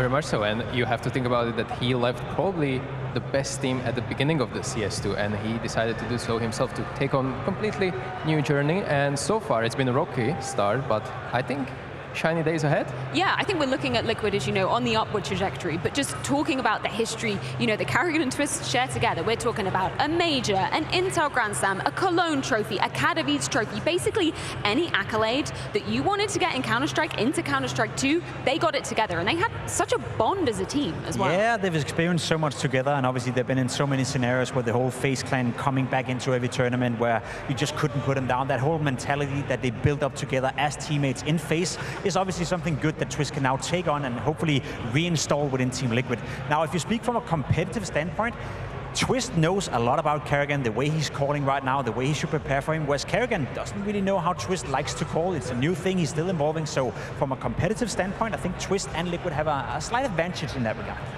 Sorry, I think it's pretty clear that Twist must be inspired by Karrigan in a lot of ways, but we have to say that he was under Karrigan, under leadership of Nitro as well. So they won Grand Slam there. It might be like he's picking up something out of every in-game leader. That's why it's making him a little bit more versatile in general. Yeah, no, he's been under the likes of Sean Gers as well. Like the fact that Twist says that Karrigan is the leader that he aspires to be, the leader he aspires to take after. How easy is that as a player, though, Stiko? If you're looking up to somebody, you've never been in that role before, it's probably not as easy as like copy and pasting the strategies that you had in FaZe with literally a completely different lineup in Liquid that, by the way, Twist built himself. Yes, and you have to understand that every team has its own weaknesses, its own strengths, and I'm pretty sure Twist is very well aware, especially with Mitter standing behind him, which was my coach not long ago. And I know that these guys are absolutely like one unit. They agree pretty much on everything they're saying, and they're clearly on the same page. To build a team like that, a game plan around it, and playbook around that, just makes it so much more easier. Well, you mentioned Mitter. Let's check in with him, courtesy of James Banks. For the first thing I want to start with, was the Vitality game a tough loss for you guys to take? Yeah, it was. That one definitely stung, but it comes from us being so close to winning, and I feel like that we have been doing a lot of progress. We have, as Naf said in his interview recently, we've been quite challenged against the top 5 teams, and we can see that we're starting to close the gap. So, of course, when you're so close and yet so far, then it stings a little bit more. But that, for me, in a coaching position, just shows that I have players that really wants to win. It's important to ask about your Kinder's health right now. Obviously, we saw he wasn't feeling too well. How is he doing ahead of today's game, especially a stage game?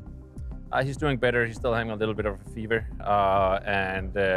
unfortunately, it started to spread a bit to some of the other players on the team. So, but like we are like, there's high spirits. There's a lot of positive energy in the group right now. So we're definitely, sickness or no sickness, as Ross also said in his tweet yesterday. Like, we have to be ready for this, and I feel like we are. Do you feel like you guys are putting more weight in this game because of what happened in Cologne and it being FaZe and a chance to get revenge at all? Oh yeah, definitely. I mean, there's a reason why we chose to pick Mirage today. That's like we want to have redemption on that map. We know that we are good on that map. We feel very comfortable on it, and we don't think that we need to just face our demons, and FaZe has been one of them. Like, they have beaten us twice, so hopefully we will be able to win this time. Thoughts on the Vitos? Any surprises? Yeah, we actually were planning on picking Inferno against them, and they picked it against us. So we expected them to pick between Dust 2 or Nuke. They picked Inferno, and then they banned Nuke in their second wave. So it left a lot of options open for us, which is always good when you're the higher seed and you can pick the second map. So yeah, no, we're definitely very comfortable with today's veto. And Ultimate, it's a big day for him, right? The first stage that he gets to go and take to. What has you told him? Because for me, he seems like a person that would not be bothered by this. I don't think that he is bothered at all. I think that he's very excited, and he told me today, Roland and I, it's actually a big stage for both of us, but obviously for him as a player, it's very, very different. So no, we went for a 45-minute walk this morning, Ultimate and I, and we spoke a bit about what we're about to see. And I mean, he told me that he's going to cook today, so we'll see. Okay, I like what I'm hearing with that. And for you, are you going to cook behind the boys, try and get the Danish crowd on your side more than Karrigan?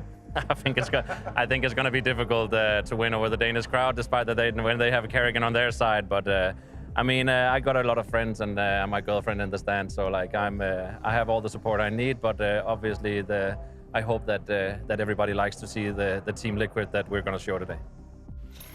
Okay, interesting. A lot of insight coming there from Mytha. But Stiko, I want to continue to pick your brain because, as you said, you have experience playing with Mytha as your coach. What do you think is like his best attribute? Where do you think he's really helping Liquid in this this rise that we've seen coming from them? I'm going to be honest. He's a very, very flexible coach. Like he can do pretty much everything that you ask him to. Is either this mental side is really great. He's making sure that you're always in your comfort zone. He's trying to enable the players, trying to come, to the kind of agreement most of the time. And, he is also a vocal part of the team. So he trying to push his narratives. And if people challenge him, he's actually pretty fun because he's seeking those arguments because that trying to keep the team growing, and it comes to usually constructive discussion with him. Now, we did hear Mytha during that interview touch upon the last time these two teams faced. Oh my lord, Jacob, wow. This was an insane battle, and we just have to go to the third map to see exactly why, because Liquid 11-1 up, then what happens when we go onto that CT side for FaZe? One of the craziest game of Counter-Strike that we probably have ever had, especially in Counter-Strike 2. Happened at Cologne, as you said, Liquid going up, elimination game at hand, you're playing for a spot at the playoff, you go up 11-1 in that first half, third deciding map, you think the game is over. I think at some point they got to 12-3 or 12-4, so they had 8-9 match point rounds in that one, and FaZe just kept coming back, forced it into overtime, Broky standing up, flipping off Team Liquid, and somehow, some way, FaZe ended up winning that game. That was a beautiful game of Counter-Strike, and I bet you something that is in the back of the mind right now for Team Liquid, they want revenge for that, because that's gonna sting, that's gonna hurt. It was a Cologne, a big arena they missed out on because they couldn't close down the round. That's what I wanted to say as well. The map itself was the deciding factor whether the team is going to play in front of the crowd. Yes. And well, Liquid kind of fumbled it. Let's see how it goes out. And let's talk about some of the players that we're going to be seeing in terms of the head-to-head duels in the server. Of course, Orpus, very easy way to start off, particularly when we're looking at the style of these two Orpus, right? Yeah. How does Ultimate and Broky kind of differ for your money? So we see some kind of stylistic changes here. Obviously, Ultimate coming from a little bit more aggressive side from things. He's looking actively for those openings and trying to give early advantages towards Team Liquid. However, Broky is more like this X factor. You see him in clutches a lot. You see him in these mid rounds, and he's trying to be also very, very vocal during the rounds. So you can see the stylistic changes, similar to what we had between Shiro and m0NESY. When you look at the opening kills per round throughout the event, Ultimate is by far the most influential, I would say. Yeah, no, he's been getting a lot of success, right? Yeah, very aggressive, and I guess a player that we're still learning a lot about. I like what you brought up with the opening kill department. To come in as a new, young, inexperienced AWP player and just take charge of the game. Be out there, seek the opening kills, dictate the game. You played with many AWPers out there. There's nothing better than when you're on the CT side and the first thing you hear when the round is beginning is your AWP having an idea. I want to go peek B. I want to go peek A-apps. I want to go peek middle. You know that there's a plan behind that, and Ultimate is that player right now for Liquid. Absolutely, but I have to say, give it credits to Broky because he's more successful. Looking at the stats, when he's going for the peak, he's actually landing more of those shots. So Ultimate is kind of tracing back. Okay, it's just a case of, Broky maybe not going for that as many times, right? We know that he's not necessarily going to always be in that pack getting down and dirty. But when we're looking at FaZe as a whole roster, right, I think it's been a tricky year for them, to say the least, Jacob. I think we obviously had high expectations for them. Who are you maybe pointing your finger at the moment? Because as Stiko said, Broky, he's not been looking half bad, right? No, Broky has had a good tournament so far. He's been a little bit shaky, a little bit inconsistent. Same could be said for the entirety of FaZe Clan. I think the only player you can single out, and I hate to do that, I hate to point fingers at one guy and say he's the issue, because I don't think that's the case, but it is Robs. It is Robs that is still performing subpar to what we expect from him. He's a great player. He has an awful lot of impact when he's feeling it, when he gets through with his lurks, but it feels like he's stagnated a lot. When he came into Counter-Strike 2, he was innovating himself, he was finding an awful lot of impact on the server, but he's been lackluster as of late. I feel Rain is doing what he's supposed to do. I think Karrigan may be a little bit under level, but it's all right. Frozen is playing like a star player. Broky's having tournaments. The only player we haven't seen pop off so far this year is Robs. Yeah, ever since that Porsche, man. Ever since that Porsche. I think I might be thrown into Danish jail, though, if we didn't address the only Dane that's going to be in the server here at the Fall Finals, of course, Karrigan. Just for you guys at home who probably didn't see, there were literally crowds up by the booths waiting for Karrigan to come out as soon as our first quarterfinal had ended. Where do you put Karrigan right now, Stiko? Obviously, IGL-wise, he's going to be still one of the greats in the game, but we have to also say that individually it's been a little bit of a struggle. We have a crazy stat line again, like last 23 maps, he hasn't gone positive only 3 times on Dust 2, which is not in the pool today. So that might be a comfort pick, but in the end they didn't go for it. We will see how it pans out. I can guarantee you one thing, and I know people in here probably wouldn't like to hear that, Kerrigan is going to be at the bottom of the scoreboard, but it doesn't matter. For him, it's about how he's calling, it's about how he's conducting himself, and it's about how he's using this crowd as well to fuel energy in towards FaZe Clan. One of the things that we always speak about when it comes to FaZe is that they live up on a stage. They play better under pressure. They play better in this environment, and I bet you this crowd in here can help Kerrigan, and Kerrigan can help the crowd to have a good night. Let's talk about the maps that we saw last time around. It was Inferno, Nuke, Mirage, which was just an epic decider, obviously going in the way of FaZe. We can bring them up on the beautiful screen behind us to see if it's going to change, if it's going to be the same. Jacob, do you expect things to be shifting up here? Maybe a little bit in terms of Team Liquid. They still haven't set their map pool completely in stone. Same could be said for FaZe Clan. I think there's no big surprise that Anubis is going out of the way right here. I know FaZe and Kerrigan have flirted with the idea of playing 7 maps in the map pool, but Anubis is not one they want to play tonight. Vertigo being banned that way. Liquid totally makes sense, but the picks though, the picks, where are these going, guys? That's a good question. Well, first and again. foremost, we get a bit of Inferno, and There I we think go. that's a good map for FaZe Clan. It used to be a good map for them. They've been a little bit inconsistent when it comes to delivering on this certain map. Mirage, however, for Team Liquid. Let's not forget what happened in Cologne. That was the one map where they were leading 11-1, and then they couldn't close out the game. So for them to pick that map is a sign of confidence and a sign of them believing that what happened back in Cologne at Mirage is not going to happen again. And maybe this is kind of going to point out into decider of that Dust 2 that I mentioned. We will see how it goes. Potentially, let's see. No, Ancient banned out. Yes, you are indeed correct, CK. Okay, so Dust 2 is actually in the pool, so that is that Kerrigan's playground, hopefully. Very, very interesting indeed. We're going to be starting on that same, the first map that we saw last time around of Inferno. Any particular things you're looking out for, considering that, you know, FaZe, they brought this into the pool? Yeah, I feel like we already located what could be a weakness within FaZe Clan. Rubs and his lurks on Inferno haven't been as impactful as we would like to see. Kerrigan sometimes individually struggling. A player from Team Liquid that's struggling massively, there used to be an Inferno guard, is Yakinda. We spoke about him as being the best entry fragger in the game. We spoke about him as being one of the most fun players to watch out there. He has not found his level, and especially on a map like Inferno, he used to be the merchant of banana. He used to always be able to find openings, T side, CT side. We haven't seen that consistency from Yakinda, so for my money, is he's having a great game. Liquid can definitely win this one. If Yakinda is still continuing to struggle, I still have FaZe as favorites when it comes to Inferno. And we're also looking at the opens. Obviously, Inferno is not AWP heavy map, and you have to pick up those rifles sometimes. Ultimate is known for these openings, but only with AWP so far. Let's see where he's going to find them, because there's limited options for both D and CT side. When you talk about openers, I want to look on the flip side and talk about the closers. As you were saying, obviously, Robs, we're looking at him for his lurk potential, but something that really impressed me throughout the group stage. I mean, JKS, we can leave him to the side for a moment, but Naf, with the clutch factor, my dude's here to play. I mean, if you look through Naf's statistics, pretty much throughout the entire year, he's severely underrated. I know at Pro League, didn't have the best tournament. From that point on onwards, though, he was playing absolute insane up until Pro League. At this tournament so far, he's back to his best. So for my money, Naf is a guarantee, you know. I know what I get when I get Naf, you know. You go into McDonald's, you buy a cheeseburger, you know exactly what you get. It's the same thing with Naf, right? No, he's like a Big Mac. Like a Big Mac? A Big Mac, Okay, yeah. okay. He ain't just like cheeseburger. My dude's been like, I mean, that was instrumental in terms of the victory versus Spirit, right? Obviously, we're not going to see Nuke this time around, but that Nuke clutch to like seal out the map, that was crazy from Naf. Yeah, the creativity for that clutch, I think it's still a little bit of a clutch of the tournament so far. Hard to say, but definitely up there. What about JKS? Because I think when he was, you know, added into this Team Liquid equation, it was one of Twist's must-haves. It was one of the first players that he wanted to go to, which makes sense when we look back at FaZe's run in Katowice with JKS standing in. How hot do you feel like he's been at the moment, Jacob? He's been okay, but a little bit underwhelming for my money, and I think the reason why is I think JKS is slightly better than he's showing right now. I think obviously him having a break, coming late into Counter-Strike 2, it must have been hard for him to catch up. One thing I do love about JKS though, I love about Mytha as well, he's always showcasing how hard-working he is. Whenever he's playing a game, he's always analyzing himself, he's always on the deathmatch after the game, so it does feel like JKS right now is catching up, you know, in order to get back at that level we saw in CSGO 2-3 years ago. So I haven't lost faith in JKS, but there's still something to be decided there. Yeah, and also you have to say that he's being put in a little bit more aggressive or active positions. He's still learning those, obviously, depending on the map, but he's been doing okay, I would say. Okay. He's lukewarm. He's all right, but he's not hot yet. Okay, what's Rops got to do to get back on your good book, so Jacob? Kill some more people, I guess, you know, and get some more frags. I think his lurk needs to be more impactful, and I would like to see him activated just slightly more. Well, we do have the maps, but we are missing two crucial things, and that is our teams. It's time to welcome FaZe and Liquid to the stage of the forum. FaZe Clan.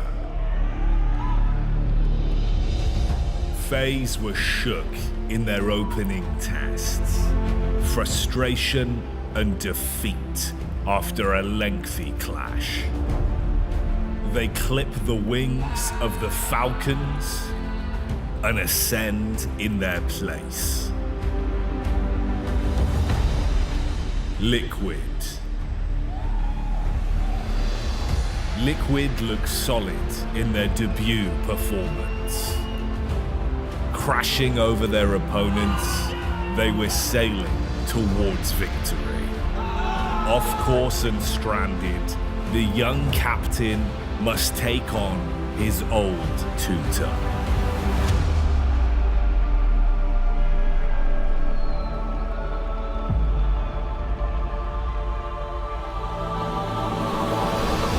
As FaZe and Liquid are thrown into battle, whose ship will sink? And who will be left in the depths of the fall fight? Isn't it a twist in the tale that Frozen must now face the man he replaced? For FaZe and Liquid, this one is personal.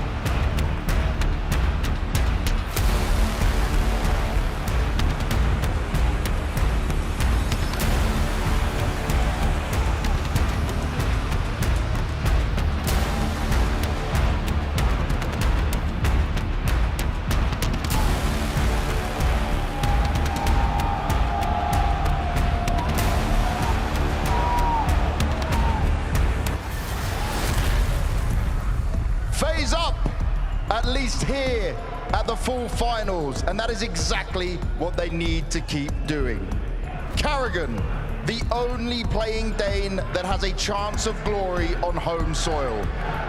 Roki, standing out and standing tall through it all. This game is personal. This game is important as they face their friend who jumped ship and became a foe. While FaZe understand they are not at their best, you can never underestimate this championship team, especially when they're on a stage. This is FaZe Clan!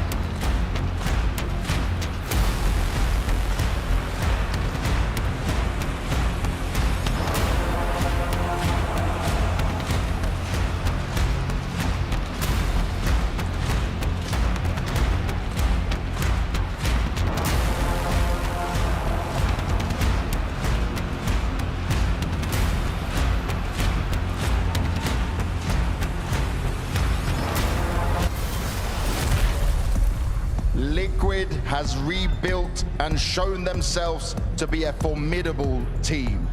Now they take on a new challenge as their rookie, Ultimate, who has impressed so far, takes to his first stage. But this team will have his back, and this squad is full of experience, full of trophies that stand by their name. And here they have their sights on another. Twists, proving himself as a fragging in-game leader, looking to get revenge on FaZe for what they did to him in Cologne. Now is their time to strike. This is Team Liquid!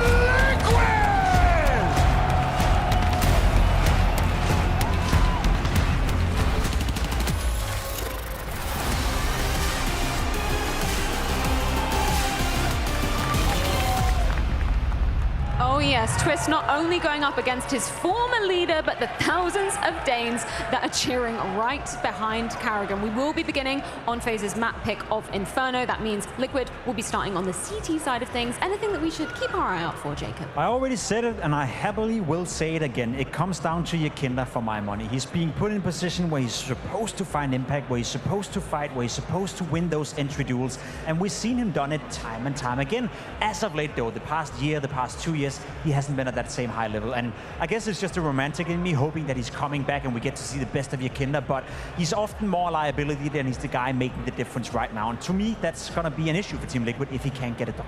I think we saw glimmers of that in the Spirit series, though, right? I'm not saying it was across all 3 maps, but there were instances where Yakinda was really making the difference for Team Liquid to come out on top of that series. Absolutely, and I think I'm going to contrast you. I will probably keep an eye out for the anchor roles, especially for those stationary things, JKS and NAV, for example, for Team Liquid's. And for my side, it's going to be a lot of mind games going into this, so a lot of fakes, a lot of double fakes probably, and Inferno is perfect map for it, which is utility heavy, and Karrigan might be cooking something up, so we will see how those stationary guys are going to react to certain things, because you can never count it out. Karrigan is always cooking, particularly on this big stage. I think Banks couldn't have put it better. We never know what FaZe are going to deliver when they're in front of a crowd, particularly a home crowd, when you're the only Dane that's actually playing in the server. I know, and there's a lot of expectations also attached towards Karrigan. Obviously, it would be a huge bummer for him to lose. It would be a huge bummer for the crowd out here if Karrigan were to go out of the tournament. But one thing is for sure, whenever Karrigan is playing in front of a crowd, he's using that energy. He's using them as a source to fuel his teammates.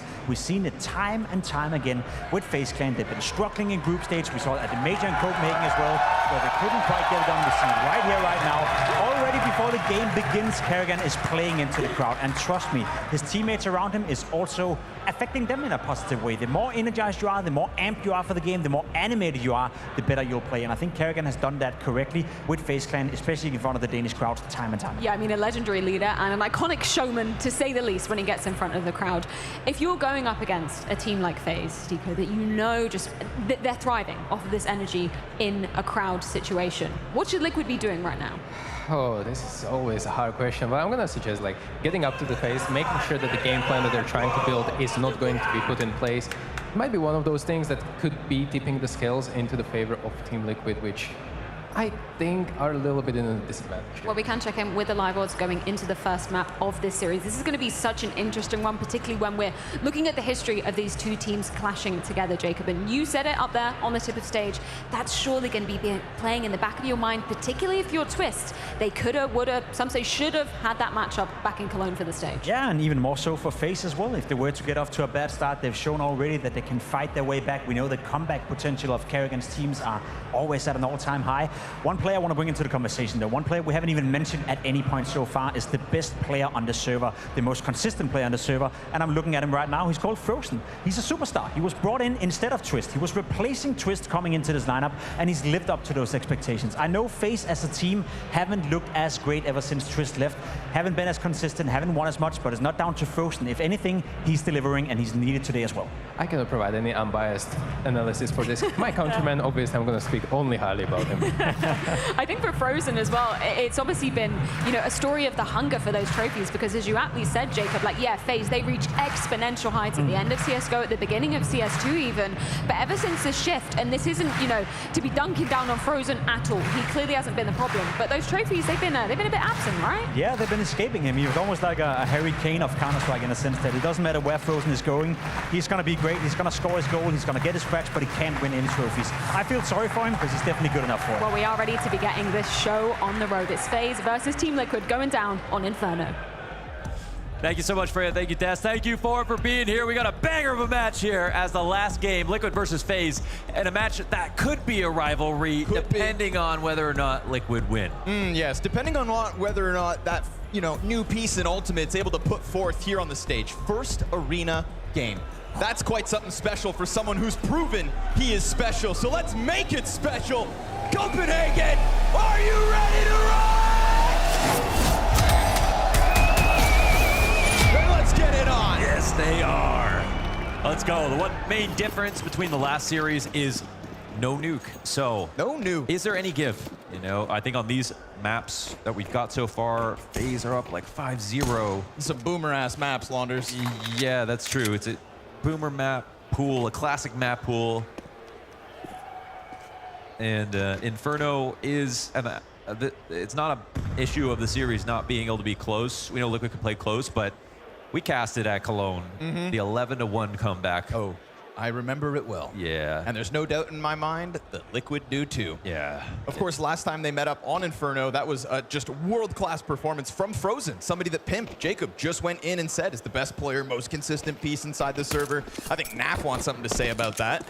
But we'll get there when we get there. Right now, it's Yakinder solo Behold, his teammates not even moving a muscle. Okay. Oh. That's how this starts. That's the site opened up, and onto the retake, go way down just on that one kill alone. Let's see if they even have a chance at all. Trying to piece together something of a retake. Let's see. Naf's got the kit if needed. Time could get low. He's also got the smoke if he wants to cut off Banana, where at the moment, Rops continues to hang on. It's really this deep church presence, though, that could just scare them into not even trying. Yeah. Well, if you're scared, go to church. That's what they say. A Liquid won't get over this way. Boring. Can't even get close. It just comes down to that one frag from Rain. One jumping headshot, all you need. Yeah, yeah. That's what it can come down to. Sometimes Counter-Strike's simple. It is. And sometimes it's just simply pain. FaZe win the first round here on Inferno. Flames go up, they've got to be happy. For them, it's just about who they are on the day. We're talking about FaZe that haven't beat a top 5 team since May. Yeah, and Brokey just in that interview said that's what he wants, right? Screw beating Falcons. It's a top 5 scalp he wants. Yeah, and it's sort of weird to characterize it like this, but beating Liquid will feel just as good as that right now, because we've seen Liquid take some big wins. They beat Spirit at this event. They beat Navi twice to start off the year. They aren't a top 5 lineup at the moment, but when they're on form, they definitely can be.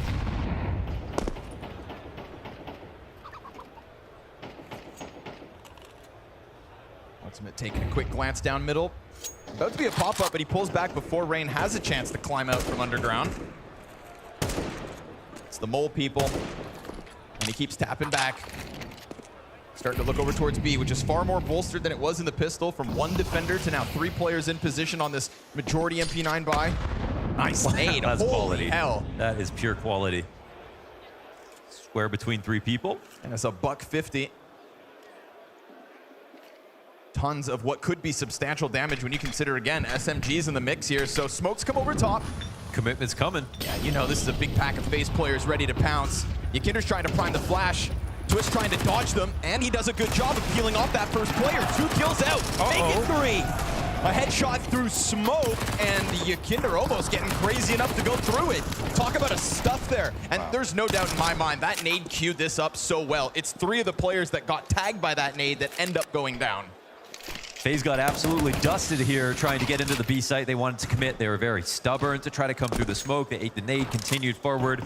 They thought that Liquid were going to be playing here with 1 player behind the smoke in a 4A setup, playing passive and tucked, but they were wrong. Now, I think that a big part of this game is the fact that in terms of IGLs, Twist learned everything from Kerrigan, right? You know, in this last lineup that he played in. And so much like we didn't get in the first half of the year with Shuhei and Kerrigan, which was no matter how good Mao's got, they never were able to beat FaZe in a playoffs. That could also happen in Liquid. Right now, last 3 series, FaZe have won them all. And even though the last one was so close, you're not going to tell me that's because they weren't good enough. It's because they weren't mentally ready for that. No doubt. You know, you think back to that Cologne mishap, that massive comeback, a classic FaZe endeavor. What kind of a scar does that leave on Twist's calling and just Team Liquid as a truth? Yeah, I mean, many players in this game live in Kerrigan's shadow. His prowess is an IGL. His consistency, his longevity.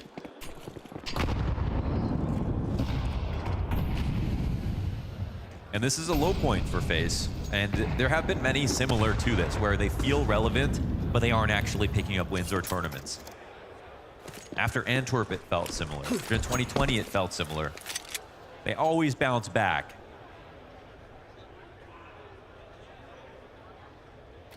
And eventually, they won't. But do you want to bet on that happening now? That's the question. Bets on Ultimate and whether he can perform under the big lights. Doesn't decide to stick around with that scout, not even rattling a shot off, just falls back. Nice grenade on, oh, that's a teammate's nade. Oof. Yeah, but it was still nice. And was on the money, that's for damn sure. 47 damage off the team nade, thrown by Ultimate, I believe. And so he's not making his job any easier for himself, but he is lucky. He's got teammates all around him at the moment. Liquid are in the right spot to kind of hold this back. We'll see if things get a little zany here. That's a lot more team damage. nade, plus, of course, the pistol dink onto Twists now. Certainly not ideal. First kill comes out to the favor of Liquid, instantly traded right back, made possible by Ultimate. And still they're stagnant for 30 seconds. They could just pause outside sight. Commitment starts to come in. And a weird position here because now Ultimate's been relegated to play with the sidearm. Right, you've got that rifle. You wish it was over towards Pit, but instead... Wait, can they make it to B? Yakinder, yeah. All the pressure's on him. 20 seconds and he's gonna tuck. But he's got a great gun, right? That stolen AK. If they get here, it's all around about this the Tech position, 9P. yep. This coffin fight, which it. he just shuts down in an instant, means 8 seconds. They do clear him. And the they've plant got the comes plant. in. They've got the plant, and the 16 health left on Twist is all that remains here for Liquid. He's gonna save. I can't believe it. They actually found the route. They actually found the route. Liquid were so convinced that A hit's coming. That was a call and a matter of the circumstance. They really wanted to wrap Arch. They came in with a medium buy here, and Liquid, I think, did everything correctly. Like, they left one gap, obviously, towards CT, but at the 25-second timing, that is a very unlikely play to happen. So you can't be surprised about that. But at the end of the day, FaZe were staring at a wrap smoke, and normally they might have gone to the CT spawn, then went library and tried to hit A that way. But to be a professional means to understand the rules, but also the exceptions. And right there, FaZe find the exception.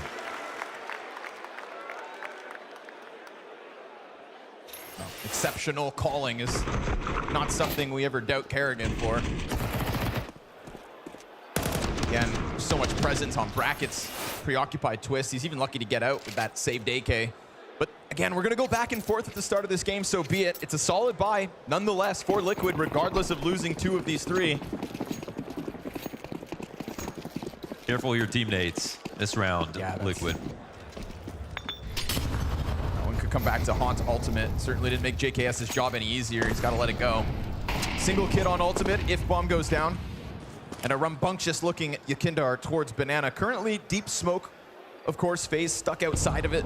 Cautious that there could be this close push, and I feel like made even more possible by the lesser weapons.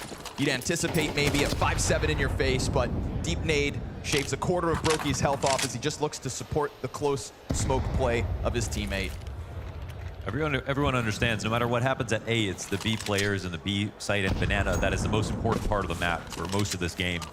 Yakinder and Naf working together will be everything, and right now, Yakinder's performances are a little parabolic. He can have impact, sometimes not. Naf's having a great tournament overall. They're going to be pivotal here on CT. Ooh,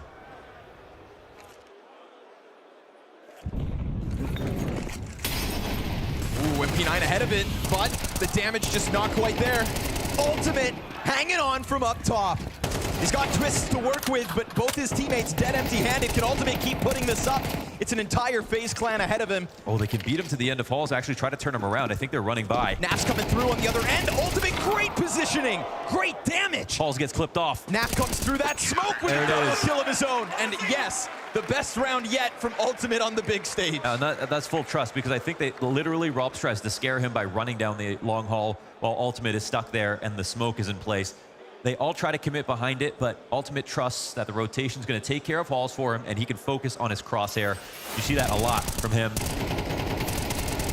Full faith in his positioning, understanding he's got a job to do and teammates to trust. It's got to be the most impressive part about Ultimate coming into Tier 1 this quickly.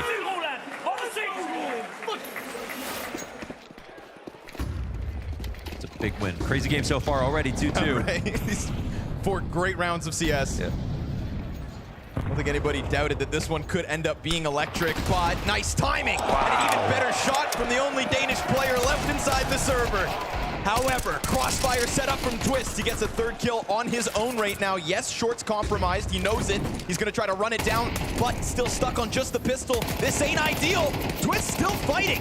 Oh my God, so many shots go by. It sets up Nap, but also empty-handed. Oh, there was no way for him to help. Twist had to try to stay alive as long as he could, and it looked like maybe he needed to get the kill.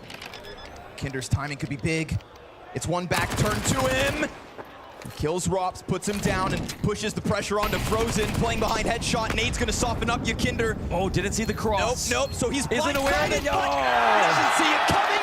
And FaZe just gonna rush down that A site fast as can be. If not for Twists, that looks even easier. Could have absolutely saved the day, and Twist Nades got into place just a second too late. They did take a lot of damage running through the molly, but it was fine. That's a rare sight. An opening kill from the Kerrigan Deagle on a round like this. Rare but welcomed. Great reposition here from Frozen. Turned himself into an advantageous spot. Incognito.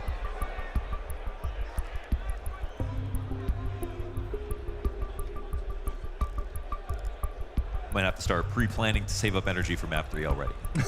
We don't know what's going to happen in this game. 5 rounds back and forth thus far. Yeah. We could do this all night long. Yes, we can. Absolutely. In fact, we encourage it.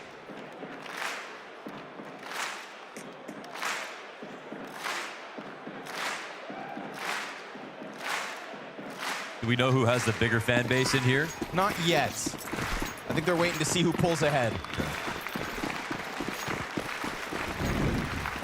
We'll definitely hear it if Wicklet pull out this round. And Kinder goes from small gun to big. The 1 M4 ready to fight. Oh. And he gets bested by that measly Mac 10. Rain almost given a chance to double up, but will they expect a peek from the other side? No, they won't! No, they won't! And then again, Ultimate pressures both sides of practice. Upgrade for Twist. You're kidding. And it goes down. 1v2 for Naf. That's where we are left over. Tell me how they came out ahead in those trades. It is just trade train back and forth. The double 5-7 from JKS, almost enough to set it all up. Almost, but not quite. Now surely there's some kind of a gun for Naf to grab. Naf has been the definition of locked in at this event, and walking by that because he believes in his odds of actually pulling this out. Has to remain silent with no kit at the moment, but he has so many grenades. It would definitely help to maybe unroot somebody down in pit. That's what he's gonna try to do. Peeks in with the Molotov and flushes one off. Now, position known, can get a better gun and get out. Yeah, go for the save, and there it is. First consecutive round wins of the map. It goes to FaZe, and they pull ahead 4-2 on this T side. Insane how it took place as well. You run that back 10 times, it's probably gonna be 5-5, honestly. There was, I don't know who it was, 5-7 on Arch. Took a few shots and missed. I think that was actually Ultimate. Oh, Ultimate, excuse me, yeah. Yeah. Yep. That was kind of the golden opportunity to lock that down. But I hate to blame anybody in this spot. We got the final trade is in the mid-smoke on lane after JKS does this. And Kerrigan again with a little mechanical impact. We've seen the Deagle entry through middle, now this nice snap around to deal with Ultimate. He's had a couple of good maps. But I'm just like you, Launders. I am curious, are there Team Liquid fans in the house tonight? Okay, but what about the FaZe fans? That's right. Okay, well, yeah, but hold on, but What about the Kerrigan fans? One and the same. Kerrigan still yet to win an event in Copenhagen. Here he goes, trying to tear it up in Banana, but it's a one and done because that AK's out there on the field. So it was. That gets taken out as Frozen just rips a couple up. Berettas from behind the sandbags cleared as well after one. So it's still Liquid trying to go tit for tat, but again, these consecutive round wins starting to build up for FaZe, and this could end up being quite the T-side if they keep the momentum going.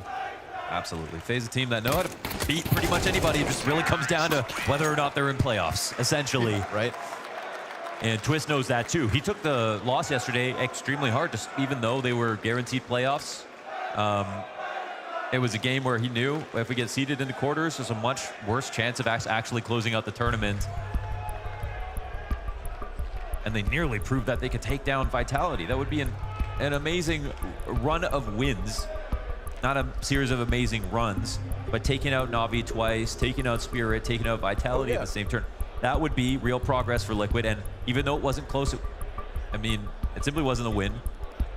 But I think they should have still left sort of with their head high coming into this quarterfinal. Well, JKS just put out an interview where he said, you know, for a new team, we have gone through everything you could hope for. And I think that really is testament to it, right? These big scalps that you're mentioning where we can't put Liquid in the top 5, but we can definitely say that they are a challenger for those rosters that want to think they're kind of cut from different cloth. It's not the case.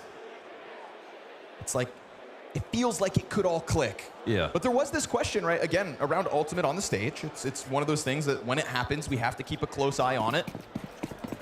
3 and 5 at the moment. You can see some of the new team problems. We'll get into them. I think one of the issues was T-side nuke. That's not in the veto. So as they learn, maybe they'll be rewarded. Drew a win over Spirit on nuke 48 hours ago. Almost beating Vitality 24 hours ago.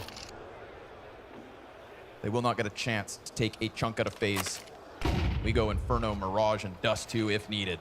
But finally, Liquid feeling like they can do something as they get themselves back into the guns. It is with lesser utility, but still, again, the numbers in the right spot. We go 3 players on A. Very quiet approach out of FaZe Clan, but it's met by utility as they throw out one of their own for the blue truck. Such a heavy lean. FaZe yet to make a decision, truly. Haven't seen anything on bracket, and it has been a lot of presence here from Liquid on bracket in these past few rounds. More often a little more forward than their current hold, but it is 4 defenders at 45 seconds. Man, I think they actually might jump into this. You know, we'll see, because there's all the CTs here, but no one's shown themselves yet. Let's see what the Savage can do. Looking for the hold on Apps, and it's a one and done where suddenly the smoke grenade allows for Rops to exit. They're cautious about short push too. 2 players in sight. Oh, but just straight up wall bang by Frozen. And after it goes down with nothing, everybody dies. Wow, that is a deadly entry pack here from FaZe. They really taught Liquid a lesson. Oh my God. And the health is barely there, right? Tagged up Frozen, Brokey, half health Rops, but it doesn't matter. That wall bang to get Twists off site is wonderful. I mean, it's pretty incredible. Like, dead center, that box had to be a headshot, and it will be. That's Frozen for you, ladies and gentlemen. Top performer. Frozen came into FaZe at a weird time, you know? They took off sort of pretty quickly, but even though they gained altitude, they still struggled to actually close the events out. They got 1 win in there, but that was their championship window, and they closed 1 event out and struggled from there on out. You assume Frozen's one of the ones with the most vigor on the team. He's, you know, the youngest, wanting the most wins. Of course. Like, most excited about the chance to play with this roster.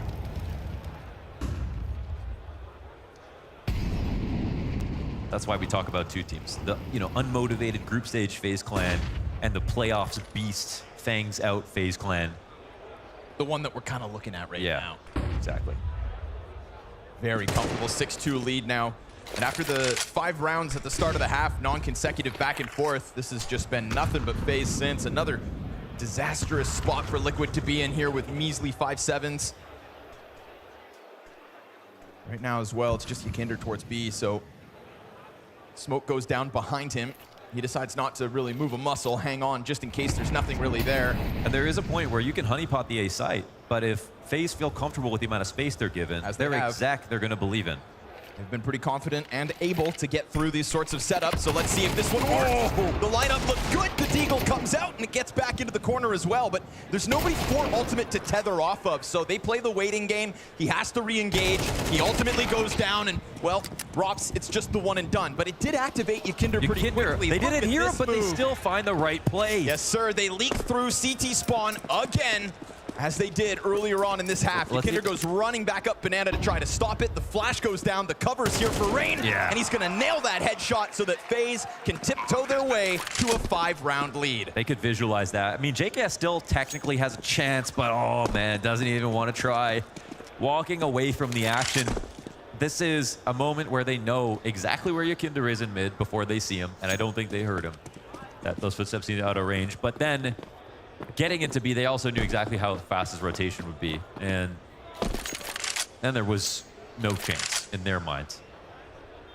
And that's also the problem of having setups that are that passive. You can have as many players stacked in as you have, and the other team will participate in trying to take 4 down on A, but you are going to lose on rotations. That's like the #1 thing.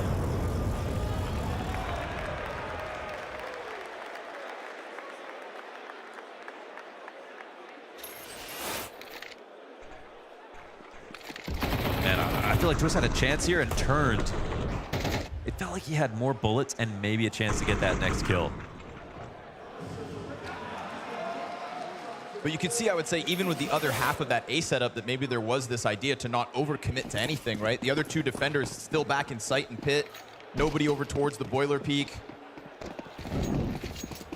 Trying to get away, and unfortunately for him, Ultimate, that kind of puts a bow on his life too. Smoke down in front of Ultimate, so the op falls back. This one's got a little vigor on it, a little tenacity as they catch the library peak off guard. Smoke coming down, but a beautiful flash right before. And JKS makes the most of it. They go 5v3, but meanwhile FaZe find that other opening, the alternate route up short side. We've got Frozen still with a smoke in hand.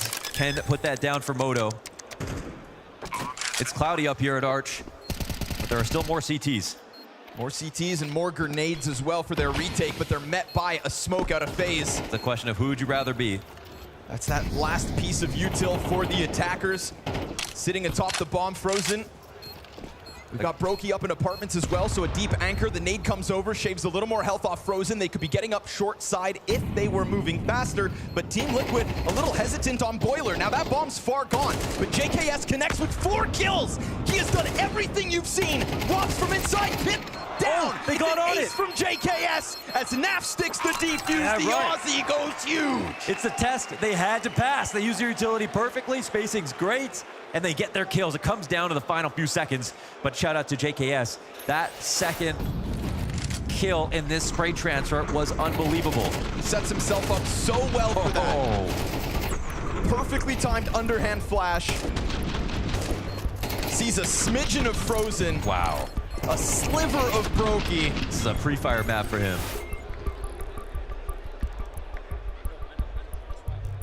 And there's your biggest Liquid X factor yet.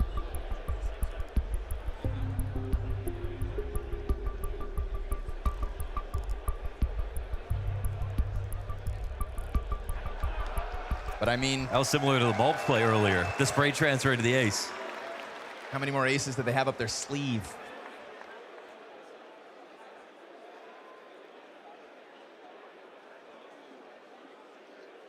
Pulls it out late in the half after that 5-round streak from FaZe.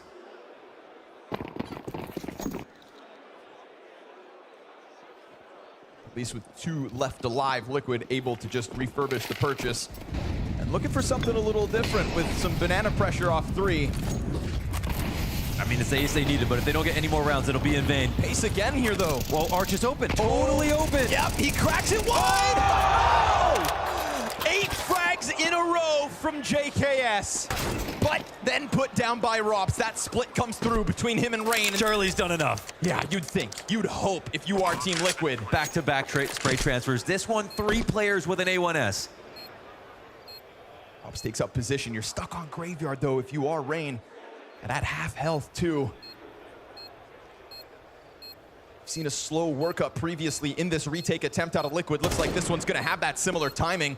I mean, at this point, Ultimate's still just starting to peek out from mid, but now that they've got these 3 points of contact, they're gonna start moving it quicker. Rops goes down by half, now down to 2 HP. He has to hide, and Rain offers nothing. Rops dead, and they jump on top of the bomb with time yet again. It's close, twice in a row. Wow. Wow, that's very impressive, Liquid. They pulled it off. And again, it looks like time is a problem, but they're using every second wisely. They are clearing out angles, taking it slow, getting into safe positions that are closer to the bomb, and they finally make it happen. This unreal, this spray from JKS. Very rare that you get to exercise a triple spray transfer back and forth like that. And every little bit matters, as we can see. I mean, FaZe really need 1 kill in some of these situations, and they end up winning the round, but instead, heroics from JKS, Liquid with 4 rounds. And maybe a dignified half ahead of them. 1 more and they're in business. Oops. And Nate actually could have done some good damage with FaZe hiding in those corners. Instead, Kerrigan gets ahead of all of it. Still got Naf setting up Yakinder and Twist coming over to support, so there's going to be some utility here for a bit of an aggressive play from the Latvian. He doesn't see enough. Falls back to dump Util, says, set me up again, I've got this. We'll see if he does. He's definitely got his hands full. Oh, yeah, the flash just not there, and he ends up being in the open. Yeah, I don't know. That's gonna serve as a trigger for FaZe to keep this moving forward. Sure, Twist did get over closer, but is he close enough to help Nap? He feels so stranded at the moment, backside. They don't know exactly how scared FaZe are. Twist takes advantage of it, Kerrigan down. That at least gets it back 4-4. Oh, they're gonna miss this. Ultimate's gonna hear him running by. Rain doesn't see Ultimate scoped at the floor, so he hits him. Oh, he does! And now it's Snap who has to hold. 2 kills all he gets. Rain doubles back as he heard that. What is happening? Both players missing. And as Twist hangs on towards Coffin, goes in for half the health of Rops. Nate should be good for a little bit more, but a little's not enough. And Rops finds that pressure off Coffin, surely buying time for a plant as there is no cover. It's a slow crawl, inching his way in from the back of Church. It has to be JKS yet again. He has had so much late half impact, but can he pull off a clutch to boot? I mean, they did the perfect thing with this wrap around. JKS has no idea. Smoke kit flash. Oh, he's coming to look for it. Doubles back. Perfectly positioned, but again, this utility could make things messy, sloppy. Does he pull out a frag in the middle of it? Time is of the essence. He puts that smoke deep. He thinks they're backside. He could not be more off the mark. Sure, he'll find Rain, but again, it's time, and it should be a mowdown here from Rops. So 1 more sprinkled to the tally. 2 desperate defuses for Liquid to double their rounds. 4 is all they'll get.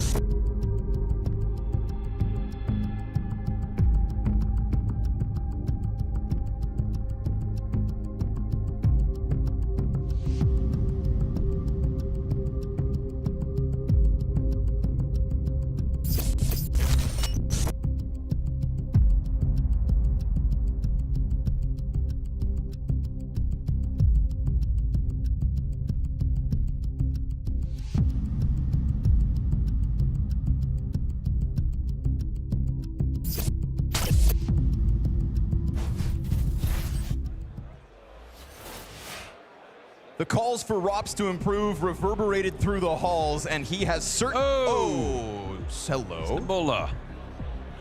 Doesn't even notice. Doesn't even notice. It's not about him. And it's all about the Counter-Strike. But back to Rops, Mohan. 15 and 8 across that first half. Absolute impact. A 3K to close out. 100 plus ADR as FaZe take to the CT side with an 8-4 lead. So people called for his head. They wanted to see the step up. Our analyst touched on it even before the game goes live. Yeah. Rops delivers. Rops delivers 100%.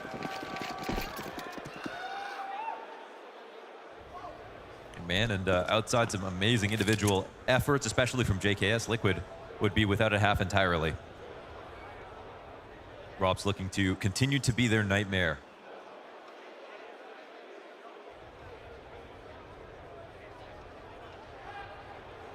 Man, he's just hiding. What does he know that they don't? Man, this is a really strange situation because, well, I mean, the push is going to be delayed now on B if no info is taken. But on this timing, Rops is extremely curious what's going on, but he's going to hear everything. They don't plan, however. What does he get to do? Kinder's going to catch him. Rops, okay, he had to. Oh, man, JKS doesn't get that kill. They'll lose halls. It's a lot scarier. That would have been way worse.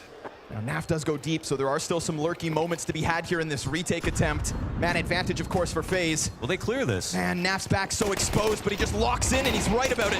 Fixates in on Kerrigan. Missed chances out of ultimate. Oh, he can't get it. And now in the open. Instant retake offered by Rain. FaZe go up 9-4. Ooh, a couple of must-hit shots weren't. JKS, honestly, if he gets the 1 kill in halls, because Rops has no one else there, it's the best post-plan position. Could have lost it and still won if Ultimate gets his 1 kill on the site. Maybe they needed even more, though. Oh, yeah, no, they needed that one. They needed to take out Rain expeditiously. Damn. Man hits a zinger. And that's going to leave Liquid a little deflated. We'll see if they can do what they did back in the first half, that back and forth engagement of 5 rounds non-consecutive. They do indeed enter with the force. It's a strong utility buy with majority Tech 9s. And Naps Galil, the X Factor. Liquid are kind of getting mopped right now, man. They need to wake up. A lot of grenade usage and really not a lot of damage to show for it. Bad nade from FaZe. Rop opens up with the kill deep inside of the apartments. No stress, no sweat for Rops as his impact continues to be felt throughout this map. And you got to appreciate that he's pushing by himself in rounds like this when he's having such a great game. Taking full advantage of this form. Tap back to the early days of CS2 here on Inferno. No kidding. At the beginning of the year, it felt like we were going to be in a race with Rops in contention for number 1. That's where we were at. And I mean, just playing inside of the apartments as if he owns this game, that was also a key piece of it. So it's beautiful to see a little aggressive lurk out at the start of the round, and he goes up 5v4 against, again, majority lesser weapons. Nice timing peek here from Brokey, shaves Yakinder off the play, shoves him down into the 4 kills, 11 deaths, and he wants second serving. Greedy Brokey, but it's all yours. That's the first sign of the confidence spilling over. The re-peek from the MP9, and now all the FaZe players dead except for one. It's just twists. Still trying. Cautious about the pit player, and he's not wrong to do so, but Rops is ready, locked in. Again, just no sweat. Leans back against the wall, makes sure bomb doesn't go down, and takes FaZe into the double digits. Certainly for me in this game, it's about finding out whether or not either of these teams can beat the rest of the competition here. Because when we talk about Vitality and Navi, it feels like that's almost a given final at this point, unless the other teams in quarters can prove they're good enough in their respective matchups. FaZe are definitely proving it so far. Yep. Always nice to see FaZe just kind of crank that dial, step it up a notch when they step into the arena.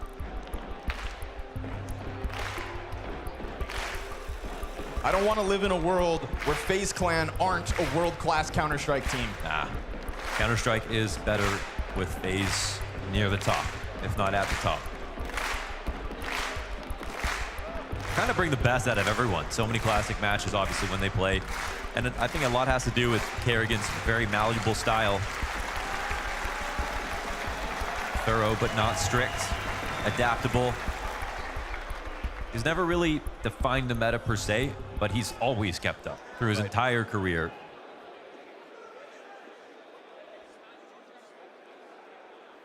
I was a little nervous when we heard about FaZe doing a boot camp prior to this event, and then they came in and had their kind of struggles in the opening days. Alas, if all that preparation starts to come together now on the stage where they do their best work, I mean, this isn't even close. And neither is this buy. Yet again, Tech9s as the half purchase comes through. A few tools to work with, but we see that same confidence from Brokey's MP9 last round, right out of the gates here in number 15. Just straight down the T-ramp. His teammates right behind him. Kerrigan wants a piece of the action, and he'll go ahead and take it. Vomits there to clean up. And in mere seconds, at a minute 25, it's just down to Yakinder. Not supposed to have pieced together 250 kills, so of course they call in the big guns. Rops at range. The heavy hitter. Rops puts him down as FaZe now stand 2 rounds from a win on Inferno. I thought they want to make him feel like they're in kindergarten right now. So bully them at the steps. Really, I think, come for them every single round here on CT side. And I mean, obviously, it gets so suffocating when you're on T side. You're low confidence, you're low rounds, and you're low money. Getting that map control back versus a very confident team with the right amount of utility is... it's draining, even just starting at the round knowing. Yet the other team's going to be mollying bottom banana, throwing nades behind it at different timing, swinging with big guns.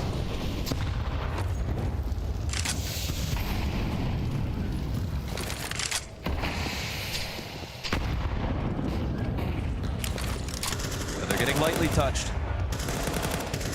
but nothing lethal. Oof, there you go. You see, each nade is not that big, but together, it's substantial. Keeps together strong. Trying to play into the brackets here. A little test comes out from JKS. We saw what Kerrigan could do when given the space in brackets. We also saw some excellent calls, right? Great diversions and diverting right after. Green gets smoked out, so he has the option to either... Oh! He has the option to shoot him through the smoke. Sit Kill down. him instantly. Sit down. Underhands a flashbang and nails him to the cross. Brokey. Blood was just testing the water. They were hoping Brokey was over on B, maybe. No chance either side of brackets, so now poor Team Liquid have to just fall back into what could be this desperate B commitment. But if they're able to get through with convincing opening kills versus Frozen, Kerrigan, then, well, maybe there's still something in this round. 3v5 attempt coming forward, but with the 2 players that were softened up by nades. No contact with the sprays until Kerrigan gets his on the edge. What is this? Yakinder just, oh my What is that, guys? It's disgusting. Oh, that's too easy here for FaZe. They actually had a chance when the Kaufman's player was reloading. They could have scaled and maybe traded out one or put pressure on the CT player to hide, but obviously their problems start here. Then they get worse here. Kindergarten peaks. Yeah. This is a little bit sloppy for sure. I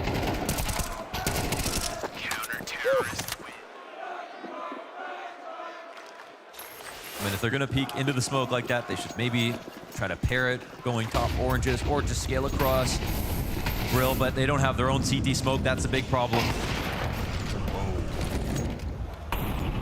Early damage, but it could be worse. Brokey's still half health. Nice grenade. Kinder not having a good time tonight. Down there at the bottom of the scoreboard alongside Ultimate, where we also had questions in terms of taking his success in early debuts and transferring it onto the stage. And it's not like we have never seen a bad map from him, but it just really sets a tone versus a FaZe that loves to power up for playoffs. Frozen falls back as Liquid are a little ahead of all this util, so timing-wise, this could catch FaZe. One and done out of Frozen. Okay. Kerrigan dies to the jumping Mac 10. Oh, okay. And Ultimate catches in entry. One of the better-looking rounds from Liquid, and it just comes out of the tempo, the timing. It's the pace ahead of the util. Nice. Yeah, it's faster, but it works out even better. A lifeline, so to say. A bit more on the same page right there. Blink and you miss it, though. We're at 12-4, going on 12-5 here for Liquid. FaZe aren't exactly pressed right now, and it wasn't Liquid who made the comeback versus them last time. This damage adds up, though. We'll see how many survive. Rain. Be careful. Ooh, Rain! Almost Clears all 4. Wait, is Twist gonna die? Oh, he's gotta be careful. Oh, that's the off on. Let the bomb finish the job. Ouch. Yeah, that's job done for Rain. He's happy with that. Hell of a half, nearly keeping up that 100 ADR that he came into the second half with. That is the first key round win for Liquid. Yeah. But all the guns get swept away, and we'll see if they can even replicate it. Well, it's something of a Pyrrhic victory to lose everybody in a situation like that. Yep. But a win is still a win. Limitations, though. I mean, Yukinder's just got a Tech 9, dude. 2 Galil's Mac 10. Oh, what a rough position. You take the smallest sigh of relief after winning a T round, and you are right back to a difficult spot. So let's see if the entry can come forth from Yukinder with just the sidearm, or at least elicit a little utility usage. Empty out the belts of FaZe so that you can come back for a commitment later on. Plenty of time at a minute 10.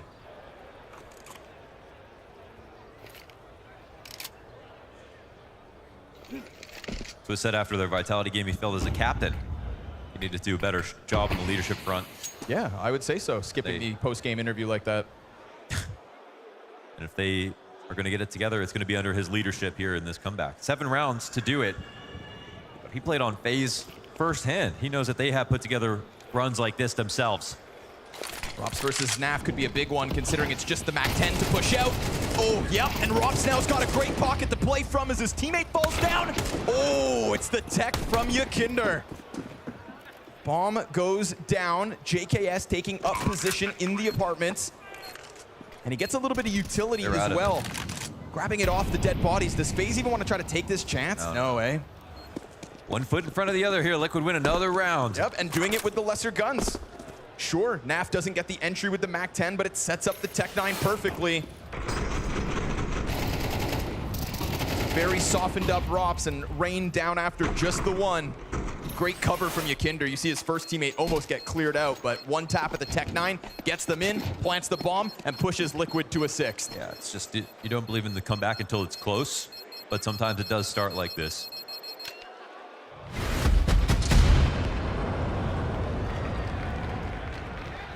Ain't no Inferno.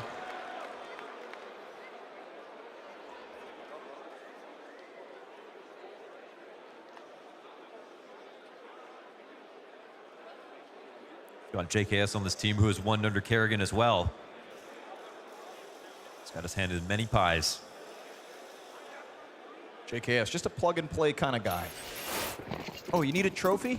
I know a guy. You need an anchor, you need an entry, you need a trophy. He's your man. Call his agent. Remember that when he first played with FaZe, he won Kato as an entry. Yes. Must be nice. Yukinder, ooh, eats those nades. We've been talking about how the nades were slowly adding up. This time it is big impact off both. And that Tech 9 entry that they relied on one round prior will not be able to come out this time. 4v5 or we go Mirage. Their chances on this T side far and few between.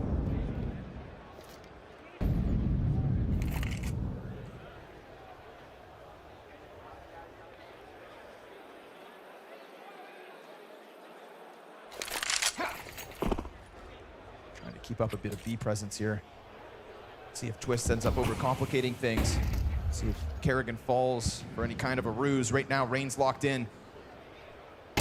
Oh, he gets his clean trade frag back from Naf. It's gonna have to go 3v4. Oh, ran right into Brokey. Just so well posted on the angle and ready to scoop up another 30 seconds and desperation across Team Liquid. They're worried about the arch wrap, but they don't even have to be. They gotta push this in, and they're gonna have to deal with a Brokey who ends up going deep, but the Little Pit player also a little passive. It's gonna be the flick up, if it's gonna be the flick. If at all. Ultimate drops back down, missed shot, but there goes Rob. Oh. Dead. Kerrigan comes out to help. Twist knows the Opera's in the bomb site, and he's gonna have to tear up his ex-teammates. Here's the short peek, but can do nothing about it. Liquid can do nothing about FaZe in this first one. A great opening map for the FaZe clan, a level that powers up as they hit playoffs. Yeah, tries Liquid Mike to claw this one back. FaZe simply on fire and closing out their map pick 13-6. Jacob, that is a statement way for FaZe to be starting off this series. It's a pretty good way for Kerrigan to come into this arena and a pretty good start for FaZe Clan. Yes, indeed. Their own map pick where they, in the beginning, had a little bit of an issue getting control over the game, but from that point and onwards, it was very clear who were the better team. Slightly disappointed in Team Liquid not able to put up a better fight. Some of the players we spoke about coming into it, Ultimate, Yakinda, couldn't really get the job done, and for those reasons, we didn't have a competitive game. And as well, you have to think about it that Liquid actually put up pretty terrible city side altogether, and only really, you know, you see how trading round in the beginning impacted the whole game, and only comeback that they really felt for that city side was that JKS ace in the end. Not good in my opinion. It took all the way to round 6 for FaZe Clan, or any team for that matter, to win 2 rounds in a row. And I want you to showcase this round, because you're right, FaZe winning the pistol, then Liquid fighting back, then FaZe fighting back, then Liquid fighting back, then FaZe fighting back. And even in this round, even in a round again where you look at the buy coming in for FaZe Clan, you look at the entries as well from Rain, they're supposed to win this round, and they're supposed to do it without breaking too much of a sweat. All of a sudden, JKS with a multi-kill. All of a sudden, Ultimate comes in, actually has a huge chance of winning the round for them. It's a round that Liquid probably could have and should have won, which would have meant 6 rounds in a row where they were trading back and forth, back and forth. I thought to myself, that's a positive for Liquid. The uglier the game gets, the better, the longer they stay in it. But from the moment FaZe won 2 in a row, it was game over. Let's talk a little bit about round 10, because, you know, in that string of rounds, obviously Liquid do manage to bring that to an end. But what was key for you coming into this round on the first half, Stico? I mean, what I want to really point out here is the fact, the speed, the pace of that T side, that ever since they were stopped trading these rounds, this is the game plan that FaZe came into the game. Here, Rain and Kerrigan both are taking so much space throughout that T side. They were involved in pretty much all the entry duels that were happening across the map. And this is only for the reason to put Frozen, Robs and Brokey into those clutch situations. Here, it was very close after converting that initial disadvantage. However, JKS came in huge with an ace, and well, that was it. There was a world where I thought Robs was actually going to be closing that one out, but these are the numbers that you wanted to talk about, Stico. What are we learning here? Absolutely. Look at the opening duels attempt rate. 6 out of 12 on Kerrigan, 4 out of 12 on Rain. That leaves only 2 rounds left where someone else was actually impacting these entry duels. And I will tell you, it was Frozen, and it was not because he was supposed to send in and do something with entry duels. It was because he was caught off guard, while Kerrigan and Rain was doing already some entry duties elsewhere. So clearly a plan that Kerrigan and Rain was meant to disrupt the chaos, disrupt the default setups that CTs were having, and put those 3 star players into the clutches. And so I love that. I love that, you know, it's part of the game plan, and it's part of a game plan you can execute on a map like Inferno. If you put Robs in Grave, if you put Frozen on the bomb side and Brokey on the bomb side, in a 3v5, in a 3v4, in a 3v3, odds are they're going to win the vast majority of those rounds, which they did in this game. So you can afford to sacrifice yourself as long as you create the space for your star players. Absolutely, and I think this is exactly the intangible they want to bring as a player in, because I would love to have these kind of sacrifices on any team. And Rain and Kerrigan were putting pretty much the MVP-like performance, but you look at the scoreboard, it's not showing that. And it's twofold, right? Because if you're Kerrigan and if you're Rain, the only way you mentally is okay with that, and the same would be for you, Stuku, right? If you and I were teammates and I'd be like, listen, buddy, you got to go in, sacrifice for me, I got it. You wouldn't trust me. I'm not good enough for that, right? But if you have Robs, if you have Brokey, if you have Frozen, if you have 3 players of that caliber, it's easier mentally for Kerrigan and for Rain to be like, listen, we're going to play second string role, we're going to run in, we're going to die, we're going to create the space, because they trust in Robs, they trust in Frozen, and they trust in Brokey to close out the rounds. Now, Jacob, you're a very demanding man, and one of many things that you were demanding for this series was to Robs to show backup. You were saying it can be a story of 2 sides. Either those lurks are going very successfully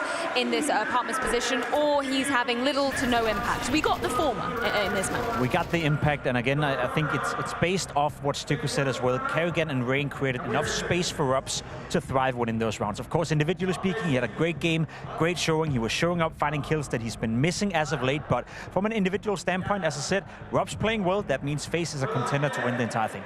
And if you were looking at those highlights and paying attention, Robs was always having crosshair where the enemy was. This is because of the information that they eventually got from Rain and Kerrigan, figuring out the setup of CTs. They got the information. Robs, all he had to do is pretty much find them, and he was never shot in the back, shot in the side. On Inferno, CT setups are really devious to deal with.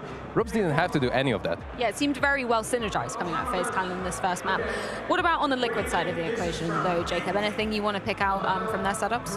Yeah, I'm a little bit sad that I was unfortunately right when it comes to Yakinda. I said coming into the game, he has not been feeling it as of late. Very inconsistent. I know against Spirit, he had a great map on Nuke, but apart from that, again, he's falling out of the games, and this was the same scenario.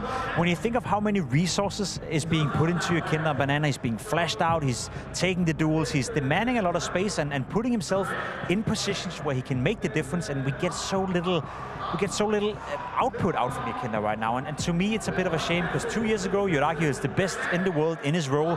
He's far from that right now, and I gotta be honest, you know, if he continues down this path, he's on the chopping block. Liquid is a very interesting and exciting project, but if Yakinda's not finding form, at some point he will have to go.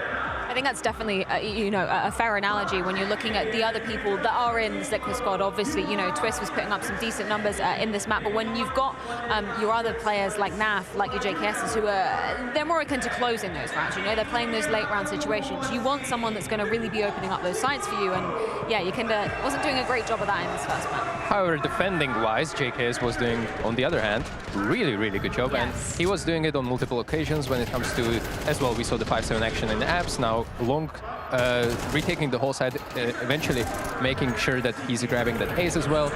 Next round, I'm pretty sure he did open that with 3K. We're going to see it right now. So 8 consecutive frags from CTs were coming from JKS, and these were the only rounds where it kind of showed signs of life for Liquid. I was just about to say, the only reason why Liquid was staying alive after the first half, you think to yourself, 8-4, it's possible, it's Inferno, it's somewhat decent on both sides, you can definitely make a comeback here. Without JKS with those 2 rounds, it would have been a whitewash, and it, unfortunately for Liquid, ended up being the same anyway. Well, we do have Liquid's map pick waiting on the other side of this break, but this is a very interesting one to dive into, but you're going to have to wait until after this to dissect Mirage.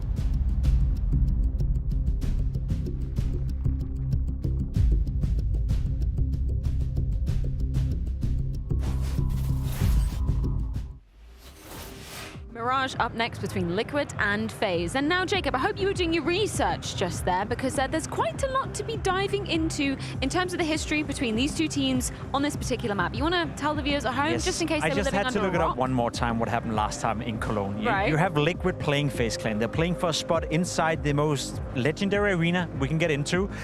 We have Liquid, being a new team, having their debut at a big tournament, and they go up in an 11-1 lead on Mirage. You think to yourself, all right, game closed, game sealed.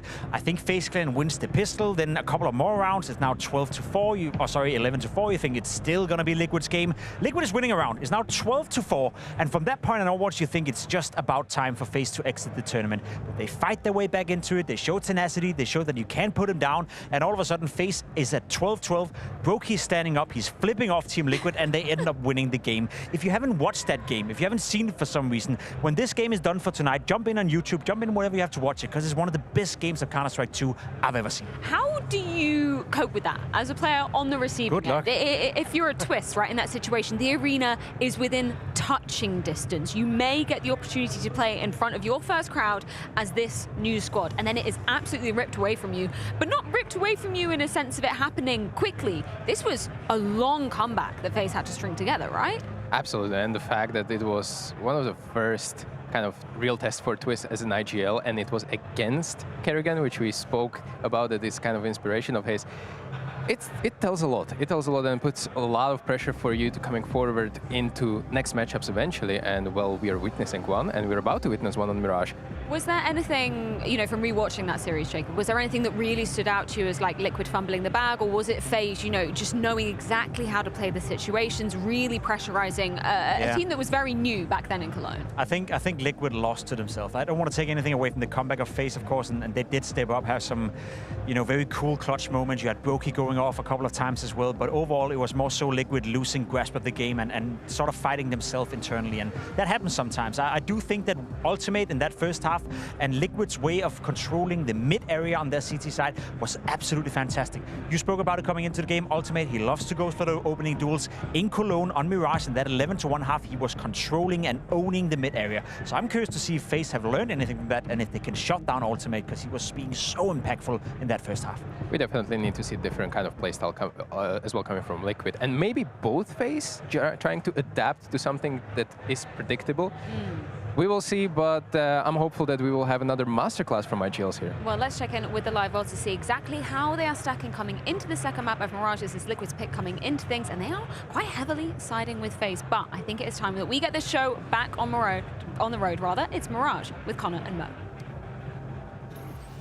Yes, thank you so much, panel. It is Mirage indeed, and Liquid need to remember Mirage very well, Mohan, because this is where the Cologne heartbreak happened. Yes, Heartbreak Hotel. And it could be the same case today. We'll see. It was impressive to even see Liquid get to the so close on that map at Cologne, only to lose in overtime as the comeback took place. They're hoping to avoid that tragedy. They have already avoided Nuke in this veto. It could be a different setting with the same outcome if they're not careful. That's the question. And so I think if you're here in the forum today, it will be about deciding who you're a fan of and making sure you get loud for them. We wanted to be a fan of Ultimate. We wanted to cheer for the newcomer, but he didn't really give us all too much to talk about back on Inferno. He was very much muted alongside Yukindar. And that was one of those scary moments, right? Sure, JKS, a couple of back-to-back rounds where things go ultra well. But besides that, can we get louder for him?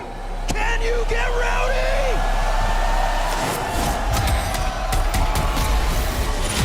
If you're a Liquid fan, they're gonna need you. I had a hunch. All right, Mirage. FaZe are excited to be here. You know it. Wonder if Brokey flips him the birds again. Oh, he's starting to. Oh, those Berettas, man. Top and bottom. Oh, they keep coming. Oh, it's just nonstop violence. Two Berettas. Them dualies sing, and it is already laughter in the camp of FaZe Clan. They got turned into a sandwich before they could cross it. Ouch.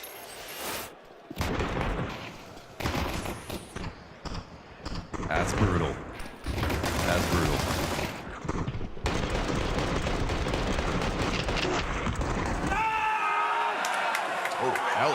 hyped, man. Brokey's hyped. More of that, please. I'm sure this FaZe clan's sick of losing. I'm sure this FaZe clan. Forum, do you think Ultimate will humble Brokey today? Yeah, I'm gonna take that as a no. Yeah.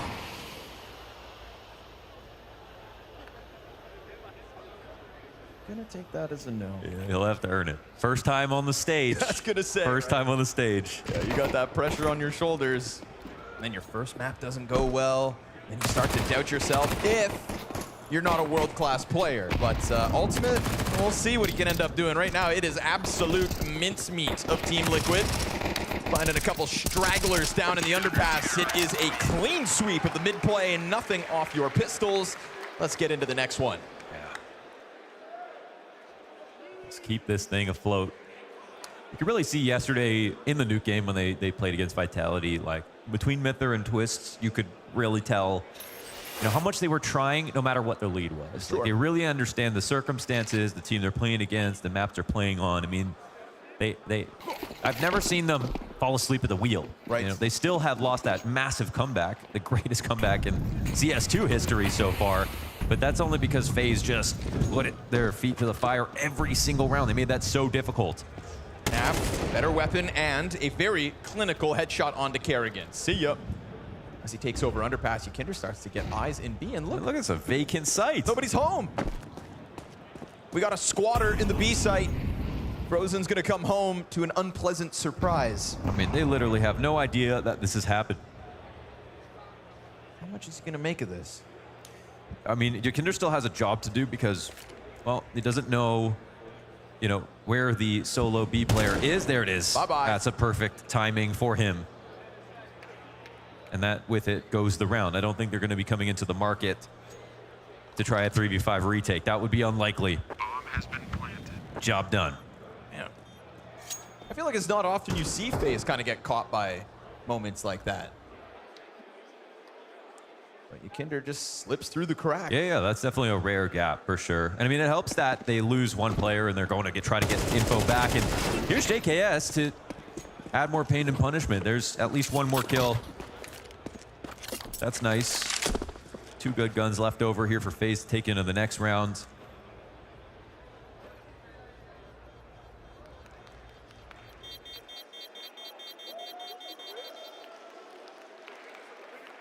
Wow, the Liquid fans are extremely quiet. I don't know if they ever showed up. Yeah, maybe they didn't make it. Maybe there are no Liquid fans here. It's just us. Look at the Myther fan, I can hear him. Yeah. Wow, Myther fans! Yeah, that's it. Okay. So you got to tap into. It's going to be a tough road, man. Again, mentioned it earlier, I'll say it again, that JKS interview. We've gone through so much as a new team. We've gone through everything you want to. And again, that heartbreak back in Cologne, God, it could crush a man. But talking about Twists and Myther, and like you were saying, kind of never asleep at the wheel, never really giving up. Also never getting angry. And I appreciate that so much about Twists. Yeah, Myther's got just a big binder and a smile, that's it. He's a good hype man. He's got a lot of belief in his in-game leader of Russell Van Dalken. Damage for Yukinder there. The spam comes out from Connector. Brokey falls back a bit. And you saw that ferociousness from Brokey after winning Pistol. Feels like a nice, convincing 2-0 stomp would do FaZe a lot of good as they try to run this from quarters to grand finals. They got a lot of Mirage between them and that. Get a shuffling of the utility here as Yukinder takes over the smoke for mid. It's a very traditional position for Liquid in this spot. I think FaZe are just not too pressed right now. They had Yukinder down low. They're playing basic CT spots on the map. They're waiting for a reaction to take place. He messed up the smoke. Oh, man. Oh, windows left open. They see nothing there. They see the A pressure as well. And it looks like Nap is rerouting. Frozen able to peel ultimate off the crossover.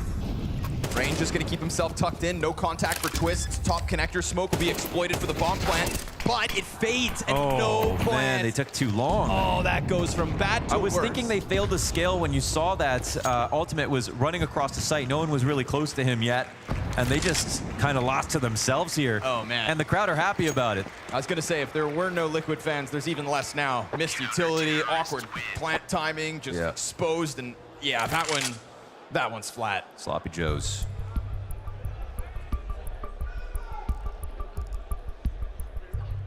But the reason we get so many great FaZe games is because they always play to the level of their opponent. So it's rare, I mean, especially in a matchup like this where we've seen them play so many times, you would expect Liquid to be close. You know, you expect to be close, but when FaZe are on point, they win. But right now, it's not close.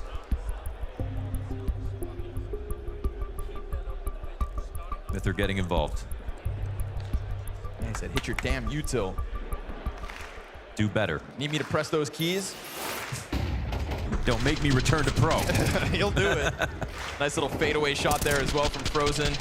And Brokey in the perfect spot. You can see that next smoke coming down to try and save it, right? They knew that connector smoke was sketchy, but Twist just trying to put his team in a post plant so desperately ends up dying hands busy. And FaZe, a very comfortable 3-1 start here on Liquid's pick. Ooh, missed shot. The flash is just perfect. I mean, Ultimate plays it aggressively. That nade. Ooh, one damage. to 4. Nap hangs on for dear life. His teammate goes swinging to try and take that presence back. We do get the 2 players out from ramp. They do. They also did retreat just a little bit, allowing Rops to find a position to fight. He was a madman on map 1. JKS loves that. We saw how passive Rain went last round, tucking into Ticket. This time he tries to get out. No one more than 50 health on Liquid, despite having 4 players alive. Rops doesn't overstep again. He got his 1, and he's going to allow his teammates to instead get into position. Huge moment here for Kerrigan, perhaps. Rops continues to tear players off the front side of this attack. They're coming at him, though, and Yakinder hunts him down. Just enough time for Kerrigan to get into position and drop that bomb in the open. And it's going to be a tough one, as Naf would have to come out for Palace. Yakinder's looking to get active, and as you mentioned, it's such low health, and it's such constant pressure coming out of FaZe. But Naf finds timing, so he thought. Wow. Kerrigan turns attention back, cleans up shot, and that is FaZe to continue winning ways. It looked like Naf was trying to set something up by leaving for a second. Didn't want to get hard clear from the ramp first. But before he even got back, Yakinder dies on the stairs as well, and those HP bars come back to haunt them. This is a classic example of, yeah, material advantage matters, but when you can compensate with your positioning, the map control matters just as much. The full thank is perfect, the timing is perfect, and they had so much confidence in exactly what kind of hit was on the way. They simply win again.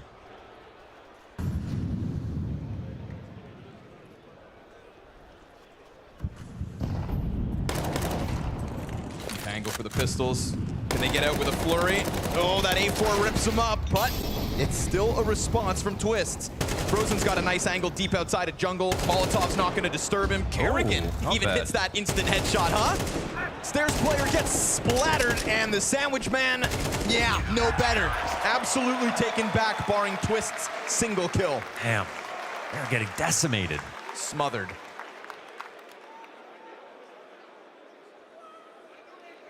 Liquid yet to fight back. Top fragger has 3. Oof.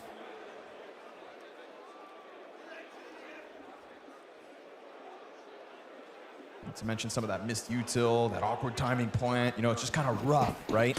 This isn't FaZe just elevating to this whole other level while we get flawless CS out of Liquid. At least it wasn't a full buy last time, but we are coming up low on chances now. They've got to make this one count. Come on, Liquid, dig deep. Got to step it up. As they start to set more attention towards the opposite side of the map, Brokey is going to be tested here. Given a chance to shine in a moment. Potential for helping hands not far off, as Frozen can come back from catwalk, as there's 0 presence in middle so far at a minute 20. Kinder could make up for the last map. Look, he's gorilla glued to the computer screen right now. Brokey takes a deeper angle. Incendiary burns out, flash hit. There he is. Beautiful flashbang. Yakinder sets himself up for a clean entry, but there's nobody here to really couple alongside him. We'll see if Frozen... Oh, he's so sure that they're off cat. We'll see if he can stop it. Oh, Yeah, that's just sure a enough. bit... Yeah, a bit too audacious. Slips down beneath him, and Rob's trying to slide back at a connector, but oh, that's not ideal. That's bomb drop, bottom con. Ultimate trade frags back as we go 3v3. Not too bad for Liquid here. Time is still on their side. We've got 2 defenders in position on the A site. Yeah, hard to read positions, man. A little separated, but still consistent in the headshots and Liquid in the trades. Kerrigan's position unnoticed. He hangs on to the sandwich. Naf locked in on him. Catwalk support's about to arrive. And it's beautiful. Freight train, baby. Man. Every single kill Liquid get responded back by FaZe. 100%. Everywhere they were going next, FaZe were already there. Kerrigan's having a hell of a match. I mean, could you play a better 4v5 when the trades look that good? You really have to hand it to FaZe right there. They made the most of that situation. Every single kill accounted for.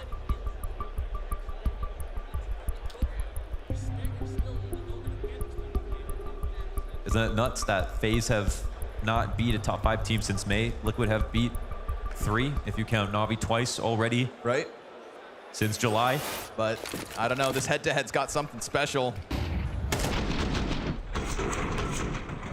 The gatekeepers in FaZe Clan.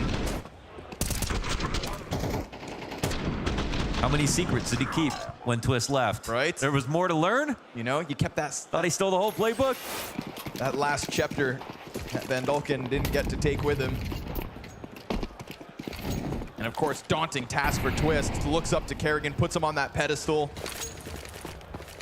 Went on record when he became the in-game leader as saying, obviously one of my biggest influences is going to be Finn.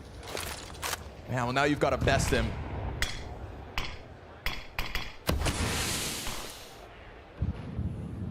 There's no doubt in my mind that there's still a little bit of a bruise from Cologne.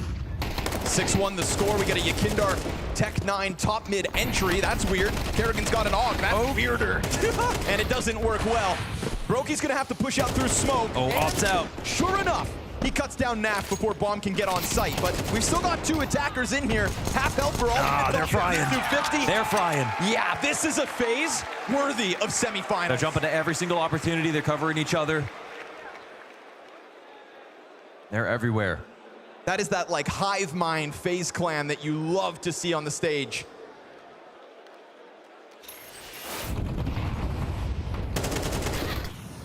Some tethered tenacity as they try to hang on to a bomb site.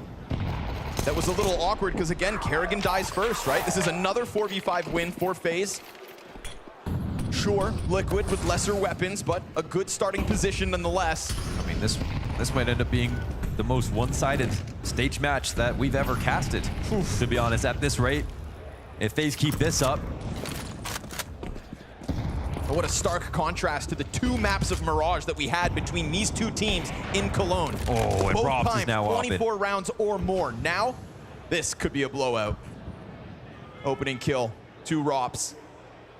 More where that came from. It's honestly the best sign that FaZe are happy, when Rops starts opping. Oh yeah, true.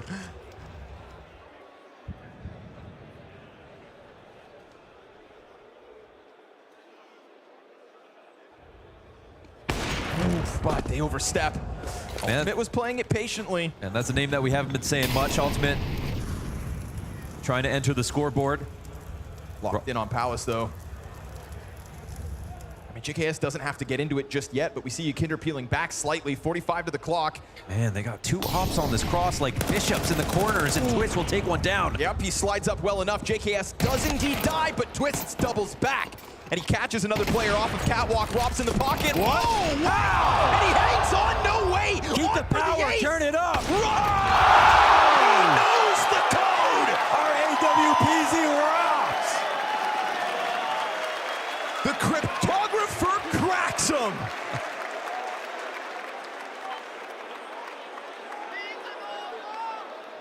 When he jumped into that, I was like, is he throwing this away? What's he doing? Is he crazy? Who am I watching? I just didn't understand. I wasn't on the right level.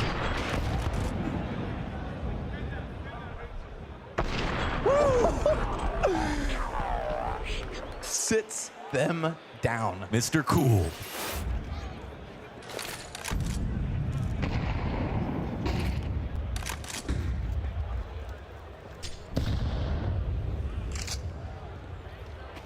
Wow. We called for him. We said it had to be better from Robs. He goes massive back on Inferno, and now he's pulling out that. Yeah, to be honest, the stats were there last time, but like the highlight plays like that now popping up makes perfect sense. He's showing us what's up. Good trade frag from Ultimate, despite not having op. Brokey takes one between the eyes and still strikes down Naf. Oh, this is dirty, man. The amount of openings that they're finding from players dry swinging out. It makes perfect sense why they've got these ops. Liquid are just 2 steps behind. We saw them last round punish that cap peek. Twist was able to nab one as they tried to inch closer towards A. And you can see Kerrigan a little wary of that again. Wants to time his attack perfectly. We've already gotten JKS to get out, though. Timing missed here. Oh, top stairs. Rain can tuck back in and just bank on Brokey. He's right behind him. But it will maybe need to be the double op retake. It's not ideal, but that nade, that's beautiful. Just softens him up, tenderized. He just alley-ooped himself. Brokey's blind, missing a chance. JKS moves forward. Liquid trying to pull players off before the retake can even happen. Kerrigan goes down, and Brokey able to nab Yakindar. JKS swapping guns, trying his absolute damnedest. Liquid trying and trying, but finding nothing for their effort. They can't catch a break. 9-1.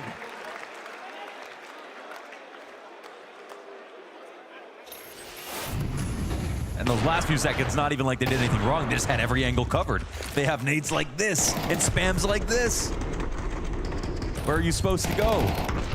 Nowhere to run, nowhere to hide. And Brokey hit, what, 3 shots this round? Massive op impact. Not bad for a secondary opper. Final timeout called by Mythra already. This game is getting wrapped up faster than the first one. We are in a position here. That's the first defuse needed by FaZe Clan. Wow, man, that's crazy. That's a stat. And there's a round that's lost by time. That doesn't look too great from Liquid. There's some other rounds where FaZe are just getting better, and now even though they're also playing better, they still can't keep up. This is exactly what happened last time, right? It was 11-1 CT sides in Cologne to push it into OT. Yeah. We could be looking at the identical scoreline. I'm telling you, there is a scar, a mental block for Team Liquid in this head-to-head on this map. There's gotta be. Oh, I mean, this is ridiculous because this is what Liquid did to FaZe the last time they played Mirage before the comeback took place. Now they can't even get the good start. What can you do in the face of a FaZe clan that is powered up on all fronts? Brokey frozen, Ropsol going huge. Kerrigan inside of the apartments. Oh, you love to see it. Since when does FaZe have 5 stars? Yakindar cut down from top middle. Liquid couldn't buy an opening. Nah, they can't manufacture one. They can't create these winning chances. JKS and Ultimate are all alone here, up in the halls, eating utility. Insult to injury, sunk in the wounds. Nothing of a T-side from Liquid.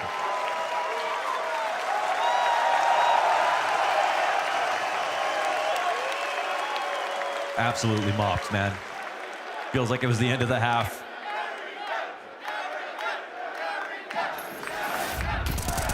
I don't know what they're going to do here. You're getting cleaned up by Kerrigan. You're trying to push through smokes, and the IGL just owns you. Yeah. And in positions like this, it is about attitude just as much as it is about game plan. Of course, they came into Mirage prepared. They have direct experience with the team they're playing against. This isn't a new matchup. Plenty of reps. And you know the mood isn't good right now. I can't blame them. Yeah. This shot out of Brokey, that's an opening. Could Liquid double their round count now? Final hurdle, last attempt. And this one goes about as well as all the others. Nothing! This is revenge, man. I mean, this is a flat line from the Team Liquid T side. Masterclass from Kerrigan as poor Twist finds himself in his back pocket. The greatest of Danes remains, and the greatest of Habs had again, 11-1.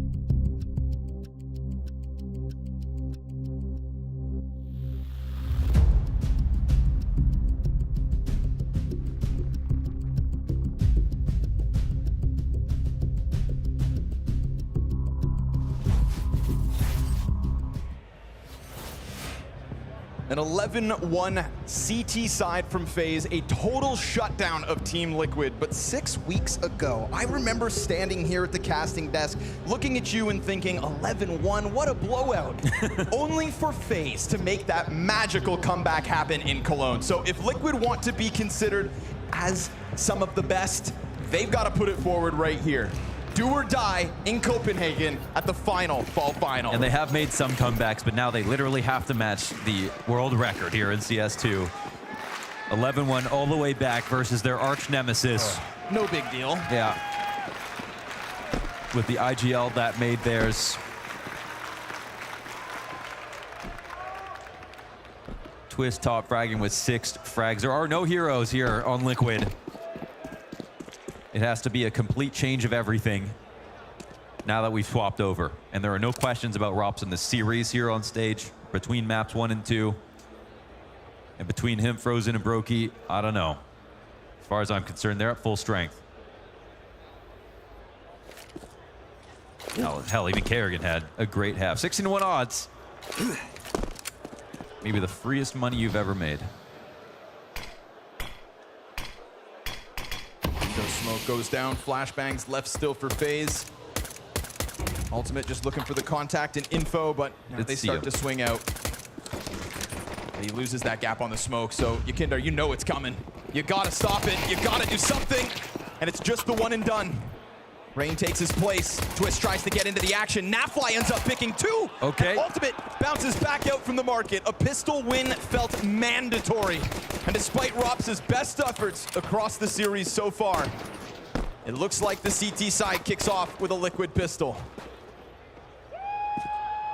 Ooh. Oh, man. My God. Okay. Careful. RTSR setup.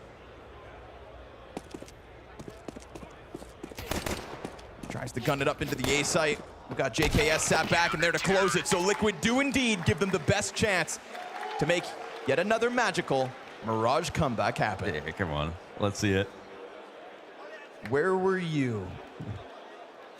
I'm trying to think about what Liquid's best comeback is so far, because they've had a couple of like good games with like low rounds where they got back into it. But most recently, it's, you know, dropping comeback to Vitality. And now not having the lead that they started with last time versus FaZe. They really have done some impressive things so far in their short time together. I think it's why there are so many people who, even if they're not, you know, huge Liquid fans, do feel like this roster is undeniably kind of on the brink of something. Yeah. When it works, it works. And it works against big teams. But now it is the challenge of the stage as well. Of course. You know, Ultimate doesn't seem like someone you would ever doubt when it came to the stage, because like his temperament is just like, doesn't seem to care about anything. Like he's just always going to perform, but he's not had the best series so far. And there will be questions afterwards as to how much blame we want to kind of place on him, or considering this one wasn't even close and he's not the only underperformer. Those conversations can happen after. For now, Twist's gonna clean up from a pistol to a conversion, but the job has only just begun. Yeah. And they'll be working all day. They're changed from roof tiles in the hot sun.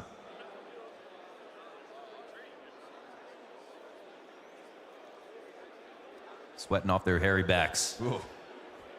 No one's handing them lemonade. Sun-kissed. Here in the Middle East. And sinking. That sinking feeling. Anytime a round gets close, anytime someone's got to step up to the clutch. Liquid stepping on death's doorstep and just trying to get away.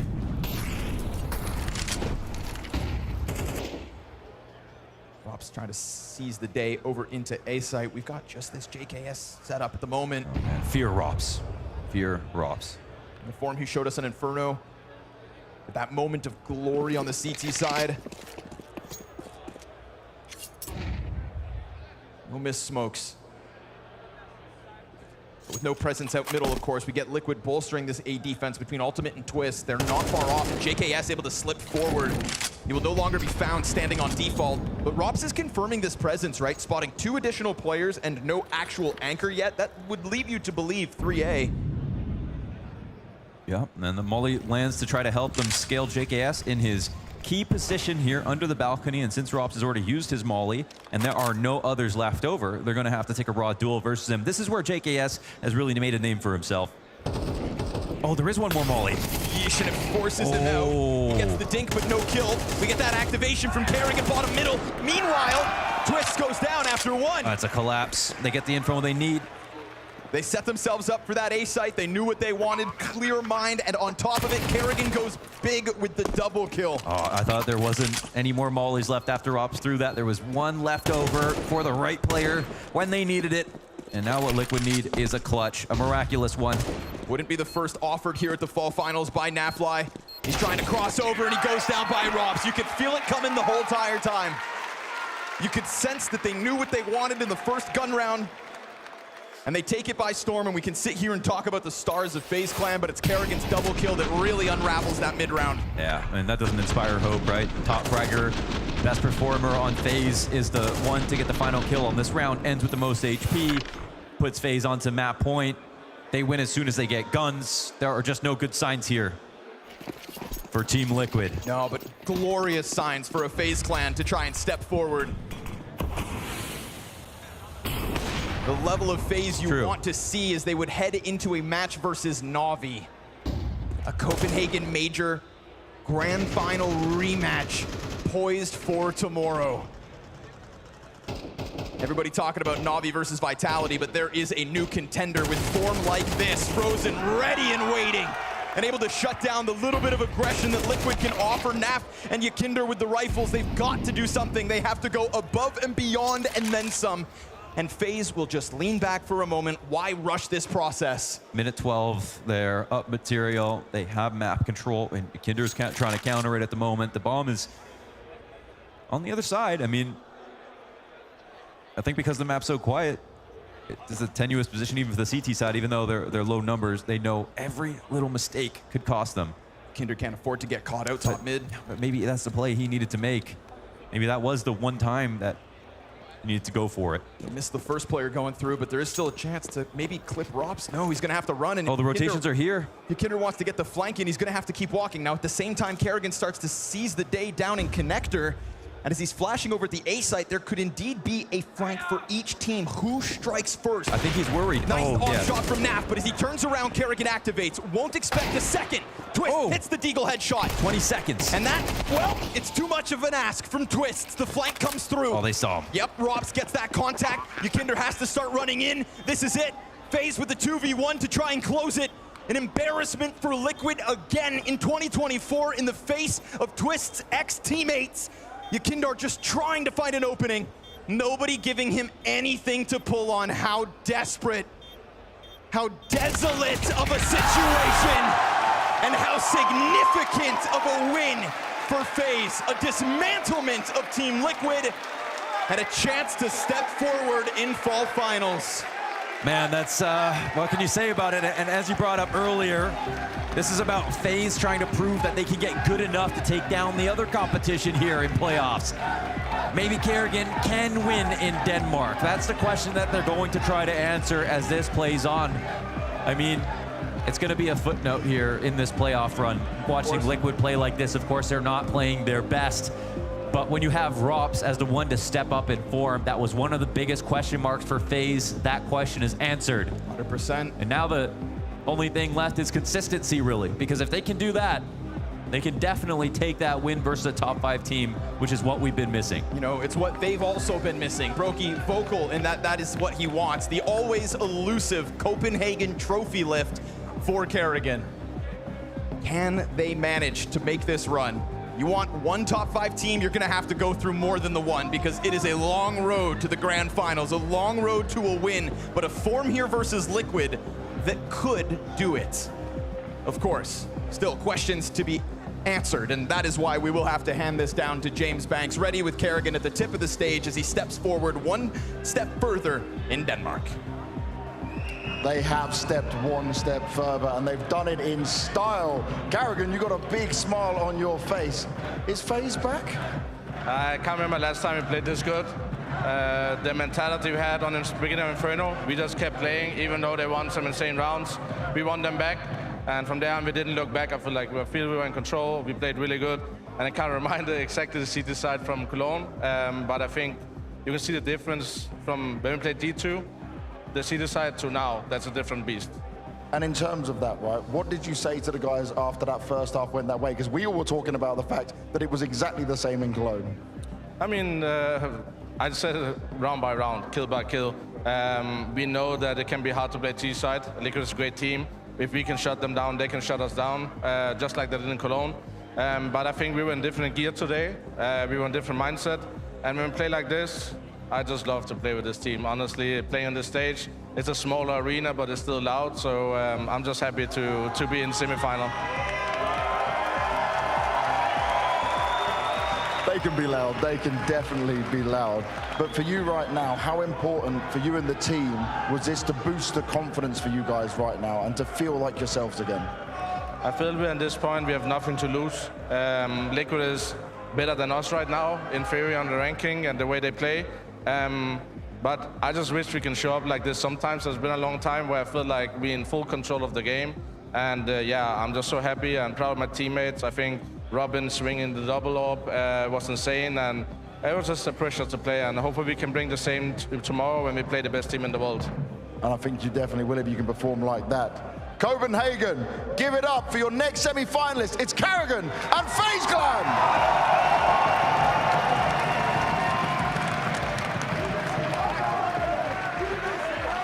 On fire, and the crowd behind them every single step of the way. We know that Copenhagen, home soil for Carrigan, it's always been a ground that has evaded him, but man, a step closer, a decisive step at that towards that trophy. It's not that FaZe Clan is winning in itself that is the surprise right here. It's the fashion they do it in. It's been a very long time since we've seen a FaZe Clan firing on all cylinders. We prefaced it coming into the game. Rubs has been absent. Some of the individuals in Brokey and Frozen, they have had decent showings and decent moments, but never at the same time. Tonight, they were looking like the old FaZe Clan, and trust me, if this is the FaZe that shows up tomorrow, then Na'Vi will have to put on the right pants. Otherwise, that's going to be a rough one. They have not had a single weakness here on Mirage. I mean, they lost that one round in the first half, and ultimately that was just a bonus round after all. They were just hoping to get some money rolling, but honestly, impressive. Double up setup as well, swinging. Damn. I love how Carrigan said it to Banks as well. It was a CT side that was reminiscent of what they were able to post versus Liquid back in Cologne. And that's going to be such a decisive one, obviously. I mean, for Carrigan, this must be such a feels-good moment because, as we've been saying, it's been an up and down road for FaZe thus far. And for them to be able to pull off a performance so convincingly like this, great signs for them. I think not only for Carrigan, but for FaZe Clan as a whole, I think every single member of that organization, every single member of that team have been under a lot of pressure because as of late, it have not been looking great. So for them to win the game, as I said, not necessarily the biggest surprise, but the fashion they do it in. Let's be completely honest, Liquid were never in this game, neither on map number 1 or on map number 2. So this is one of the most convincing wins and one of the most convincing version of FaZe that we've seen in a very long time. And I think that relieves a bit of that pressure that's been mounting on this lineup. We kind of forget that in the beginning of CS2, they were in every single final. They were the best team in the world. They haven't been close to that level at all for a couple of months. Tonight was the first glimpse of that. Hopefully that continues tomorrow. Yeah, you can just see the sea of CT rounds that were going down in that first half. And shout out to Robs as well, not only showing up on map number 1 on that Inferno that was a much more competitive affair, but really standing tall on this map of Mirage too. Yeah, absolutely. And again, he is being that anchor or known for those anchor positions. Hell, on Mirage, he's a connector player. He's going to bring that.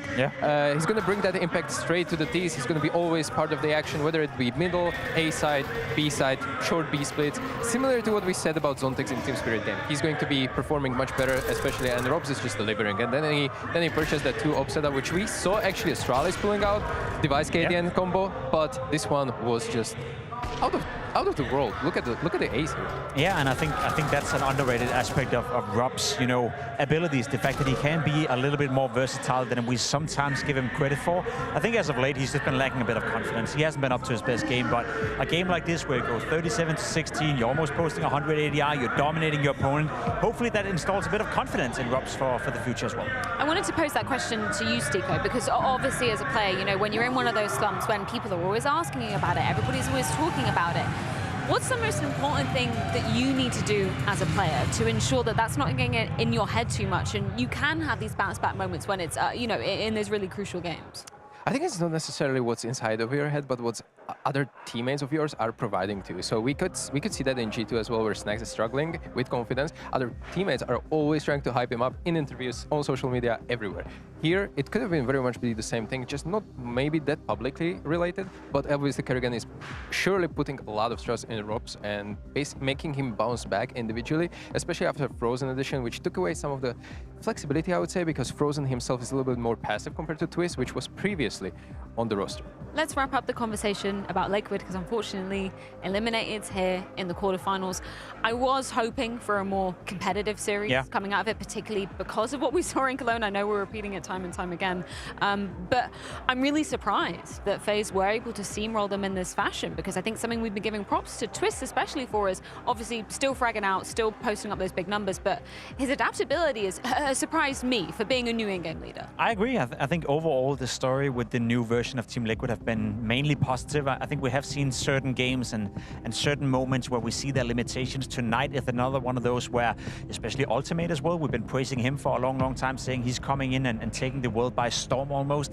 He was nowhere to be found today. So if anything, it's a bit of a reality check for Team Liquid. It is a project that I look at these 5 players and I still think there's something to be desired. I still think it's a team that potentially during the major in Shanghai can definitely qualify, but also do a good job. But there's limitations, right? We're not looking at a team that is establishing themselves as a top 5 team just yet. I still think there are maybe 1 or maybe even 2 roster changes away from that. Ultimate definitely having a rough time here. This was, I believe someone said that this is first arena game for him in front of the live audience, and he was struggling Mirage big time. You could see the opening duels right there, that throughout the event he was one of the best entries on the tournament. On Mirage, 0-4, and I think 0-3 within first 5 rounds, so he was shut down completely. He was not even attempting to go for these entry duels anymore up until the last round. I mean, yeah, actually the last round inside of the pit against Frozen. You're not wrong. It was the first time he was playing on a big stage, and for any player that can be a frightening moment. It can be uncomfortable, something you have to learn from, you have to gain experience, but for him to have 14 kills over the course of 2 maps, that's gonna sting a little bit, especially because you're Ultimate. You don't know when you get another opportunity. It's not a given that Liquid are making it into the playoff or Ultimate gets another shot in 2024 to gain more experience. So for my money, a sad debut for him, but hopefully he can shake it off and continue to be trending upwards as we've seen so far. Yeah, and an unfortunate reality for Team Liquid. They are eliminated here in the quarterfinals in Copenhagen. So let's get a few closing thoughts courtesy of Naf and Banks. For Liquid, the road at the full finals does end here, and I've got Naf with me. I want to, just touch on the emotions through this game, because obviously it was such a special game last time around when you were the newer Liquid coming through, but this time it seemed like even from their Vita, when they pick into Inferno, things got a bit crazy. So how was it for you guys to go through in your heads? I mean, coming out in the stage game, we're all super excited to play. Yeah, I don't know. We played Inferno. We started off like we're pretty confident at the start. We were able to eco them, I'm pretty sure, but then they ecoed us back, I think. I don't know, they won like some force buy round at long on Inferno, and you know, they ended up winning that round, and then I don't know. We had like rounds where like we could have won them, but they just kind of like hit their shots, it seemed like, and yeah, and then after that it just kind of like snowballed, and I don't know. I think Kerrigan and his team just had like just a good game plan, and it just seemed to work out for them. And what was the adjustments like for you guys, especially maybe looking at Mirage, where it went down so badly for you guys? I mean, I don't know. I just feel like they're just playing really well. They have really good game plan. Obviously, they have more stage experience. They've been a team a lot longer than we have. So, obviously, it's like really disappointing. And yeah, I don't know. It's tough to look back. I don't know. I don't know. We sucked. There's nothing to say about it, pretty much, right? Okay, so away from the game then, let's look at Liquid as a whole. You may exit in this position, but you're a new team who's making it to playoff stages as well. Are you seeing the development? Are you seeing that like this is a possible championship winning team going forward? Yeah, of course. When the team was like first built and the progress that we've made, we made a lot of playoffs. You know, it seems to be a lot of quarterfinals. It's like the quarterfinal curse for us so far at a lot of these events. So, yeah, no, I'm super confident in the team. You know, and yeah, it's a shitty way to go out the way we kind of did it with this loss. You know, but at the end of the day, like they played well. They're a more experienced team, and they got the win. It's all about the bounce back, mate. Thank you very much. Yeah, can always trust Naf to give it to us honestly, but we've also got to contextualize just how new, just how fresh this team is. Twist, only a couple of months that he's been in this role of in-game leader, and Stiko, that is not an easy thing to be doing, stepping up, cooling, and bringing up a new squad around you. 100%. I tried it myself during my career for 2 months. It didn't go too well. Went back to my comfort zone. of the anchor positions, but it's been tough. I mean, I can only imagine how much pressure is going to put on Twist as well, because he's not in-game leading, you know, a 2-tier or 3-tier team. He's in-game leading Team Liquid, and that team is aiming for trophies eventually. Of course, and certain part of this loss is obviously on the shoulders of Tristan, and knowing him, he will take that responsibility upon him and be open about it. But I also can't help to think that when you have Ultimate first time on a stage, not hitting his stride, you have your Kinder, who's supposed to be your experienced next guy to you. He's been a caller within Team Liquid, been taking up that job as well. He's not offering much on the server right now, so it's limited how much Twist can get out of this lineup for now. I still think when you look at Team Liquid for the past 4 months, ever since they came together, it's still been slightly better than people would have feared. So no need to ring the alarm bells just yet. They qualified for this tournament. That in itself is a quality stamp, but it's not at a point where we can expect them to go into semifinals or finals just yet. And no alarms for us, certainly, as we do check in with our traded plays of the day. This is for day number 3. Now here it's the day of aces. Jacob, what have we got coming up as the first option? It's been a lot of cool plays today, and Melps is coming in with the AK-47 in the very last round of map number 1 versus Spirit. A nice spray transfer into some nice entering into him winning the map for G2. He even said in an interview that, listen, give me the AK, let me get it done, and so he did. Moving on to JK is a little bit bittersweet, but obviously one of the most important plays for Inferno, trying to get it back with Ace here retake. All beautiful, beautiful retake scenario with the sequence of AK kills. Obviously, Rob's unable to finally pick up that kill, but Rob's unable to pick up that kill, but I bet you he was able to pick up a lot of kills on Mirage with the AWP. Secondary AWPing for FaZe Clan. The first 2 kills are cool. The next 3 you're going to see is world-class AWPing. I'm not sure how he's getting these kills. He's finishing it off with a no-scope, and to see Rob's play at that level, that's exactly what FaZe Clan is needing right now. It's so disgusting when you say It's disgusting. stuff like that. Like, man, if you're Liquid, I get it. I get why you were just like, well, I guess this one's done and dusted, because those sort of plays don't happen every single day. But what does happen every day, we can guarantee it, is checking in with our GG bet predictions. Right. I think we've got a new champion, maybe, just maybe, because I did predict Team Liquid. You predicted FaZe, Jacob, Yes. which means I do lose a life. You do lose And a you get to life. steal.